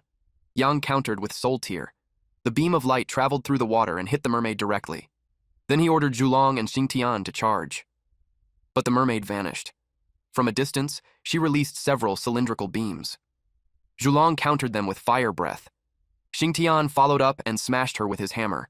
With that, Yang killed a level 25 mermaid queen, earning +20 military merit and obtaining a mermaid's tear. Yang was thrilled to get the mermaid's tear on his first attempt. He had now accumulated a total of 480 military merits. At this rate, it wouldn't take long for him to complete the mythical profession transition. The middle-aged man was relieved that they had finally entered the dungeon. But when they arrived, they saw that the boss had already been killed by Yang. The middle-aged man frowned when he saw Longguo Pig again. He called Yang little shit and demanded that he hand over all the equipment he obtained. Otherwise, he said he would not be polite. Yang was irritated by these citizens of Sakura country. No matter where they went, their despicable behavior never changed. The man sneered and said Yang was courting death. He summoned his spider monster. He ordered it to kill Yang. The spider unleashed a red orb of light. Yang stood there calmly. The attack exploded just an inch away from him. The middle-aged man, who introduced himself as Old Zhao, laughed in satisfaction. He said this was the consequence of going against him. When the fog cleared, Yang was still standing there. Old Zhao froze in shock. He couldn't understand how Yang was completely fine. They warned Yang that he had walked a narrow path. But to their surprise, Yang's beasts had already surrounded them. Old Zhao was shocked when he saw 6 top-tier beasts. The young man beside him suddenly remembered something. He realized that this kid was the Longguo person who had been near the Abyss monster earlier. That made Old Zhao think that Yang was the one who killed it. His attitude changed instantly. He apologized to Yang and asked him to let the matter go for the sake of the two countries. Yang found it amusing. He had been sick of these people for a long time, and now he finally had a chance. He ordered his beast to leave no one alive. They charged forward together. Killing them earned Yang 50 military merits per person. Only then did he realize how much military merit killing people was worth. He felt a bit regretful that he couldn't do this often since it could cause conflict between the two countries. After that, he exited the dungeon. He safely returned outside. He opened his map. He tapped the location of the poisonous lizard dungeon. The system notified him that 1 military merit had been deducted. To his surprise, a bright light wrapped around him. In the next moment, he was teleported away. When the light faded, he saw a sign marking the poisonous lizard dungeon entrance. That was when he realized that military merits could be used for direct teleportation. A man and a woman were sitting near the entrance and noticed him. Seeing that he was only level 20, the man thought that this kid clearly wasn't afraid of death. Yang ignored them and walked toward the gate. They watched him closely. But when the woman saw the entrance light turn red, she grabbed the man and rushed inside the dungeon. The man was confused. They were supposed to wait for Little Black. The woman told him there was no time, and they entered anyway. Inside, she looked around for the kid. Before she could react, Yang appeared behind her, pressing a dagger to her neck. He asked if she was looking for him. The man shouted at Yang to let go of their leader. The woman quickly said that they meant no harm and only wanted to help him. Yang was amused and allowed her to explain. She said she knew he was a newcomer sent here for a mythical profession transition. Yang was surprised that she knew. She explained that Guo was short on talent, and for him to come here for a transition at only level 20, it was obvious that he wasn't an ordinary genius. They were also from Guo, so she suggested they team up. With one more person, their chances would be better. Yang lowered the dagger and admitted that he had misunderstood. The woman said that this level of vigilance was necessary to survive. The man beside her nodded in agreement. Yang agreed to team up. She explained that a hell difficulty dungeon could accommodate 3 teams at the same time. For safety, she suggested waiting for other teams to arrive before moving forward. Yang felt that was too slow. The equipment drop rate was tied to clear speed, and he was in a hurry. He told them they could just follow behind him. She tried to say something, but Yang summoned his beasts. Golden light filled the area. The beasts surrounded them. Both of them were shocked. They looked visibly nervous, so she could only say that it was great. The man whispered to their leader that it felt like Yang didn't need their help at all. She simply told him to stay confident. Xingtian slashed the monster. Zhulong followed up with fire breath. Yang continued moving forward while earning experience points. The man beside him muttered that this was fucking insane. The woman finally understood why a level 20 would attempt a mythical transition. For the first time, she felt hope that Guo would rise. Yang noticed that all of his beasts had reached level 20. He was pleased. Suddenly, a creature sneaked up behind him. The woman recognized it immediately. It was a shadow poison lizard. She quickly sent her beast, Ching, forward. The snake coiled its body in front of Yang, acting as a shield. It was badly injured and collapsed to the ground. Yang was surprised that there had been an ambush. He used Soul Tear. The attack struck the shadow poison lizard directly. Yang killed it in one hit and earned military merit. The man couldn't believe that the monster had been one shot. The woman explained that the shadow poison lizard had extreme stats. Its strength and agility were maxed out, but its constitution was extremely low. It was the kind of monster where you either one-shot it or get one-shot by it. She gently patted her beast. She looked saddened. The man sympathized with her, knowing that Qingjing probably wouldn't last an hour. But Yang said he had a way. She replied that it was useless because healing medicine didn't work on the lizard's poison. Yang said it wasn't medicine. He ordered the golden toad to use blessing. The golden toad opened its mouth and vibrations spread outward. The woman's beast began to glow. She asked what was happening. Yang explained that the golden toad was an auspicious beast with healing abilities. It had just reached level 20, so the lizard's poison meant nothing to it. The man finally realized that Yang was truly overpowered. Yang felt slightly flattered. The woman introduced herself as Li Fei. Yang introduced himself in return. The man then introduced himself as Wang Gang, and from that moment on he called Yang his brother. After the introductions, Yang led them forward. They arrived at an eerie part of the forest. Li Fei told them that this was the right place. This was supposed to be the poisonous lizard's lair, so Yang searched the area for any movement. Gang warned him to be careful. The Lizard King was extremely cunning and could be hiding in any corner. They suddenly sensed something approaching. A savage lizard-like monster burst out of the mist, roaring as it charged forward with its claws spread wide. Its body was lean and muscular, covered in scars, and it looked completely feral. Yang checked its details. It was a poison-scale Lizard King, a great lord monster at level 30. Its strength was 70,000, agility 50,000, spirit 40,000, and constitution 120,000. It had a passive skill called Poison Scales, and active skills like Rampage and Poison Sting. One of its traits was Tough Skin, which reduced incoming damage by 70%. Its wild charge allowed it to slam into enemies, knocking them back and dealing 300% constitution damage. Yang ordered Taowu to use Bleed, while Fei released Poison Gas. With a single charge from Taowu, the Poison Scale Lizard King began taking continuous damage ranging from 1,000 to 2,505. Then Li Fei unleashed her poison as well. Gang and Li Fei decided to help. They summoned their beasts, a scorpion from Gang and a snake from Li Fei. Both beasts activated their skills. The attacks came from all sides, stacking poison and damage onto the Poison Scale Lizard King. In the end, they managed to kill it. Gang let out a breath of relief, glad that they were able to handle the fight. Yang was disappointed that it didn't drop the lizard heart he needed. He wondered if it was because he wasn't fast enough. Gang told him that probably wasn't the reason. He said he had never seen anyone faster than Yang. Yang felt uncomfortable with the praise, so he told him not to flatter him next time. Li Fei burst out laughing. Gang then pointed out that it dropped a Star Ascension Stone, which was still a good gain. Li Fei agreed and asked Yang which beast he planned to upgrade. Since coming to the other world, Yang had encountered all kinds of monsters with physical or elemental immunity. It had been a real pain in the ass. After thinking it over, he decided to upgrade Zhulong, since it had both magic and physical attack skills. He handed Zhulong the stone. Zhulong began to glow brightly. Yang was pleased with the result. Zhulong received an all-around attribute boost and could now fully benefit from the Golden Toad's Excite skill.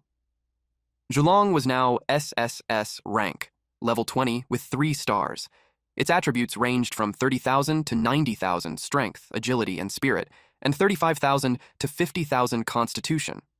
Its passive skills included Dragon's Might, level 2, and Dragon Scales, level 2. Its active skills were Zhulong's Eye, level 3, and Dragon's Roar, level 3. Dragon's Might intimidated enemies up to 5 levels lower, reducing their strength by 35%. Dragon Scales were unique dragon race scales that reduced 25% physical damage and 45% elemental damage.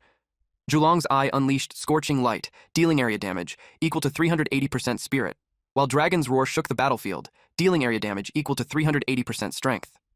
Although its raw strength still couldn't compare to Xingtian, in overall combat power, it was a complete steamroller. Yang then took out the dropped skill book and asked who wanted it. Li Fei hesitated and said she didn't want to take it, since they had already gained plenty of experience. Yang agreed. Since Yang didn't gain any experience and had given it all to them, he felt Yang should keep all the drops. Yang accepted it and told them that if they ever wanted to leech experience in the future, they were free to team up with him anytime. Both of them liked the idea and thanked him. They exited the dungeon. Just as they came out, a red-haired man rushed toward Li Fei. He shoved Yang aside as he rushed over to check if Li Fei was hurt anywhere. When he saw that she was fine, he finally relaxed. He said that as soon as he arrived, he heard they had entered a hell difficulty dungeon, and it scared him to death. Li Fei replied that since they were with Yang, there was no problem. The red-haired man looked at Yang and asked if he was the pretty boy standing in front of them. He commented that Yang didn't look like much. Yang replied that whether he was much or not, the man would know if he went in with him. The red-haired man immediately refused. He said it was just a coincidence and that only a fool would go in with him a second time. He added that the dungeon also had a cooldown time. Yang said it wouldn't be a problem since he had already fully charged his wormhole badge before coming to the other world. The red-haired man burst out laughing. He said that cooldowns there had to be recharged with military merits, not Tianlong coins. He mocked Yang for being a country bumpkin.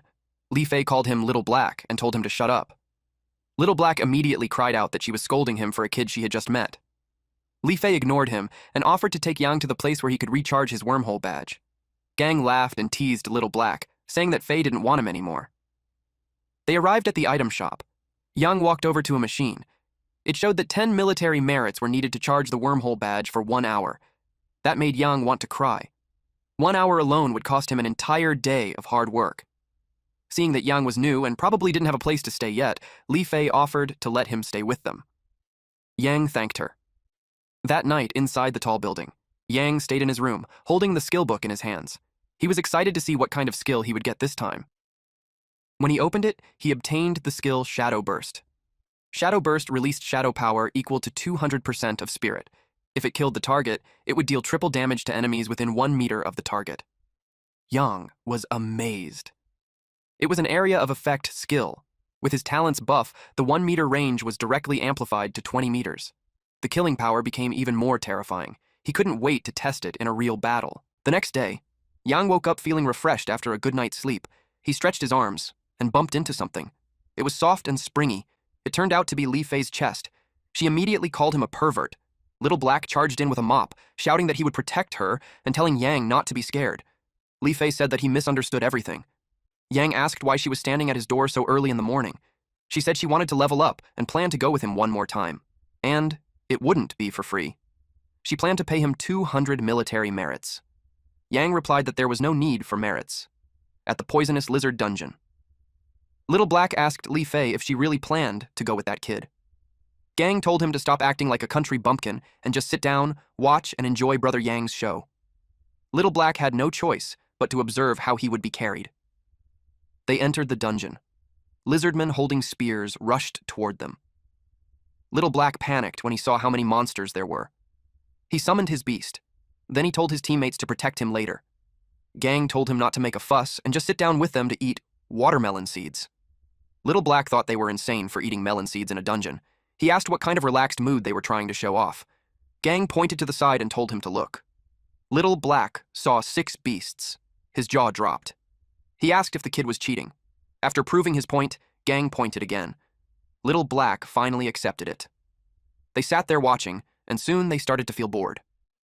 Gang suggested bringing poker cards next time. Suddenly they felt strong tremors. Gang thought it was a bomb and asked who threw it. Yang explained that he was just testing a new skill he learned yesterday. He didn't expect it to be that powerful. Gang said that with that move, Yang would definitely get the poisonous lizard's heart. Yang moved again. Explosions followed one after another. Xingtian swung its axe. Zhulong kept spraying fire breath. Just like that, the monster collapsed. Yang defeated the Poison Scale Lizard King, earning plus 20 military merit and obtaining the poisonous lizard's heart. Little Black stared in disbelief. He couldn't believe it was handled that easily. His admiration for Yang exploded, and he immediately offered himself to him. Gang noticed how this little shit had stopped sucking up to Li Fei and had completely switched targets to Yang. Little Black yelled at him to get lost, saying he wasn't that kind of fickle person. He then clarified that he wanted both of them, and that the 3 of them could live a happy life together, which would be better than anything. The statement was so bold that everyone was left dumbfounded. Li Fei turned red and shoved him away. Another day passed by. Yang and the 3 party members sat together at the dining table. Now that Yang had gathered all his materials, Li Fei asked when he planned to start his profession transition. Yang replied that he was still short on military merits. He would need to clear a few more dungeons over the next 2 days. She thought about it for a moment. The 3 of them exchanged looks and nodded. Suddenly, Yang received a notification. Li Fei, Wang Gang, and Little Black had transferred 200 military merits to him. He froze in shock. Li Fei explained that all of it came from them.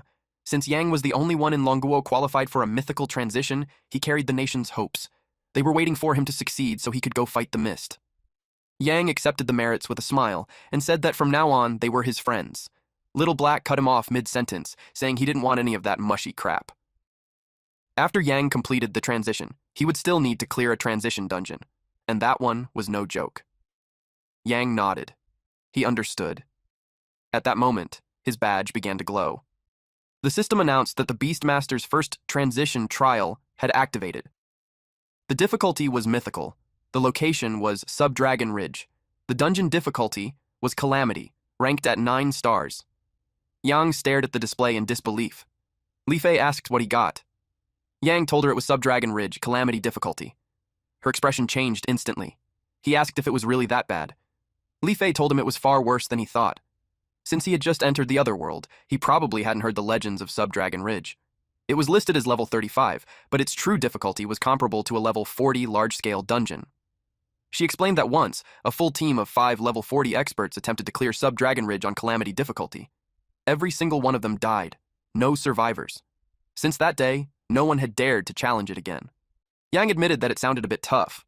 Li Fei suggested that he switch to a legendary transition instead. The stat growth was slightly weaker than mythical, but the dungeon would be much easier. Yang shook his head. He refused. Since he had chosen mythical, he would see it through to the end. She wanted to argue, but he assured her that even if he failed, he could protect himself and escape. She could only let out a sigh. Then, she handed him something. He refused at first. She had already given him military merits, and he didn't have the nerve to take her Star Ascension Stone as well. but she grabbed his hand and placed it in his palm, telling him it was just a star ascension stone. They could always grind for another one later. What mattered most to her was that he safely cleared the Sub-Dragon Ridge dungeon. The stone sparkled softly in his hand. He thanked her and promised to repay her in the future. She told him there was no need to thank her. In his hands, that star ascension stone would finally show its true value. That night, in an open area. Yang thought about how Sub-Dragon Ridge was filled with Sub-Dragon-type monsters. He decided to use the star ascension stone on Zhulong. It shone with a blinding light. The system immediately announced that the Beast Star Ascension was successful. Zhulong became SSS grade, level 20, with 5 stars. Its constitution ranged between 50,000 and 70,000, while its spirit, agility, and strength were all between 40,000 and 60,000. It possessed passive skills such as Dragon's Might, level 3, Dragon Scales, level 2, and Dragon's Blood, level 1. Its active skills included Zhulong's Eye, level 3, and Dragon's Roar, level 3.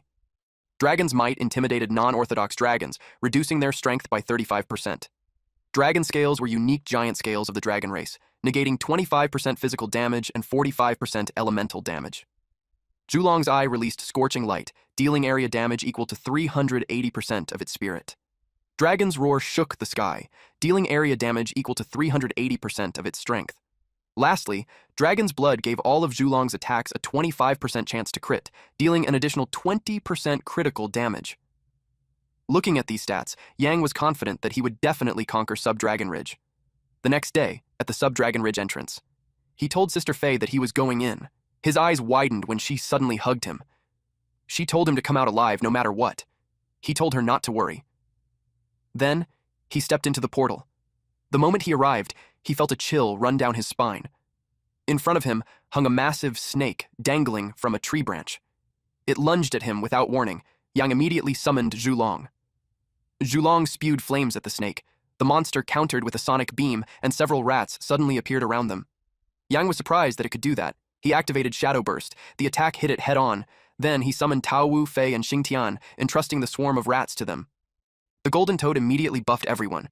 Xingtian charged forward and slashed the horned giant snake with his axe. At the same time, Fei wiped out several level 33 dragon rats with an area of effect skill. Each one gave Yang +2 military merits. Tao Wu was just as brutal, biting and stomping on the remaining level 33 dragon rats. Yang continued to harvest +2 military merits over and over. He had only just entered, and the battle was already this intense. Now, he truly understood. Sub-Dragon Ridge was no joke. He continued deeper and soon reached a vast plain littered with scattered skulls. He sensed faint sound waves in the air. His eyes widened when he saw a T-Rex. It charged straight at him. The dragon turtle stepped forward to block it, but it was instantly sent flying by a sweep of the T-Rex's tail. Yang quickly used his detection skill. This monster was a silver-fanged Tyrannosaurus, a sub-dragon chieftain. It was level 37 with 120,000 strength, 70,000 agility, 60,000 spirit, and 200,000 constitution. It possessed the passive skill Tyrant's Might, and the active skills Brutal Bite and Slaughtering Hunt. Yang activated Soul Tear. The attack landed cleanly. He immediately ordered Zhulong and Xingdian to go all out. The dragon turtle, Xingdian, and Zhulong surrounded the T-Rex. Xingtian smashed its head with his axe. Zhulong followed up by breathing fire straight into it. At the same time, the dragon turtle targeted its tail, but the T-Rex suddenly bit down on it. Yang's heart skipped a beat. Panic set in. The dragon turtle was his main tank. It couldn't die. He urgently ordered the golden toad to use blessing and heal the dragon turtle. The golden toad opened its mouth, releasing a burst of golden light. The bite wounds quickly healed. Zhulong then charged forward while the dragon turtle raised a protective barrier. Xingtian seized the opening and slashed down. The system announced that Yang had slain a level 37 silver-fanged Tyrannosaurus. He gained +100 military merits and obtained a silver-fanged Tyrannosaurus tooth and a Beast Star Ascension Stone. It had been a close call, and Yang let out a breath of relief. He now had another Star Ascension Stone. He chose to use it on the dragon turtle. It had earned it. The dragon turtle glowed brightly. The system announced that the Beast Star Ascension was successful. Yang stared in shock as its constitution jumped straight to 50,000. With the Golden Toad's enhancement skill, it could reach as high as 150,000. The dragon turtle was now SS grade, level 20, with 3 stars, boasting 15,000 strength, agility, and spirit, and 50,000 constitution. Yang felt a wave of joy wash over him. Now he no longer had to worry about being one-shot. Yang continued deeper into the ridge. The land around him was completely desolate. He felt confused when he couldn't sense the boss anywhere. Suddenly, a massive dragon head with long horns rose from the other side of the cliff. Yang noticed it instantly. It was enormous. A huge white dragon stepped forward. Its blue horns gleamed, and it let out a thunderous roar with its jaws wide open. Yang's heart sank when he realized it was a king-level monster. Now he finally understood why 5 level 40 teams had been wiped out. This creature was the White Armored Earth Dragon, a sub-dragon king at level 40. It possessed 200,000 strength, 150,000 agility, 100,000 spirit, and a terrifying 400,000 constitution. Its passive skill was White Dragon Scales, while its active skills were Dragon's Might and Dragon's Breath. It had taken him this far to reach it. For Yang, it was do or die. He ordered Zhulong to activate Dragon's Might suppression. A violent blast erupted, sending a massive golden shockwave expanding outward in a perfect ring. The white dragon charged straight through the explosion. Lightning crackled across its body as it roared, raising its claw to deliver a devastating strike. The dragon turtle took the hit head-on. Its body trembled violently. Yang rushed to its side and ordered it to cancel taunt. He couldn't let it tank the attack directly. Then, he commanded his other beasts to take turns drawing aggro and pulling the dragon's attention. His beasts spread out and surrounded the white dragon. 1 hour later, Zhulong moved in from the side while Xingtian held the front. Yang was already exhausted. The enemy's health pool was absurdly thick, and he couldn't grind it down easily. Zhulong suddenly roared. Yang paused, then smiled. He realized Zhulong had leveled up and quickly checked its stats. Zhulong's passive skill Dragon's Might had reached level 4. Dragon Scales remained at level 2, and Dragon's Fury awakened at level 1. Dragon's Might now intimidated non-orthodox dragons, reducing their strength by 50%. Yang was relieved. The upgrade came at the perfect damn time. Zhulong roared again. The white armored earth dragon flinched. Xingtian seized the opening and struck from behind. Moments later, the system announced that Yang had slain the level 40 white armored earth dragon. He earned plus 200 military merits, obtained a primary skill upgrade scroll, and white armored earth dragon boots. The mythical profession. Transition trial was officially completed. Yang collapsed onto the ground, sitting hard on his butt. Relief flooded him. For a moment there, he really thought he was going to die. After resting for a few minutes, he got back up and collected the loot. White armored earth dragon boots, perfect grade.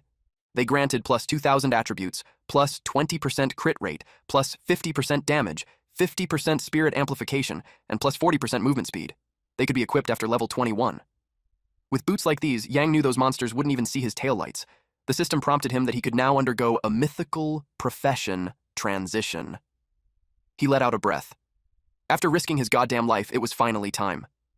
The transition began. A surge of overwhelming energy washed over his body. Yang smiled. A magic circle formed beneath his feet. He felt his stats soar, and the maximum number of beast summons increased to 8.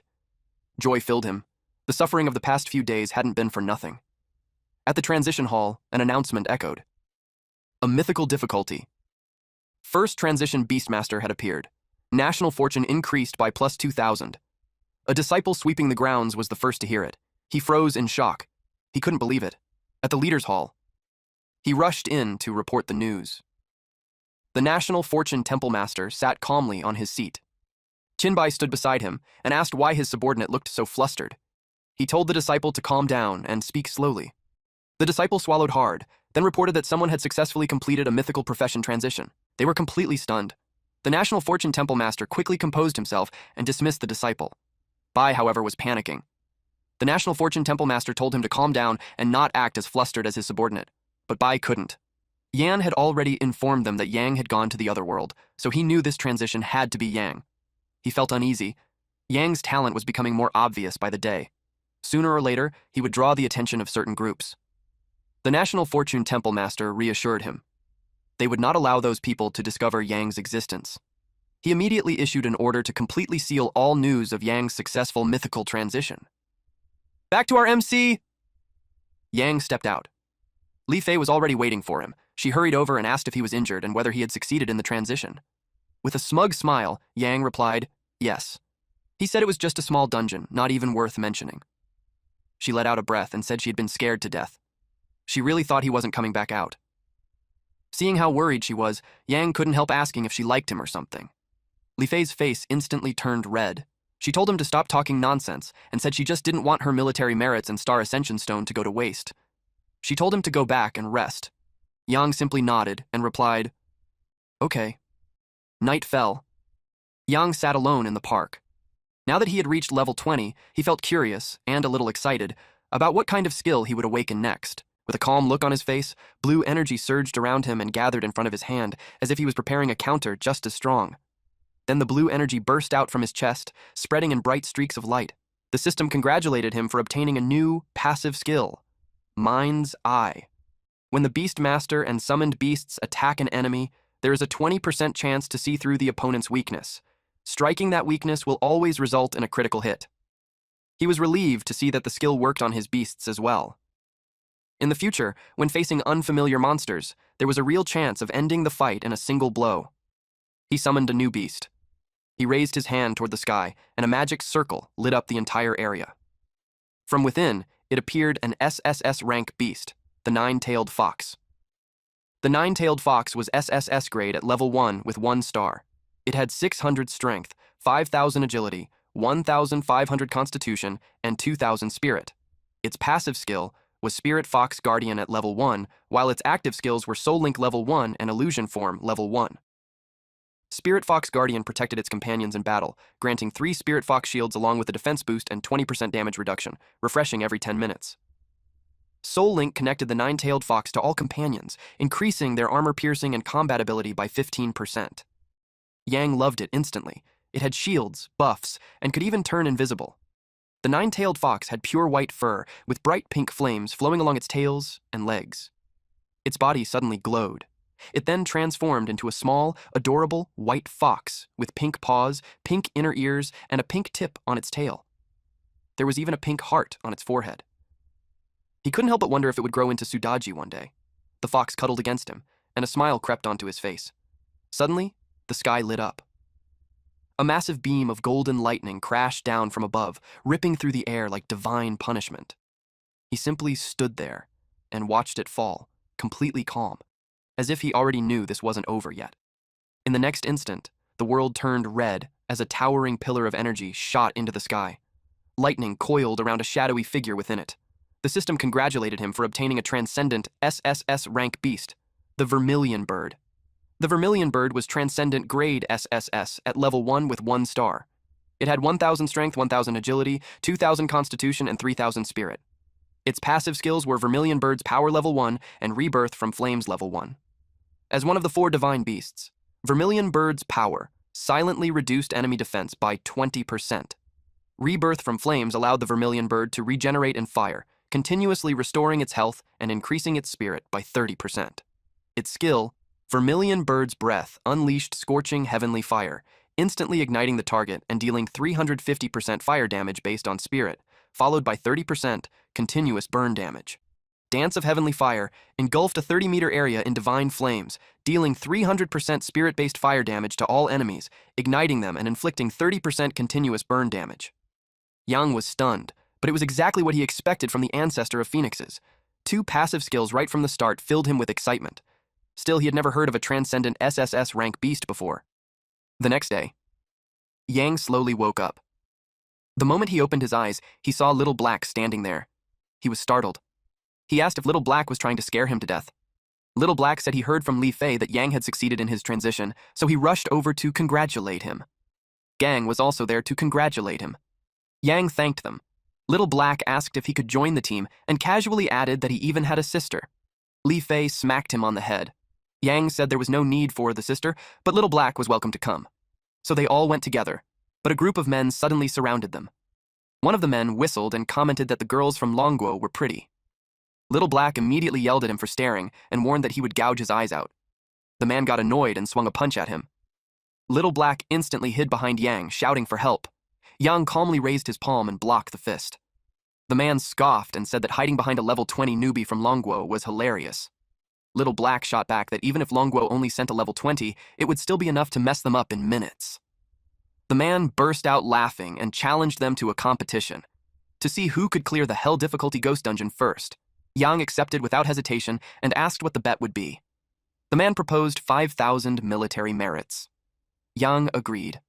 Gang leaned over and whispered to Li Fei that it was ridiculous. It was like they were handing over military merits for free. Li Fei replied that it seemed their lives were going a little too smoothly.